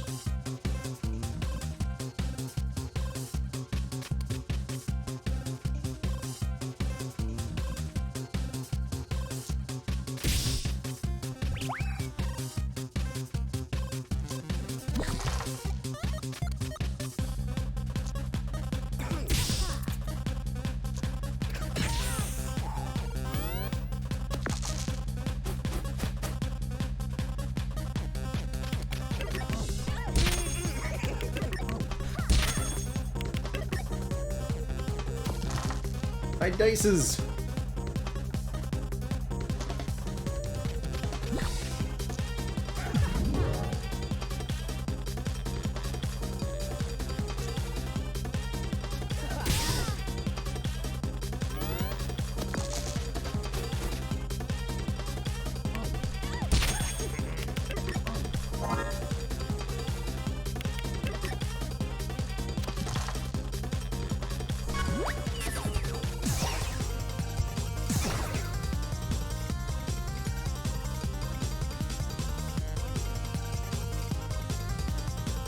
I have to use this on hijinks.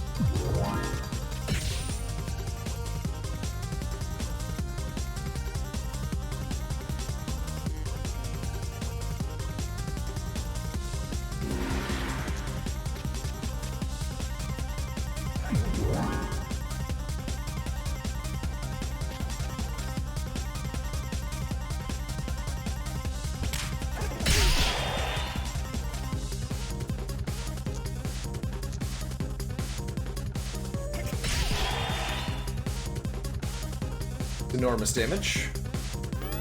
Poor lady.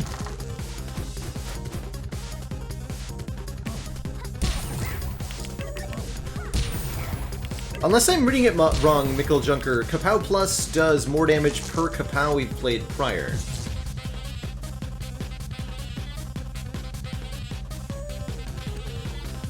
Might be reading it wrong. Yeah, +2 for each Kapow used this turn, so per Kapow used earlier than this one. Is what that means, I believe.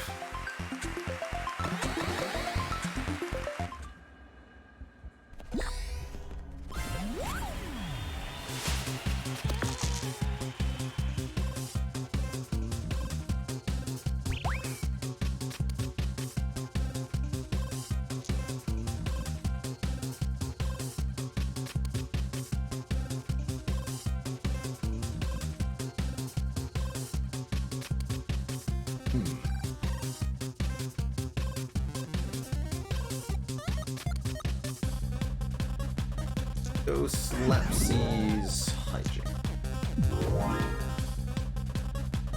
We'll test the Kapowage next turn.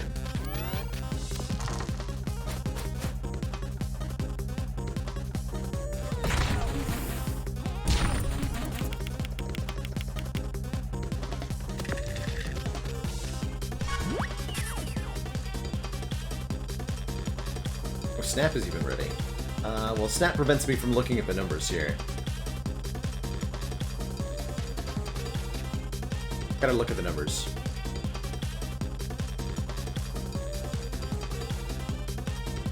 So, if we play a Kapow, we'd expect the regular Kapow to go to 2 and the Kapow Plus to go to 3.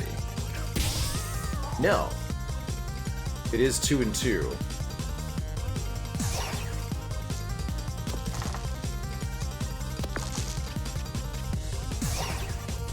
So this should then go to 10.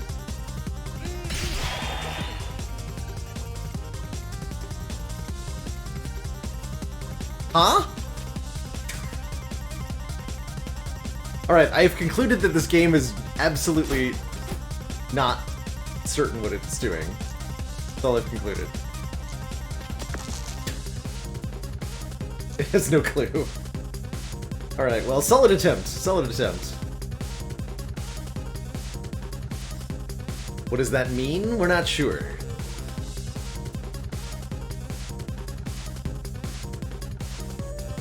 Specialist.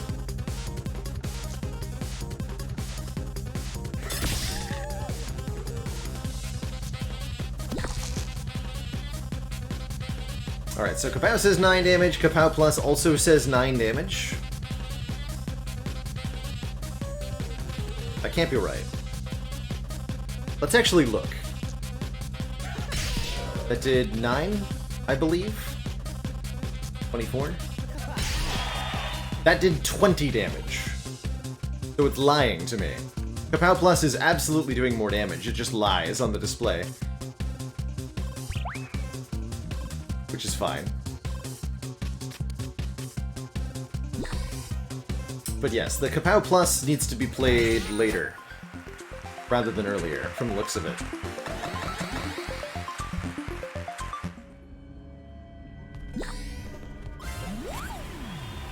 Bring that nonsense, Maniac in a Mask! Thank you so much for the 21 months of support.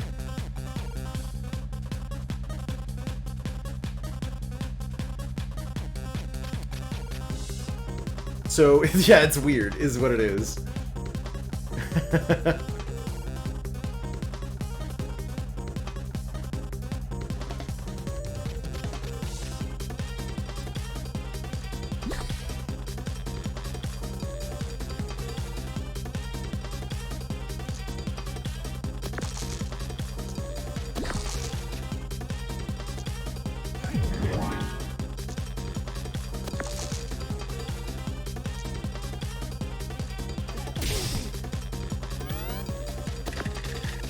That thing next turn.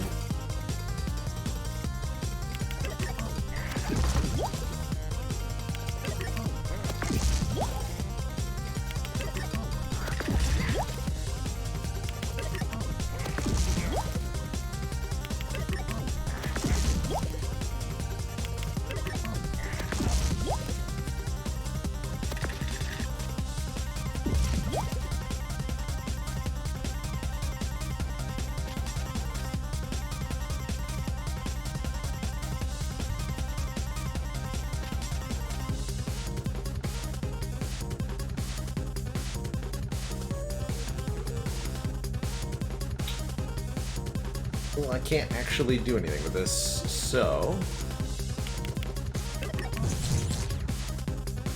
Ray?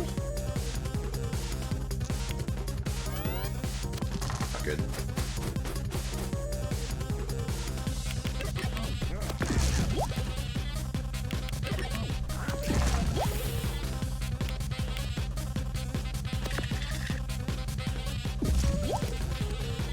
That's better.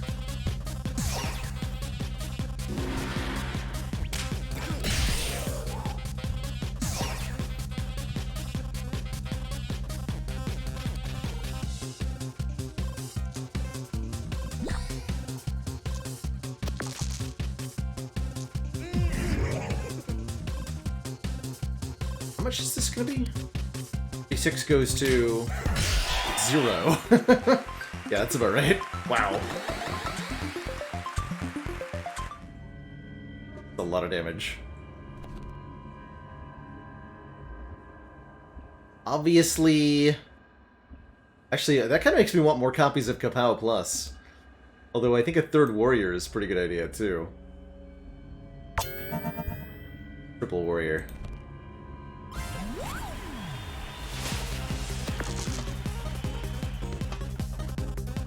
Perfect.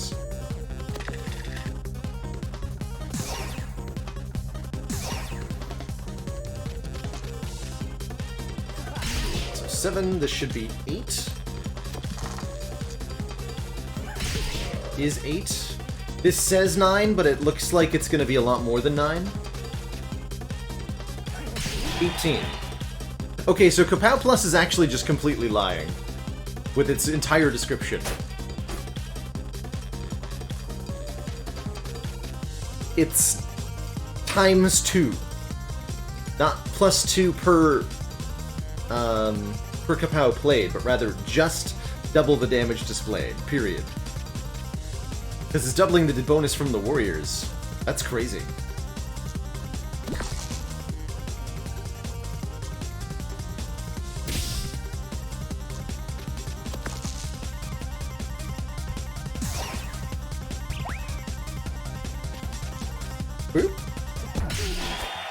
But the regular Kapows are doing their advertised damage.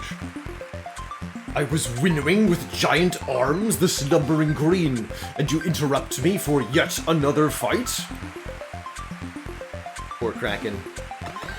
Just wants to have a snooze.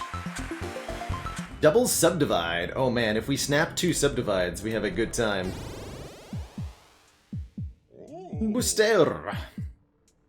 Markov Brain, thank you so much for the 2 hecking years of stream support.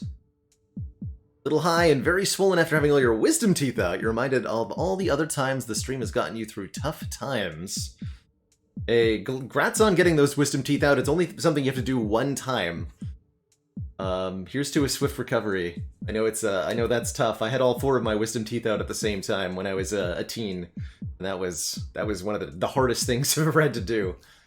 So here's to hoping the content makes it a little cozier. And a swift recovery to you. Hey, hey, hey, it's me! I'm a good fighter. Are you a good fighter? Let's find out.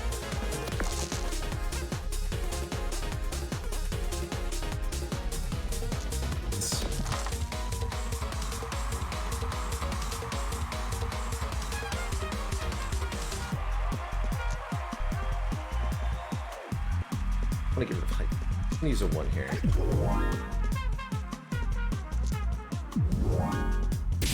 Yeah, we've got Kapow, Kapow, Warrior, Warrior next turn.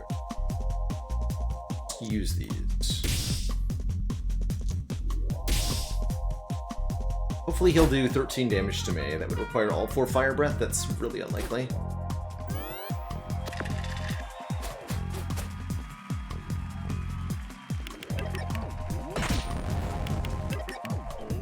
Hey, Slushy. This is our boss for the run. Essentially.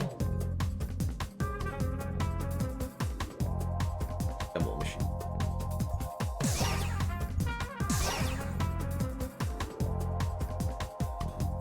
And Lollipop.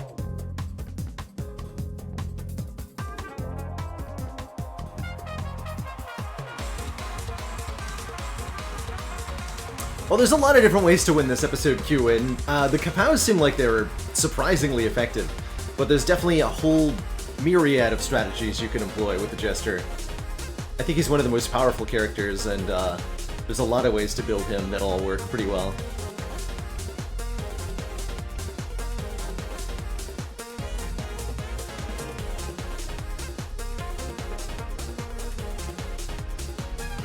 Aw, 10 billion ducks, one of the lucky few being born without wisdom teeth. Something like 1 in 3 people, I think, don't have any? That's strange.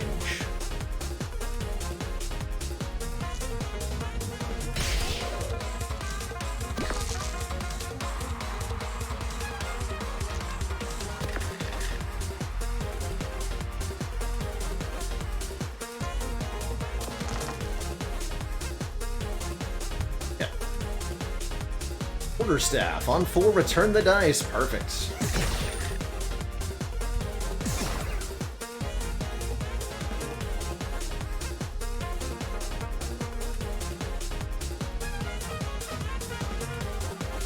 We can go Kapow, subdivide. Kapow plus is gonna do what, 24 damage? Yup. Oh man. GG, Mr. Giant Dragon Man. Kapow. And that was without using our limit break. Dang.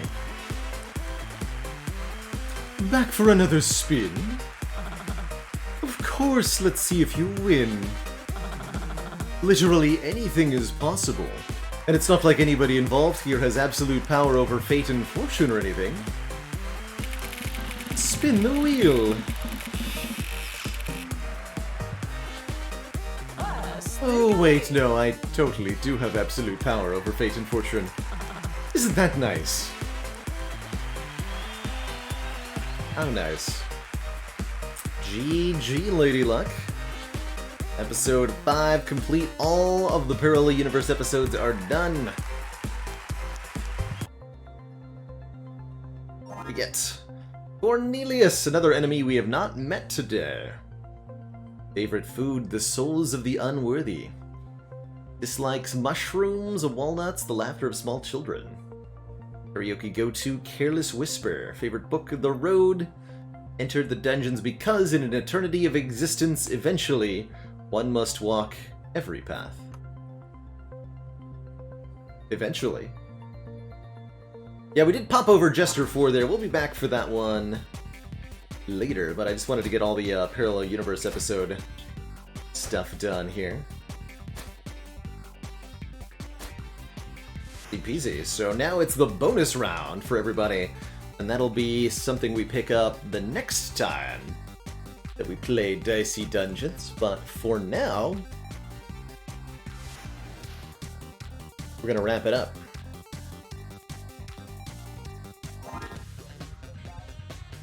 And switch on over to a different game for the second half of stream.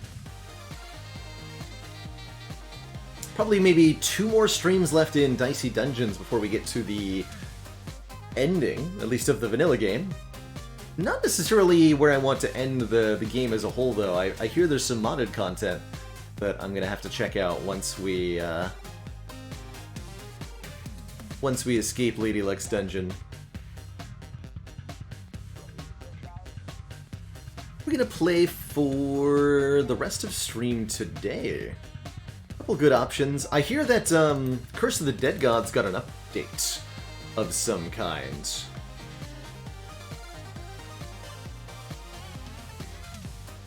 Like they literally made the Sky Temple less miserable.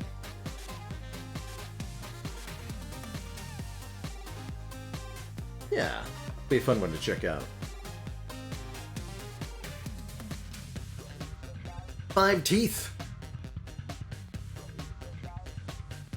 Seems like enough to work with, right? It's like doing math. How many teeth does a regular human have? I actually have no idea. How many teeth?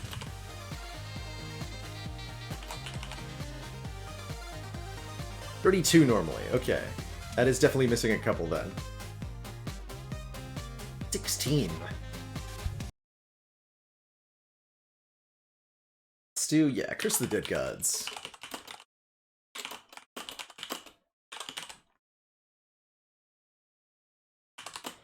New update.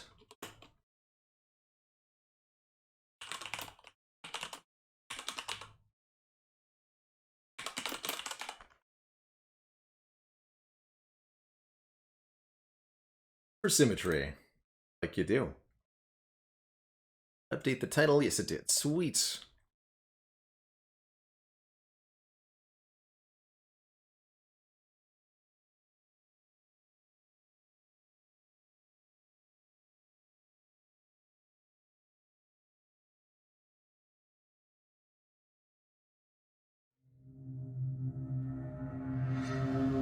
Oh hey, and they fixed the loud boot up noise too. Good job, Patchman. Persons. Whoever did the patch for Curse of the Dead Gods, you did a good job. Aztec Games.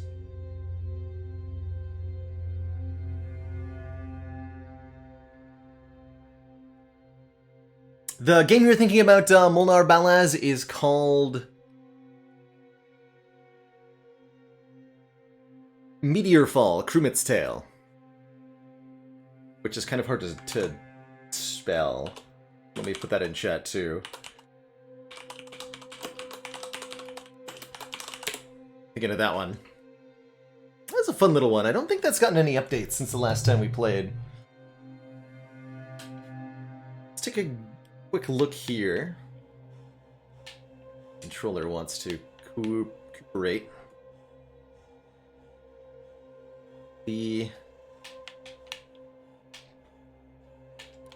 Perfect, okay. So it just brings up a Steam thing. There's new weapons, new room types, new icons for relics, and my understanding is that the Eagle Temple was giving me a lot of trouble. My understanding is the Eagle Temple got nerfed a fair bit.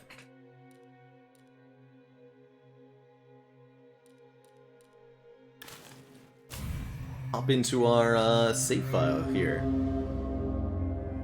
If you've not seen it before, Curse of the Dead Gods is an action roguelite experience, kind of similar to Hades, is a pretty good comparison. You're playing this adventure, diving through lost temples that are full of both curses and treasure.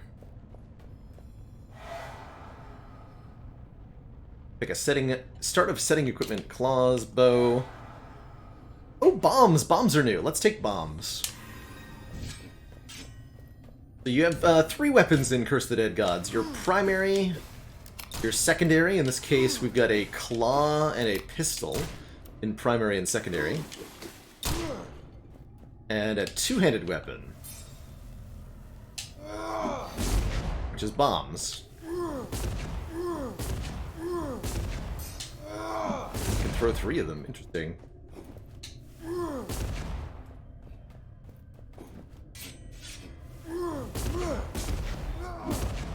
I like it.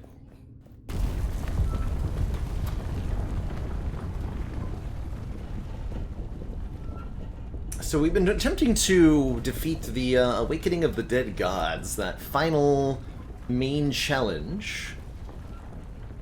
First try the game. Cross all 3 temples and overcome each dark avatar. Door corruption is increased.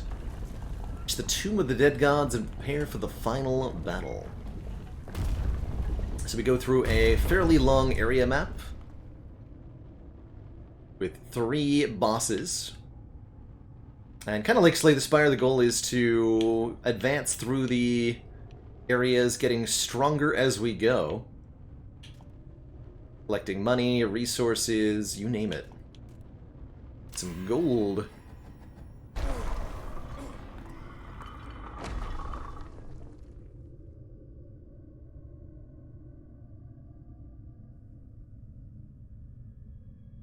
Did I ever play the digital version of strategy board games? A few, Norsim. I've played the digital version of Terra Mystica, I'm looking at right now. And I've played the digital version of Axis and Allies.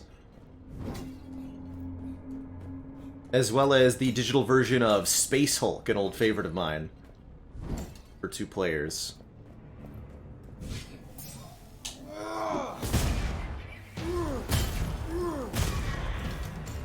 bad.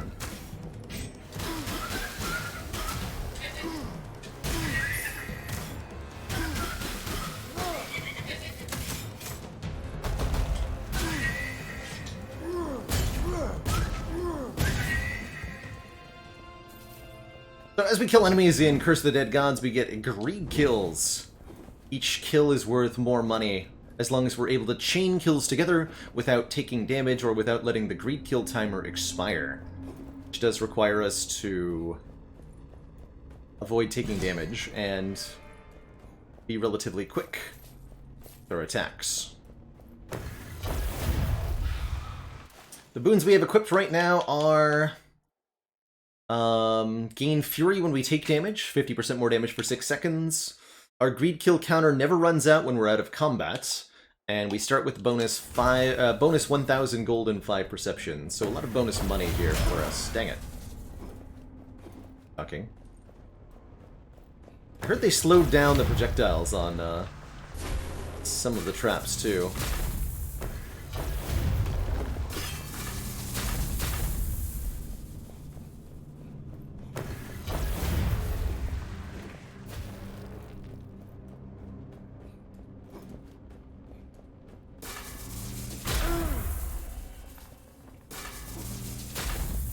I have not played Transistor, but I did watch a little bit of it, and I have played both Bastion and Hades quite a bit from the same devs.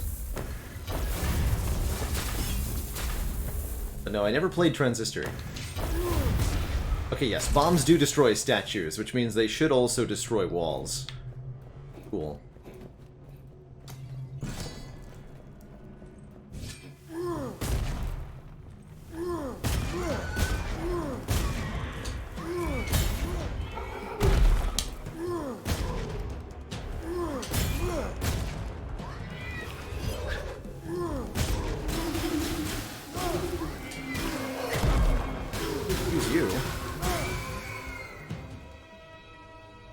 Nice.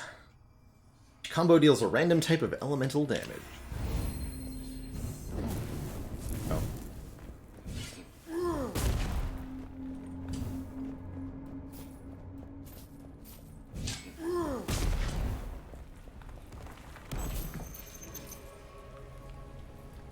Dodges trigger a volley of projectiles. I'll keep the claws for the moment.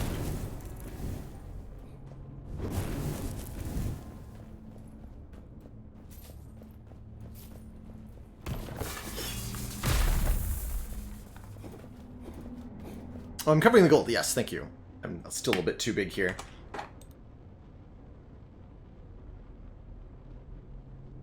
There you go. I am covering the rerolls too, but that's not as important as the gold is. Bonus damage to fire attacks. Sure. I don't have any fire attacks, but it'll give me a reason to pick one up.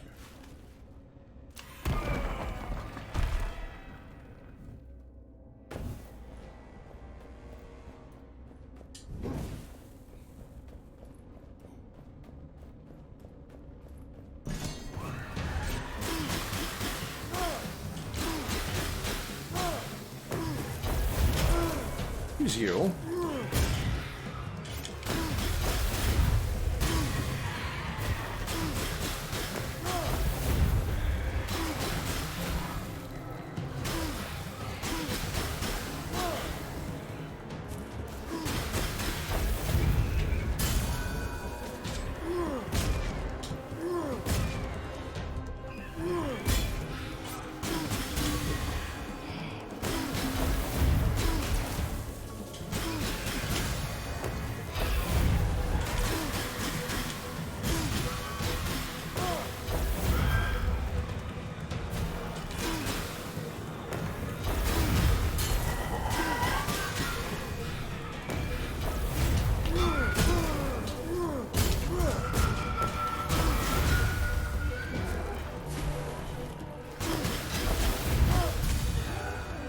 Crap is really annoying. That went okay. Losing the greed kill counter was suboptimal. What I should have just done was throw a bomb at the trap. Stop it from firing at me. can do that next time. We do manage to make it to the weapon shrine, where we get to choose one of 3 new weapons.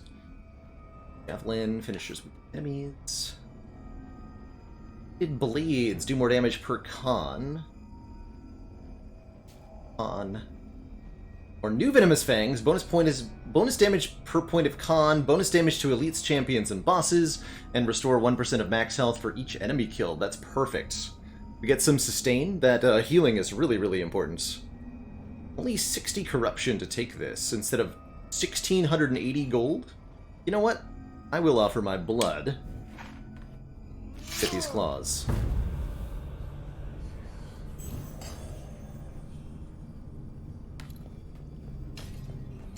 It would improve claws, no loss to gold. It's in the unknown room. Since our curse meter exceeded 100 here, we get a curse.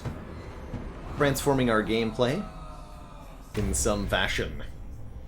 There's a mysterious comfort in the moments when death is near, when all becomes clear and the shadows are a refuge. Dodging makes you intangible with an increased dodging window. You can no longer trigger perfect dodges.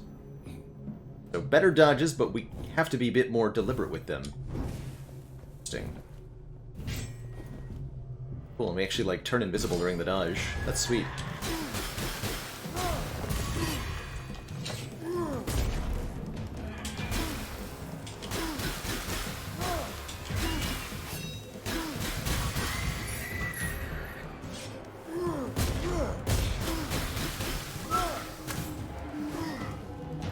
Watch the stamina.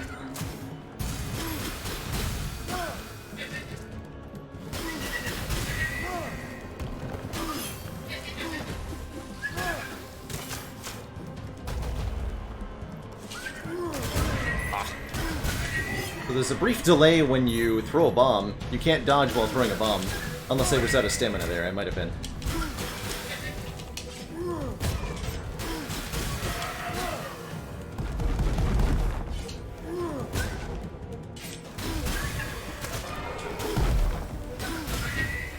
Slow on the dodges here.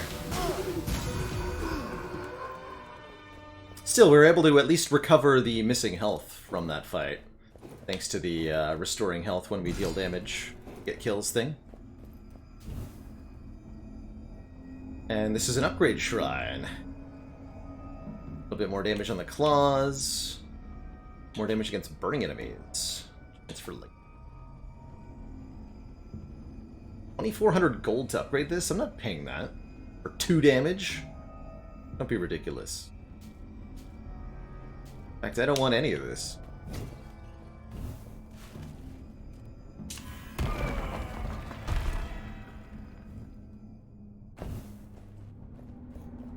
Can dodge through fireballs, which you can't do normally, apparently. Okay.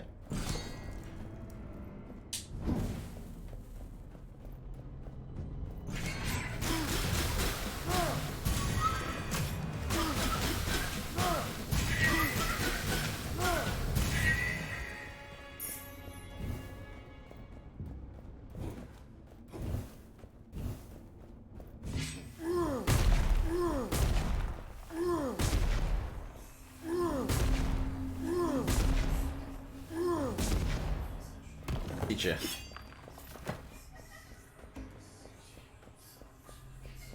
Just have bombs, TM.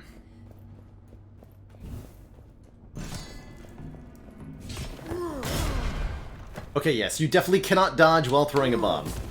Very, very important to know. Okay, that's got me hit a couple of times, but I'll be mindful of it now.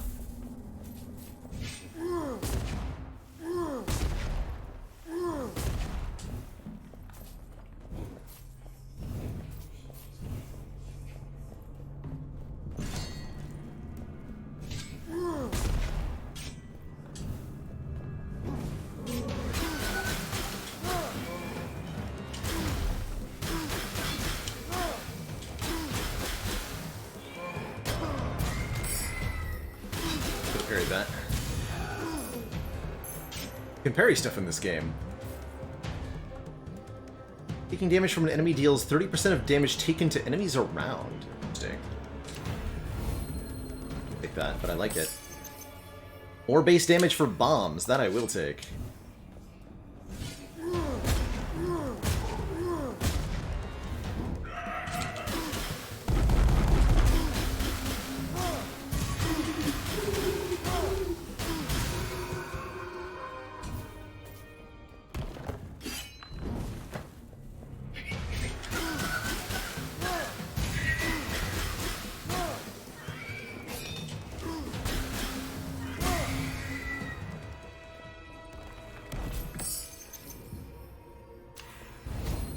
Shields.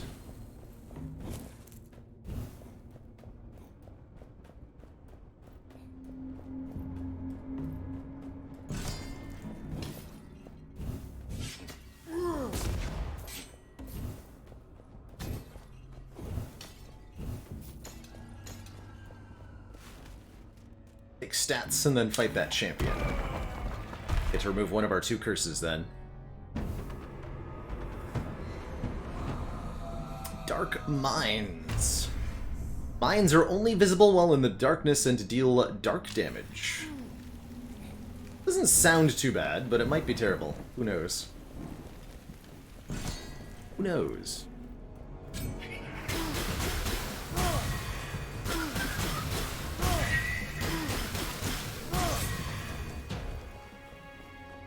Just attack spam, forehead.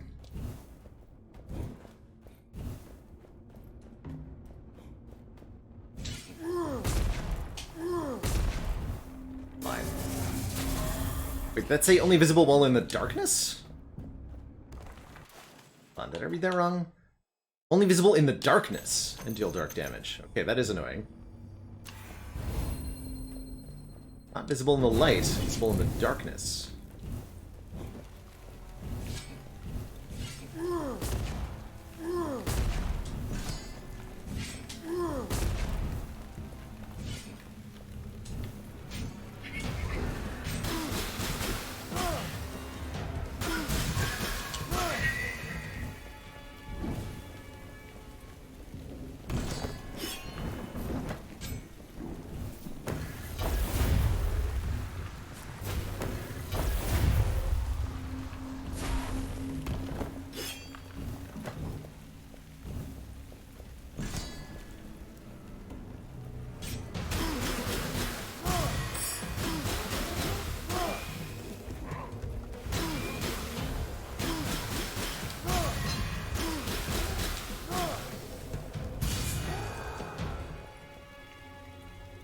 Gain 4% of max HP when you pass through a door. Definitely want that. But also, ideally, like, anything that'll give me increased healing of any kind. Definitely take both max health and a treasure find. Max health is really important to us, since our heals currently are based off of our max health. The more max HP we have, the more we'll heal. And I think our claws also do more damage per con, too, right? Yes, they do. So we just got another 5% base damage on the claws, too. Very good. Alright, which champion is this?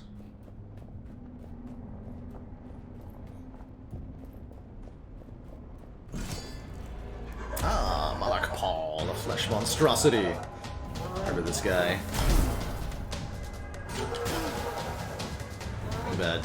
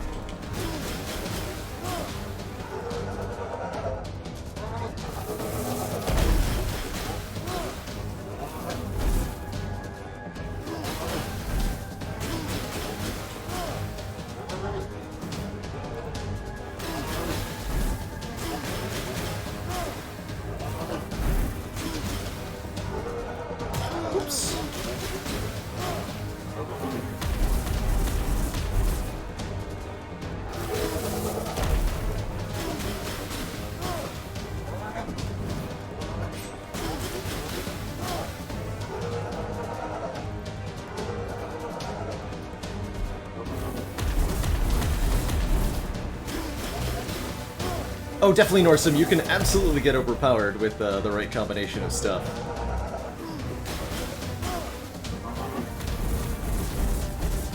quite certain of that.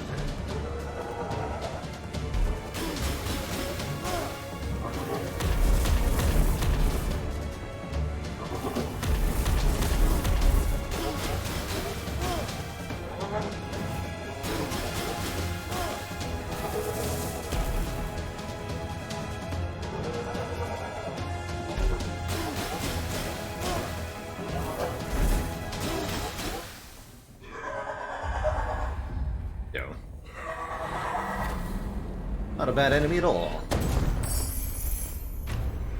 Then we get to choose one of our curses to remove. I'm gonna keep the Dark Swiftness.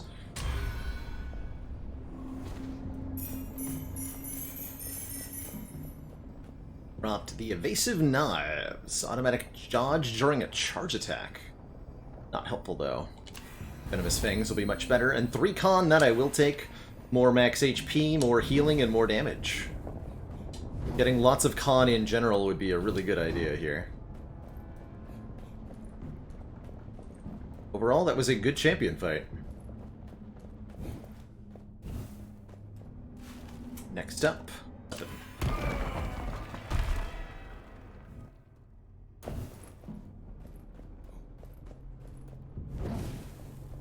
We're on track to lose our other curse too. For our next boss.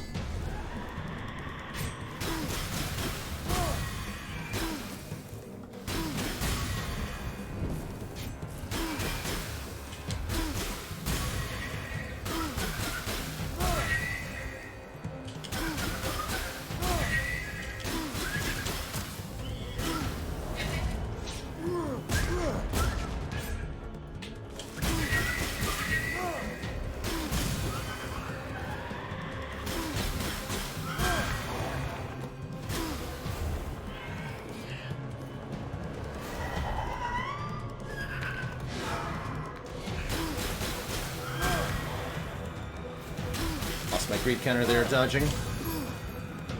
I was gonna get hit, so as well, right?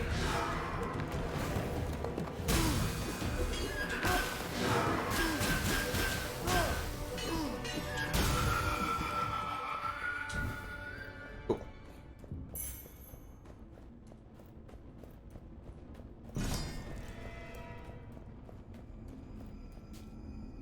We'll have to use our reroll here too.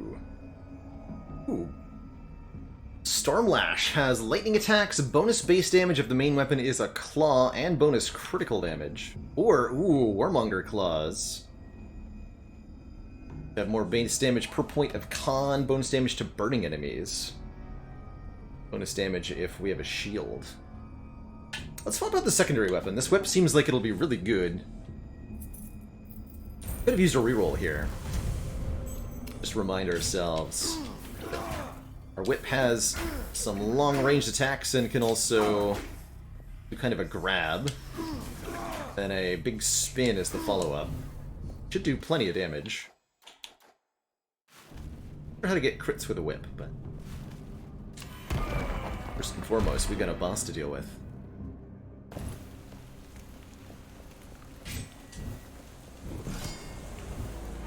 Avatar of the Eagle!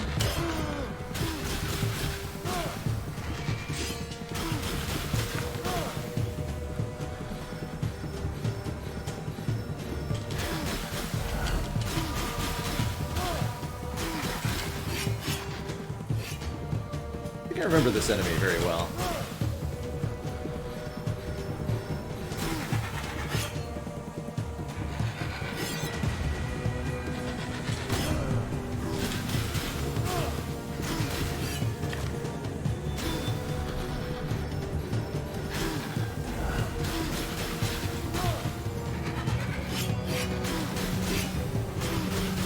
Come on, understood.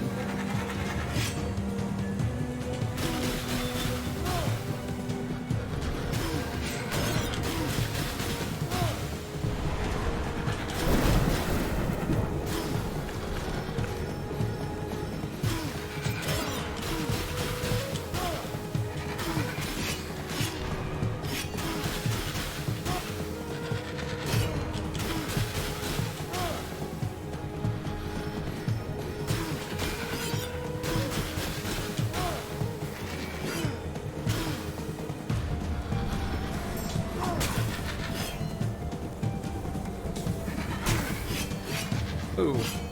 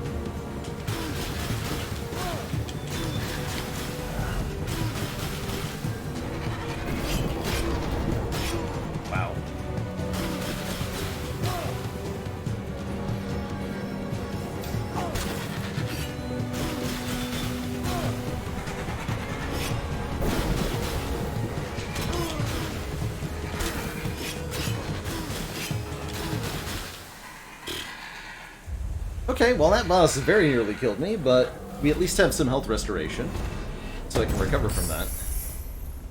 That would normally be a fatal amount of damage to take in one fight. Hey, these look familiar. A lot of max health back, though. Hey, Norsum, thanks for the good luck wishes! Enjoy your morning, and see ya. We lost our last curse, but we get a new one basically immediately. Could go to a healing shrine, but I don't think that's going to be necessary. Let's take... I gotta go for a champion. Let's not do that. Hey, FS Extra. Hope you're doing well.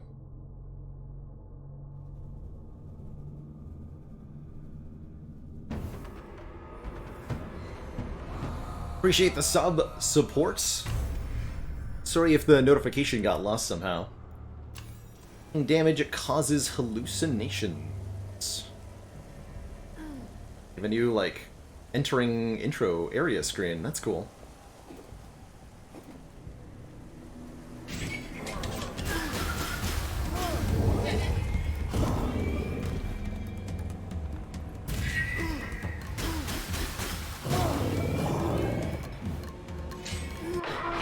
Whoa.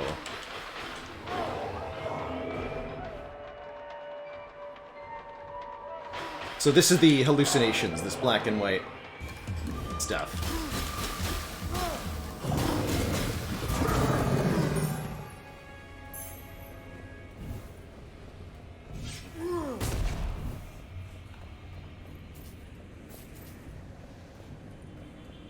Not planning on any Spire today, no. It should be Curse of the Dead Gods until the end of stream. The plan.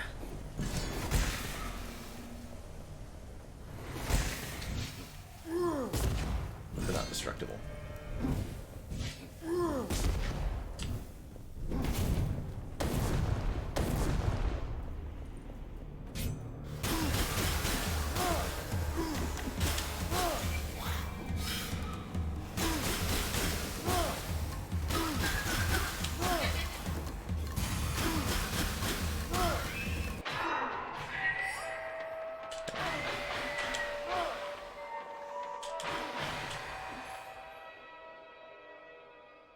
Gains obtained when offering an object to the gods is increased by 33%. Scroll of Sacred Songs. That's kind of new.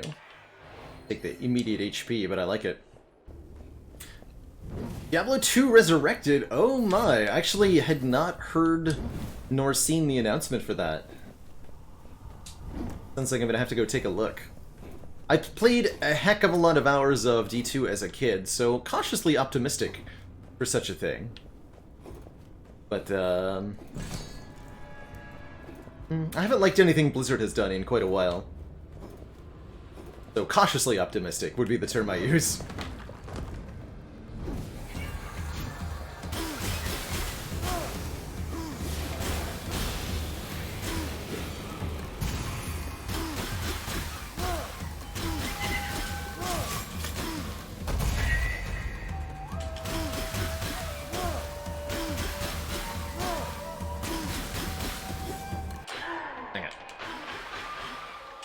There's really no way to know if an enemy has a follow-up to their melee attack, other than to memorize their patterns. As far as I can tell.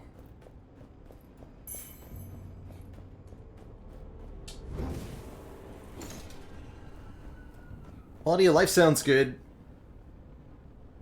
One big change I'd want to see made to D2 if I were to play it again is hopefully charms not taking up all of my inventory space all of the time forever. Scout's Codex. Each greed kill restores 1% of max HP. That's pretty good. 6 perception. Or we can reroll.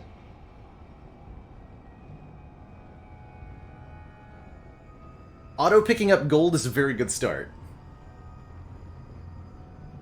for D2.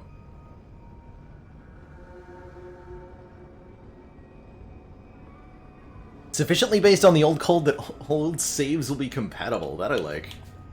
So let's use a couple of rerolls here. 33% to all of healing effects. Yeah, that'll take. Yeah, Domino Platinum, a little bit like Hades, is a good description of this game. Very much about the timing and the dodging and the comboing of the attacks in real-time style.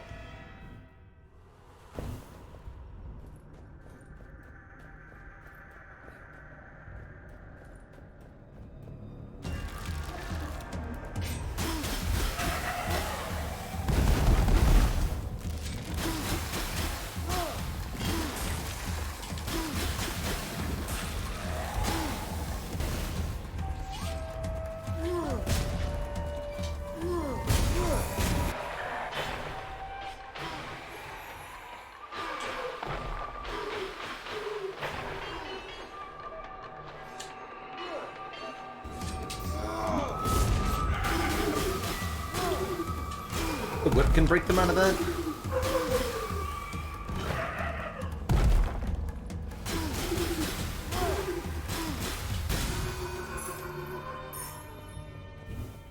I would say this game is pretty challenging. More so than Hades. Hades has a lot more customizable difficulty, whereas Curse of the Dead Gods has only one, at least at the start, difficulty that you're allowed to play on. So if that difficulty level doesn't match up for you, it can be a really difficult time. No, not the screaming babies. Anything but those.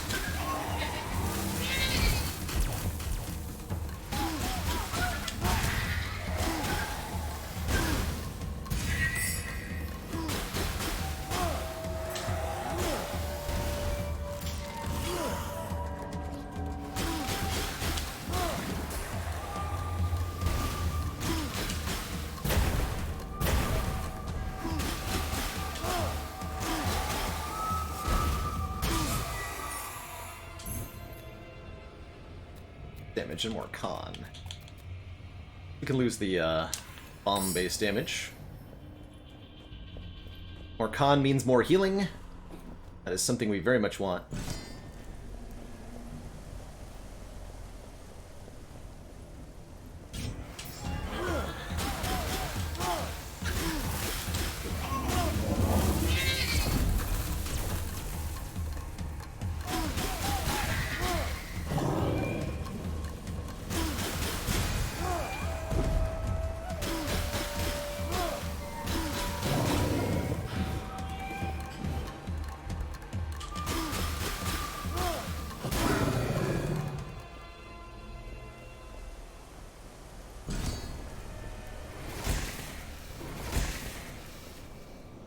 Max health and damage, I'll take them both.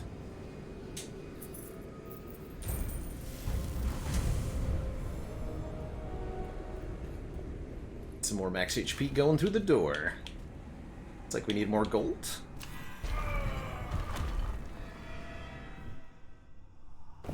The health number is going up, that's what matters.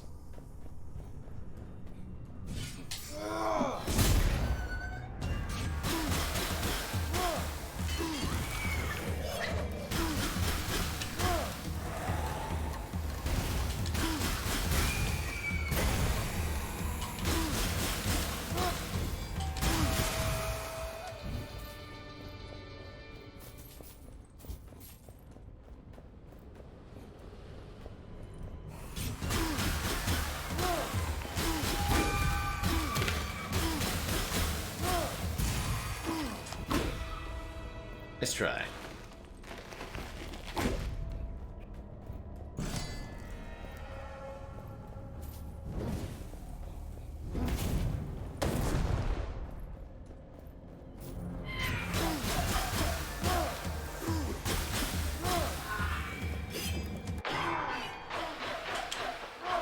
And was not expecting to follow up there.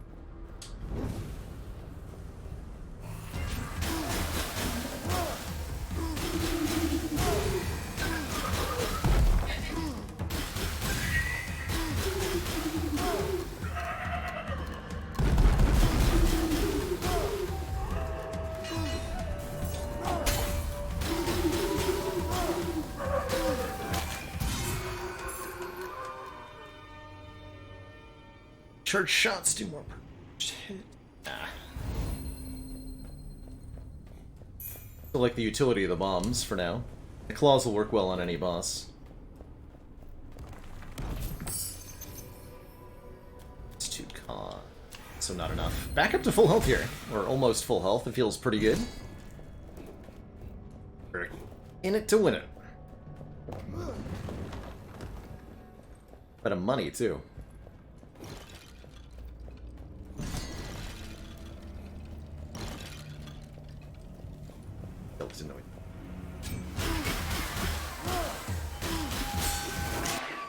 Ow.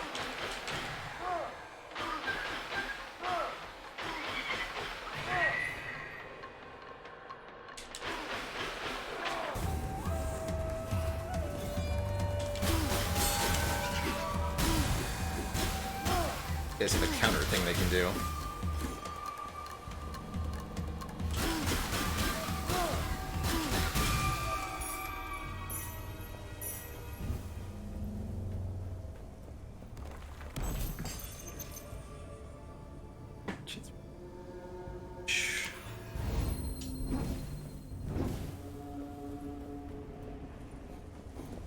Alright, what's the new curse?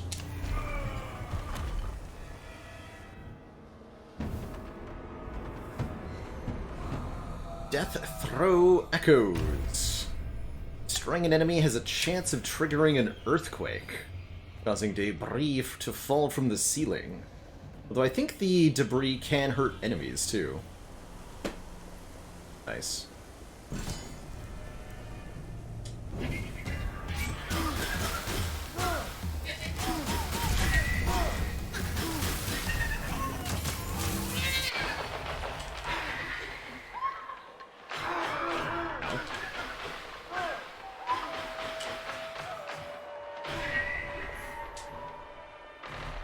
There's an example of one.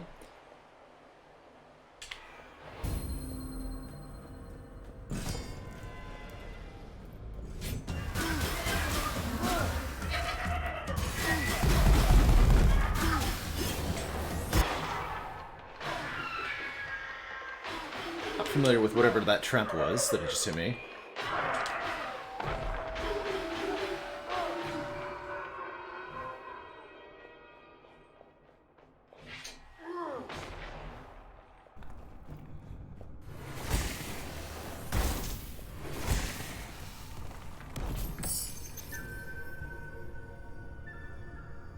By 1 second.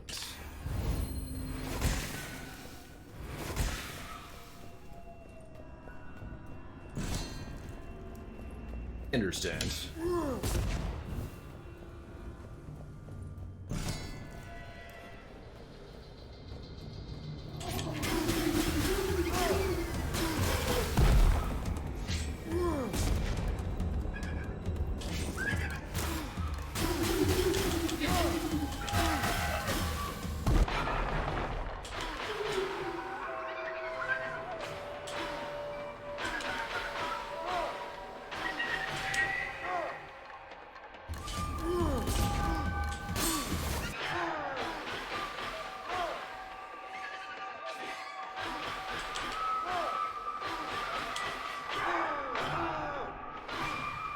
Almost. Another bonus to all healing effects. Killing a burning enemy restores 2% of health, plus 1 level on secondary weapon. Reroll these. Level plus 1 on two-handed weapon. In 150% of damage taken in gold and 7 con. Alright. 7 con is a lot of con. A lot of max health, and a bunch of damage for our main weapon. Die Chopper, thank you so much for the Prime sub and the 7 months. And for not forgetting about the Prime Day. Heck yeah. So again, we have damage taken gained as money, and a lot of healing. We should be able to use those together to make a lot of money if we want to. Will we? Not sure. But can we? Yes. Absolutely.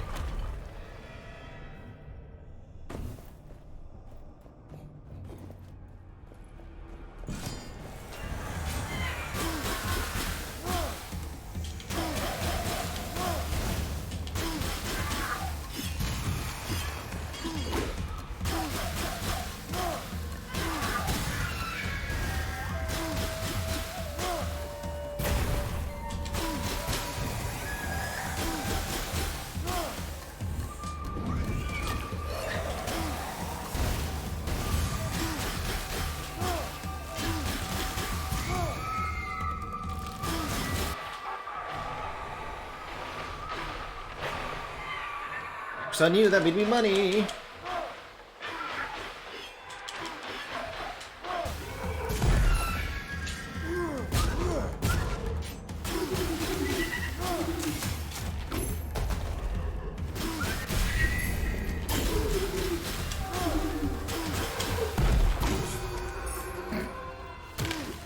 The assist.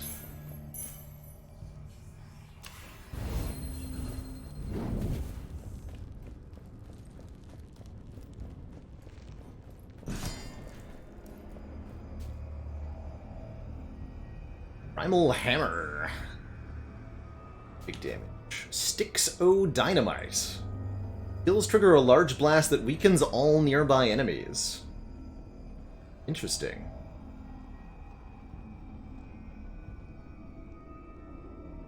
Minus corruption for every enemy killed. Bonus crit damage. Bonus damage per perception. Interesting.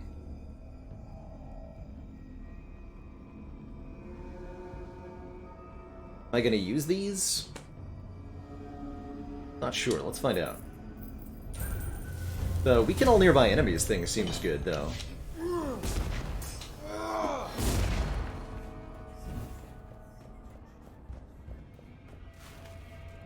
Is a lot of money, but I'm not going to let that stop me.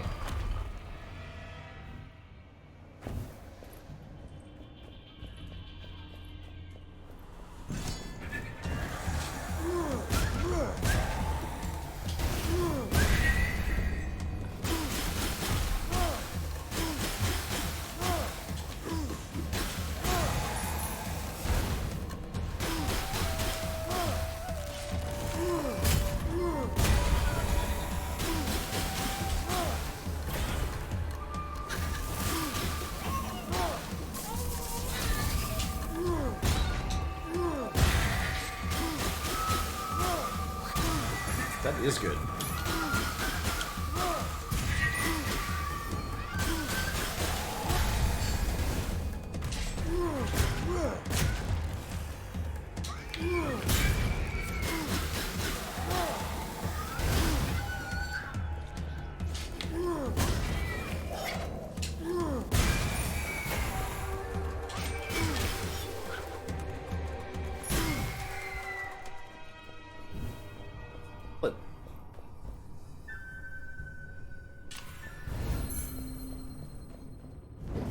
corruption down.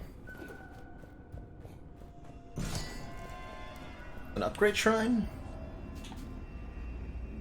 Gonna get any additional properties on any of this? We're just gonna get more damage.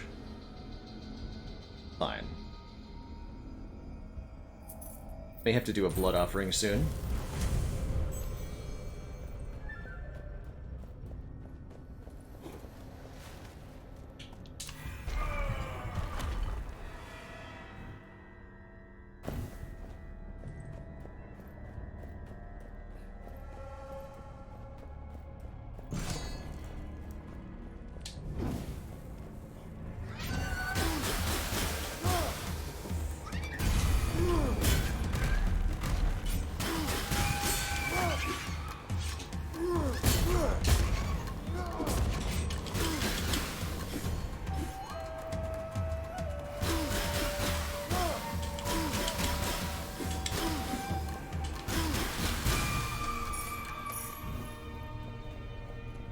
Food.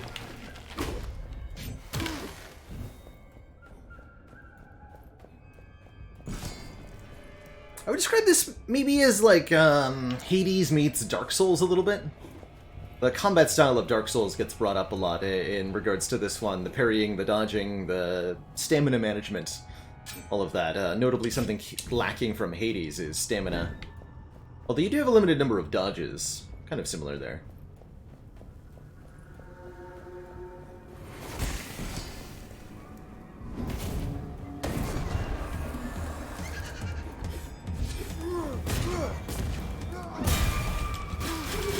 Lost my greed counter there just by virtue of taking slightly too long.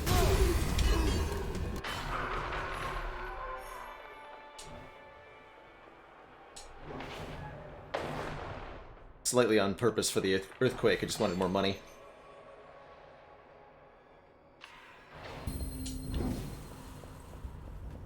Got all those heals.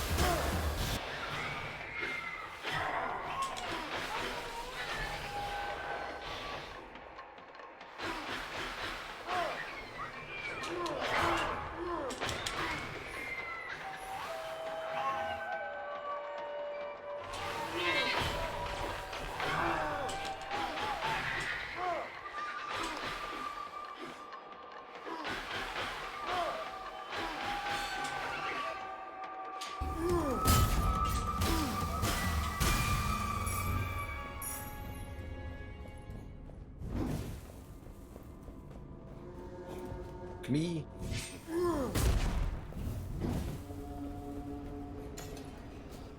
Got damage treasure find. I don't really need any more treasure find. I'll take 10% damage.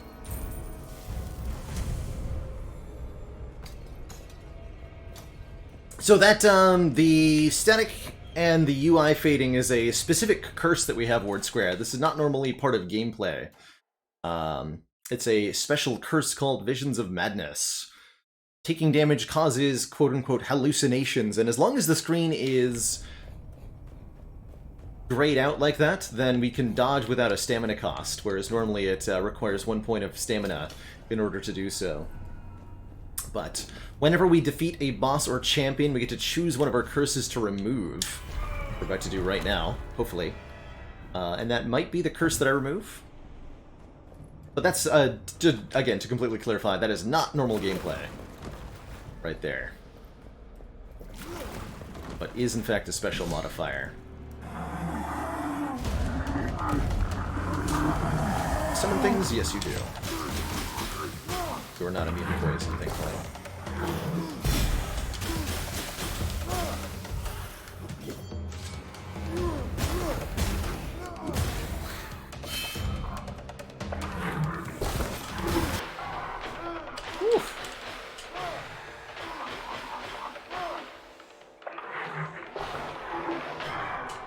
Use you.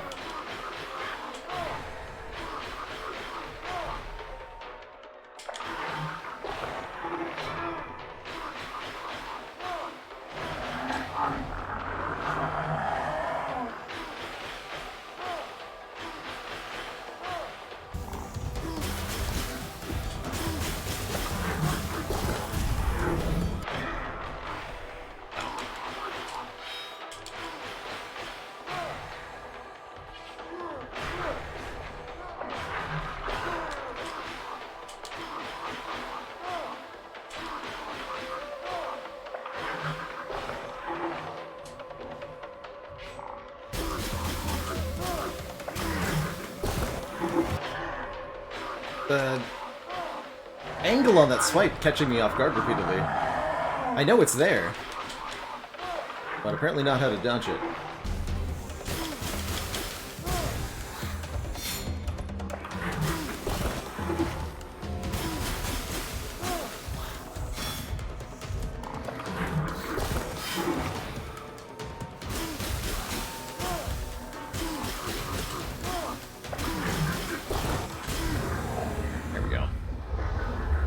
Okay, boss 2 down.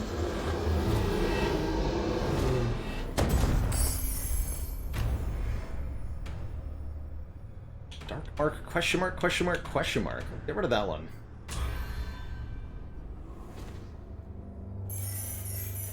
Keep the Visions of Madness for now.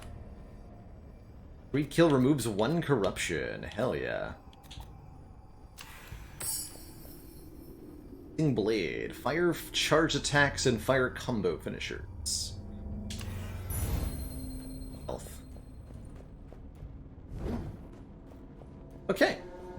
We managed to defeat our second boss, we got another curse removed, and we're onwards to the final of the 3 temples for this challenge.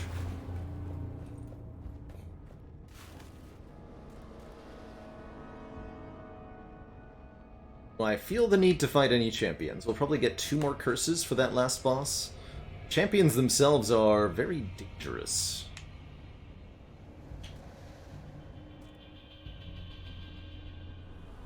I'll fight one of them.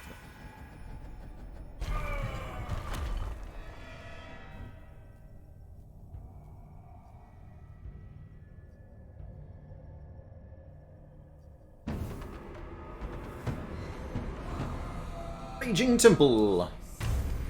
All Jaguar statues now trigger fireballs. I think we're in the Jaguar area for the 3rd and final. These all shoot fireballs now.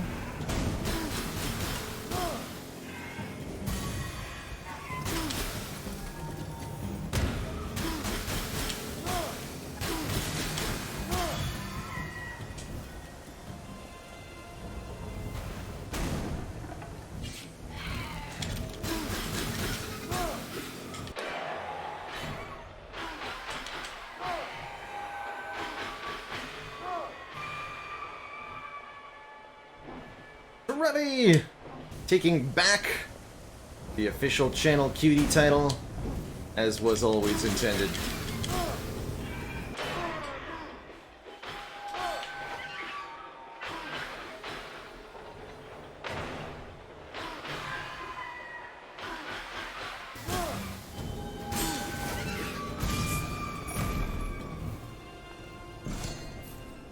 Catch that in just a moment. Let me finish the area first here.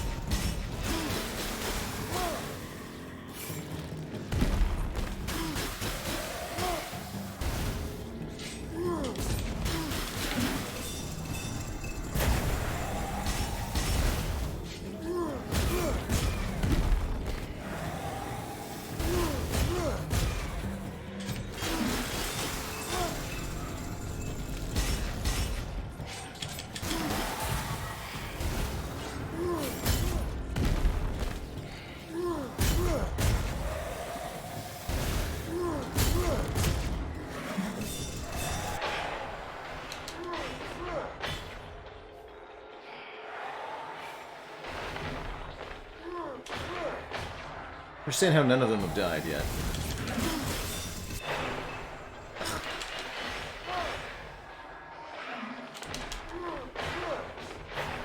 There we go.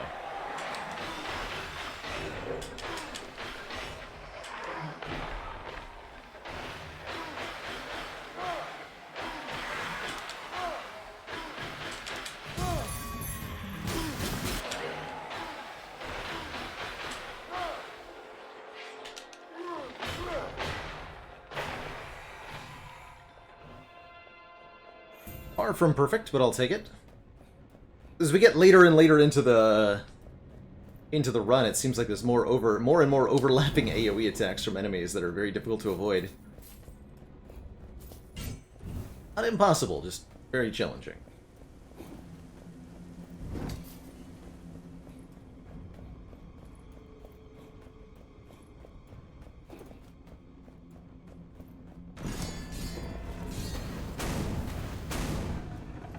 That's max health. Again, I don't feel the need for the treasure find, so I'm just going to take the max HP. And more healing, more damage, more goodness. Always want more.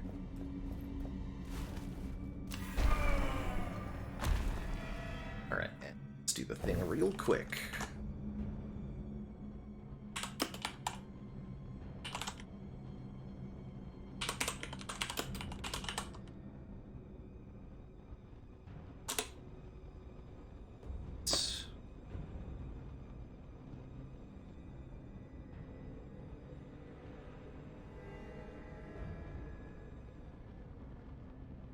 All hail the new channel cutie.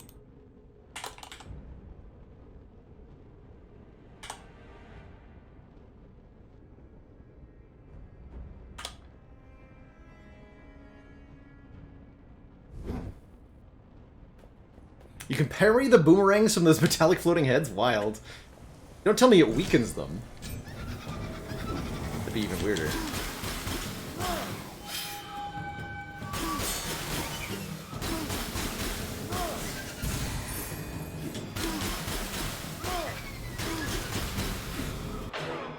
Almost.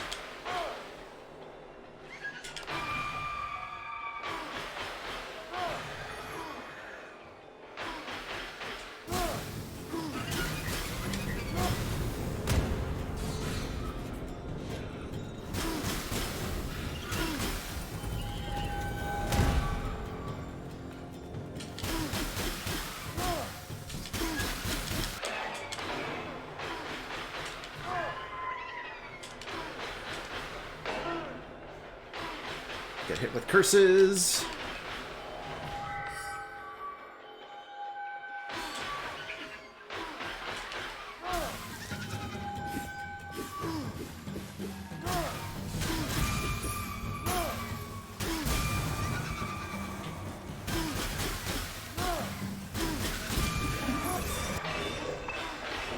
Ow.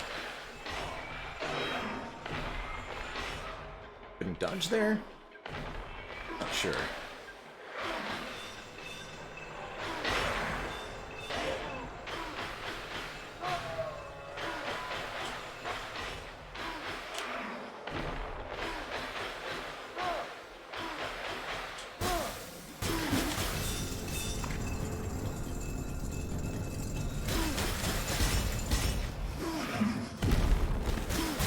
Thank you, boy. Minus 10% damage taken from champs and bosses. Hell yeah.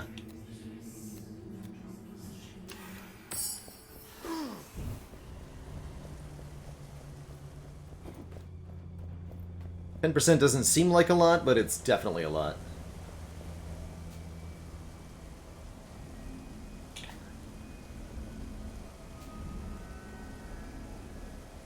Yeah, I don't know if I want any of these. Let's use one reroll, see what we can get.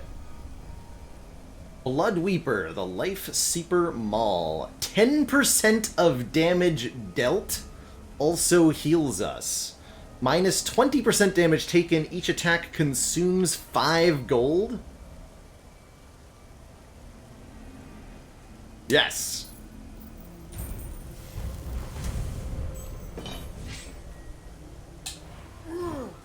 Okay, so it is in fact a regular old hammer. 10% of damage dealt healing is absolutely kabonkers. And I'm sure we can make enough money to be able to keep swinging the thing.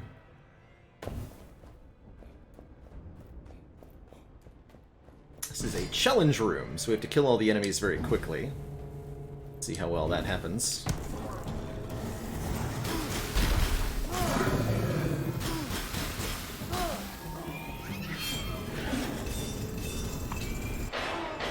No.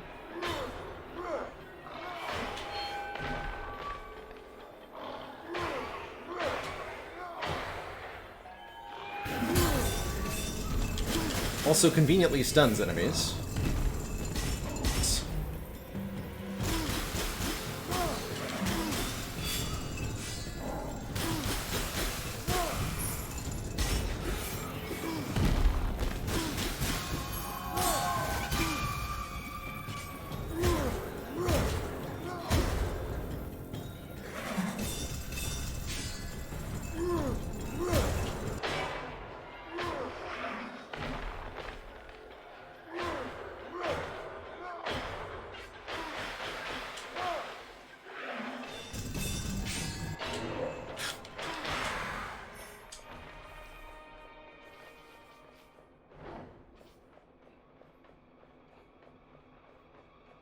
I'm not sure if you can still attack with it without money.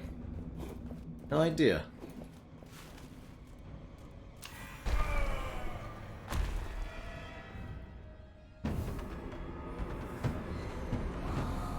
Old puncture! Each door imposes a payment of 300 gold. If all gold is paid, 10% of max health is restored. Easy deal, I like it.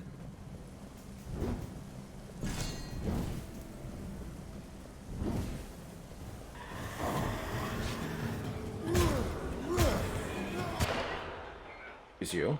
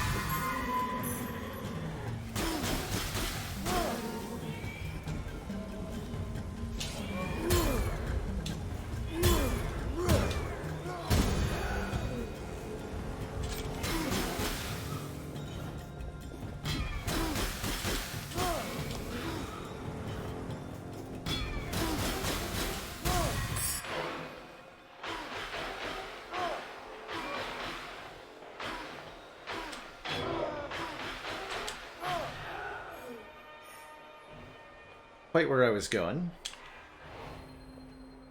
Okay. Got a full heal off those items.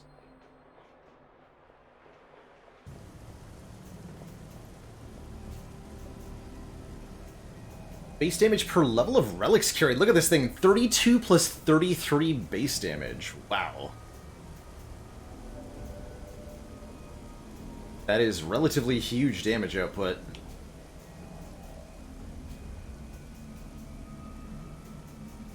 Charge attacks into wing slash. Chance for poison. That's so much more damage than the claws. I think I'm just gonna swap these out.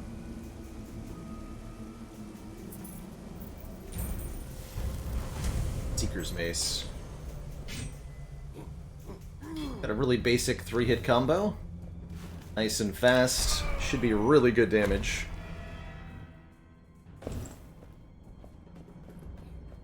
Find out. God, it's these two.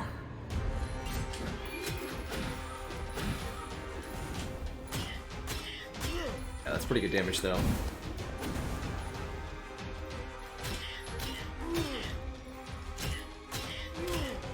Charge attack, too, noted.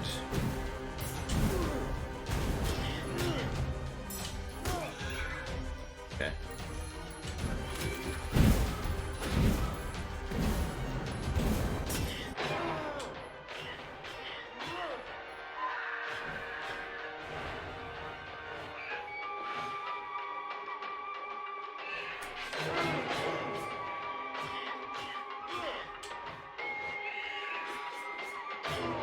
That's right.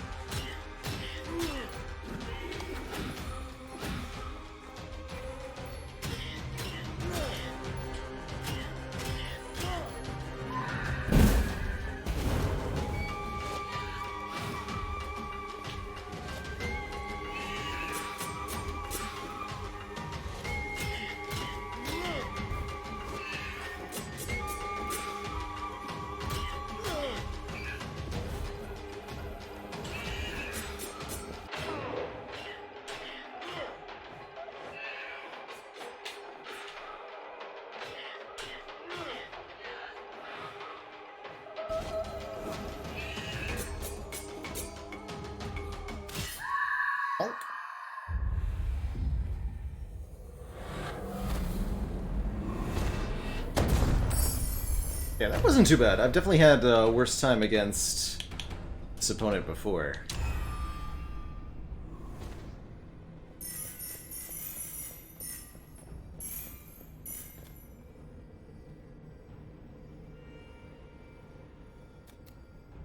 Care about our total relic level. With level 3. 6 stack. Take this. Pop out the max health when we go through a door thing. Be able to full off that. Proceed. Your attributes. Current relics. What do we have for, like, betterness?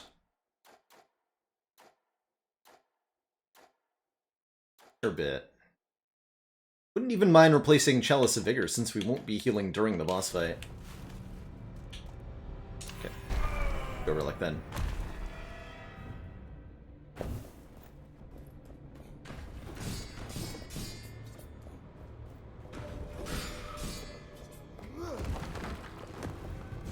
Oh yeah, I do have the sword, that's right. That does heal during combats. Excuse me. Wow, this is so much more damage. Who's you?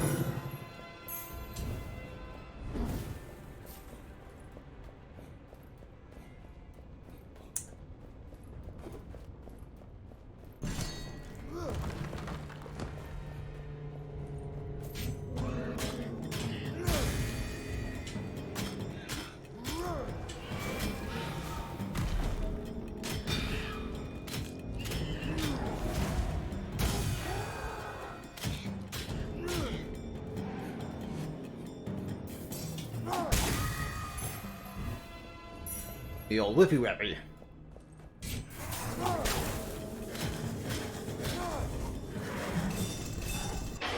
Ah!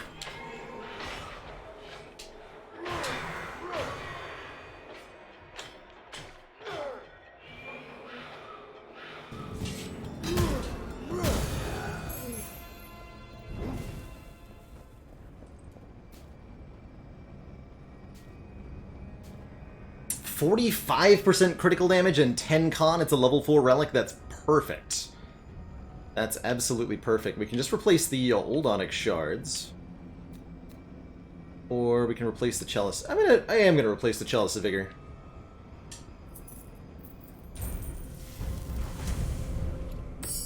$3,200 max HP.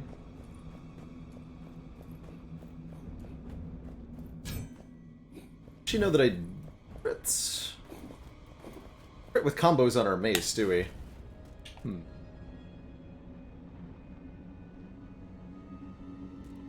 Maybe I can get a better weapon. The crits!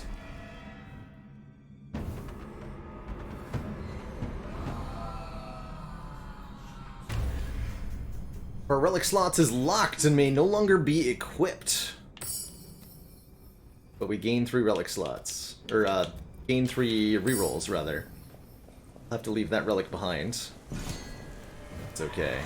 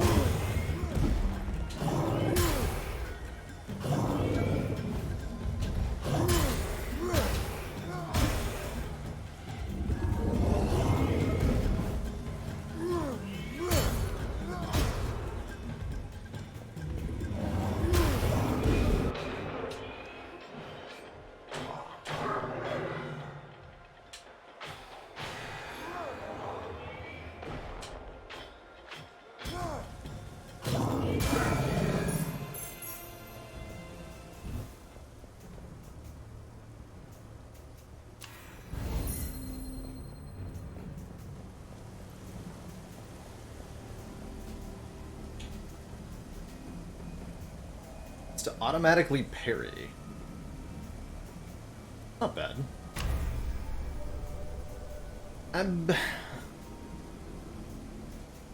Abnegations. Belzeloc's Blade. Finishers and charge attacks interrupt regular enemies' attacks. Bonus damage per active curse. Quite a bit. Ceremonial Dagger crits. On like the 3rd hit or something. Do a lot of damage.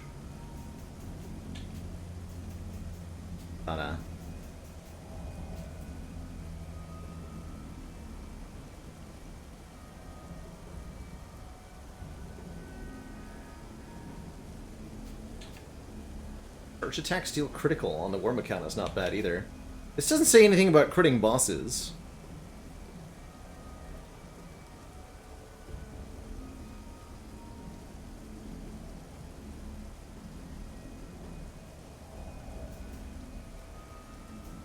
Wrong sword, got it. Understood.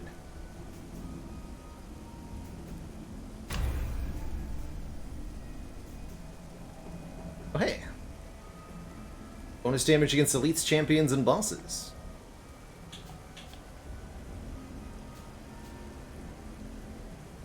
amazing here.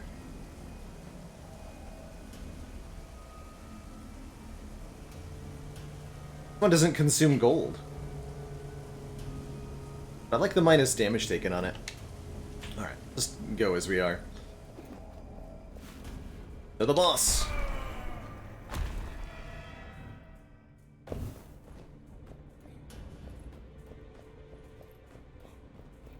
Oh yeah, this boss. Okay, I'm pretty familiar with this guy, so I'm feeling confident here.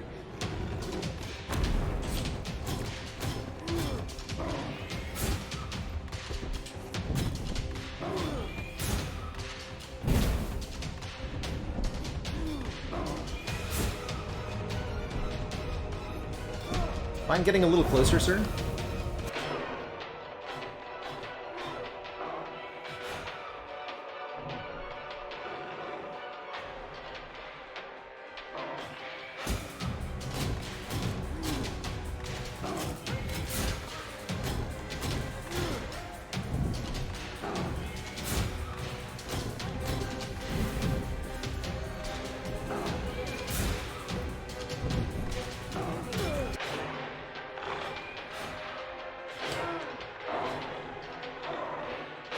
Oh god, yeah, that does a lot of damage.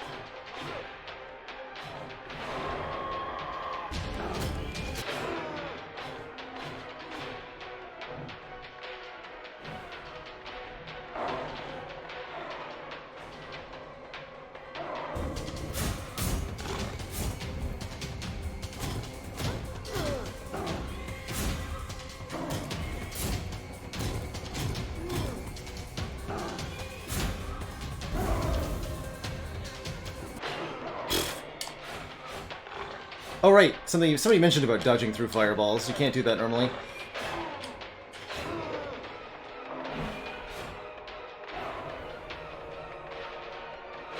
Right.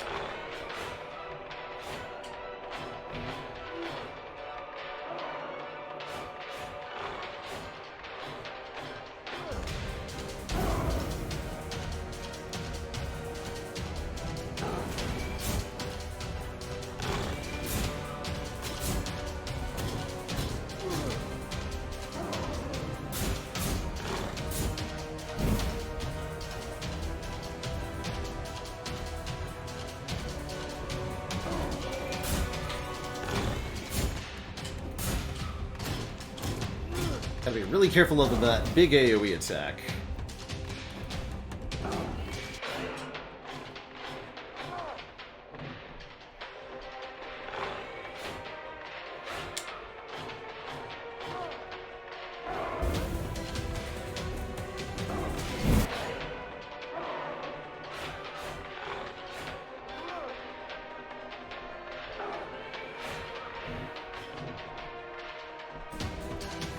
Almost.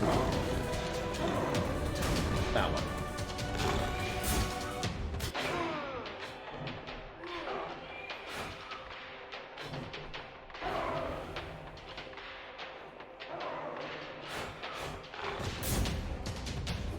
Please allow me to hit you. Thank you. GG.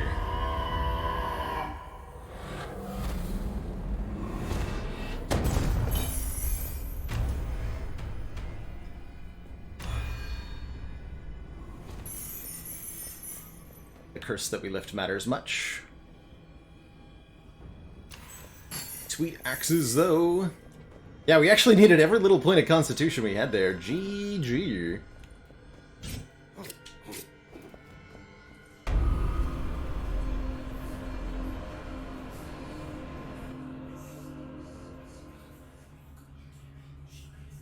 Your temple complete.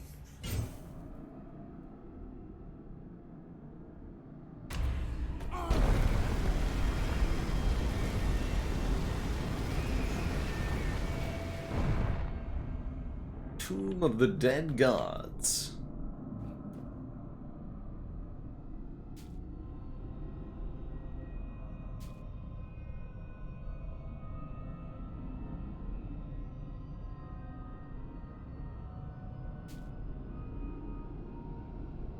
Your relics gain a level. Your highest level relic is destroyed. Up to 3 others gain a level. Destroy the 2 highest level relics carried? Glorification. Weapons gain a level. Regain all of your max. Yeah, I'm gonna. Yep.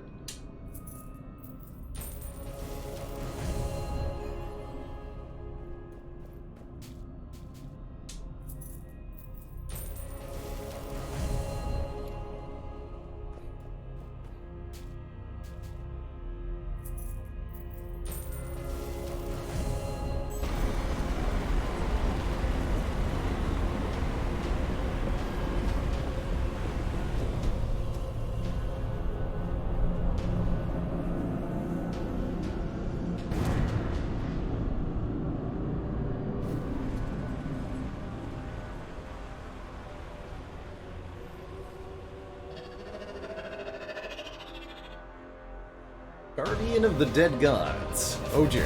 Hello. Ah, he's got lasers! Oh, I swapped out my weapon like a dum-dum, too. I thought we were done.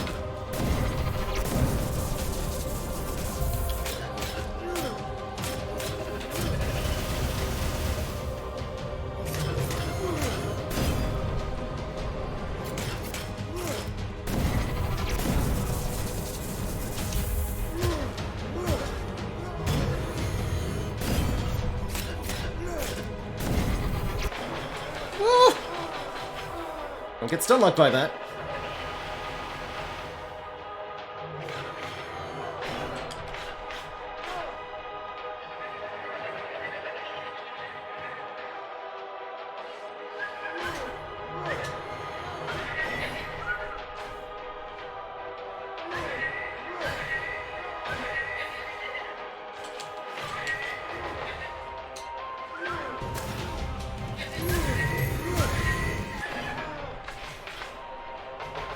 Hitting me with the snake head.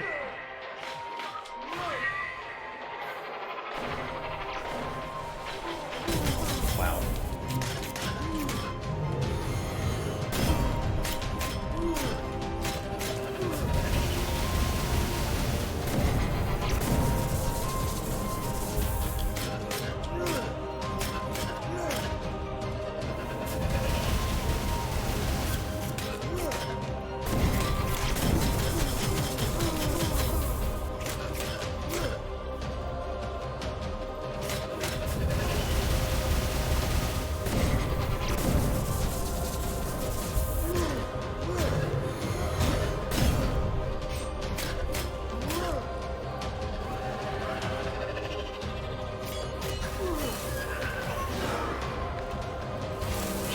Angry babies. Angry babies are too angry to use a two-handed weapon on.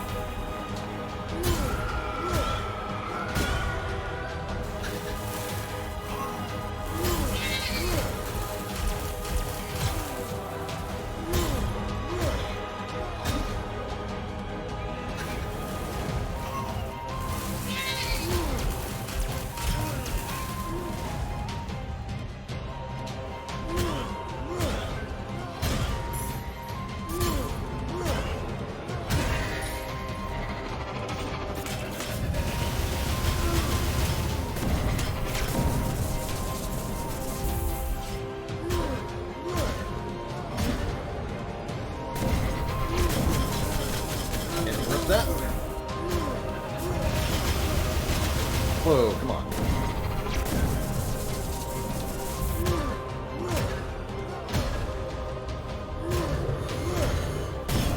It's actually fine. You can remove the curses. Go for it.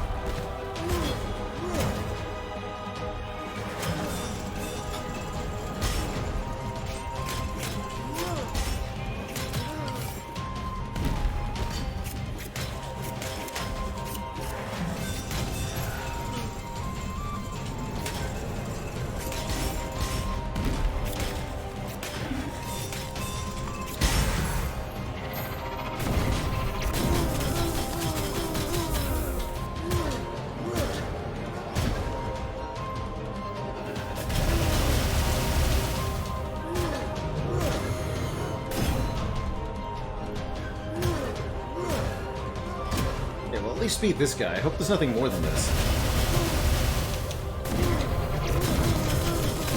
Let's just unlock the fight. There we go.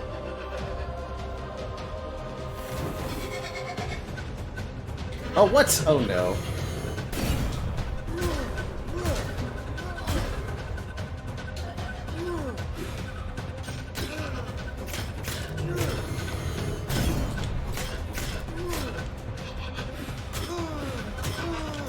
Okay.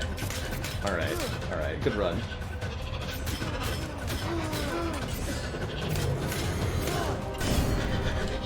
Oh, you can parry that?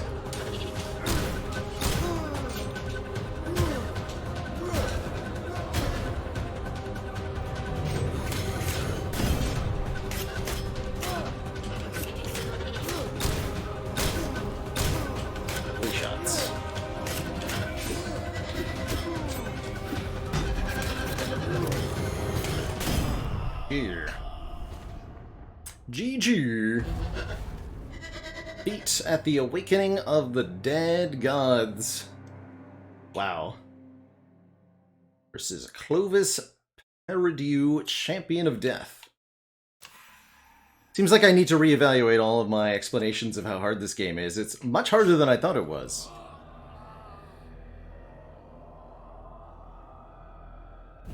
Way harder than I thought it was. We have to do that again? Yeah, I don't want to do that again. I really don't want to do that again, so I won't.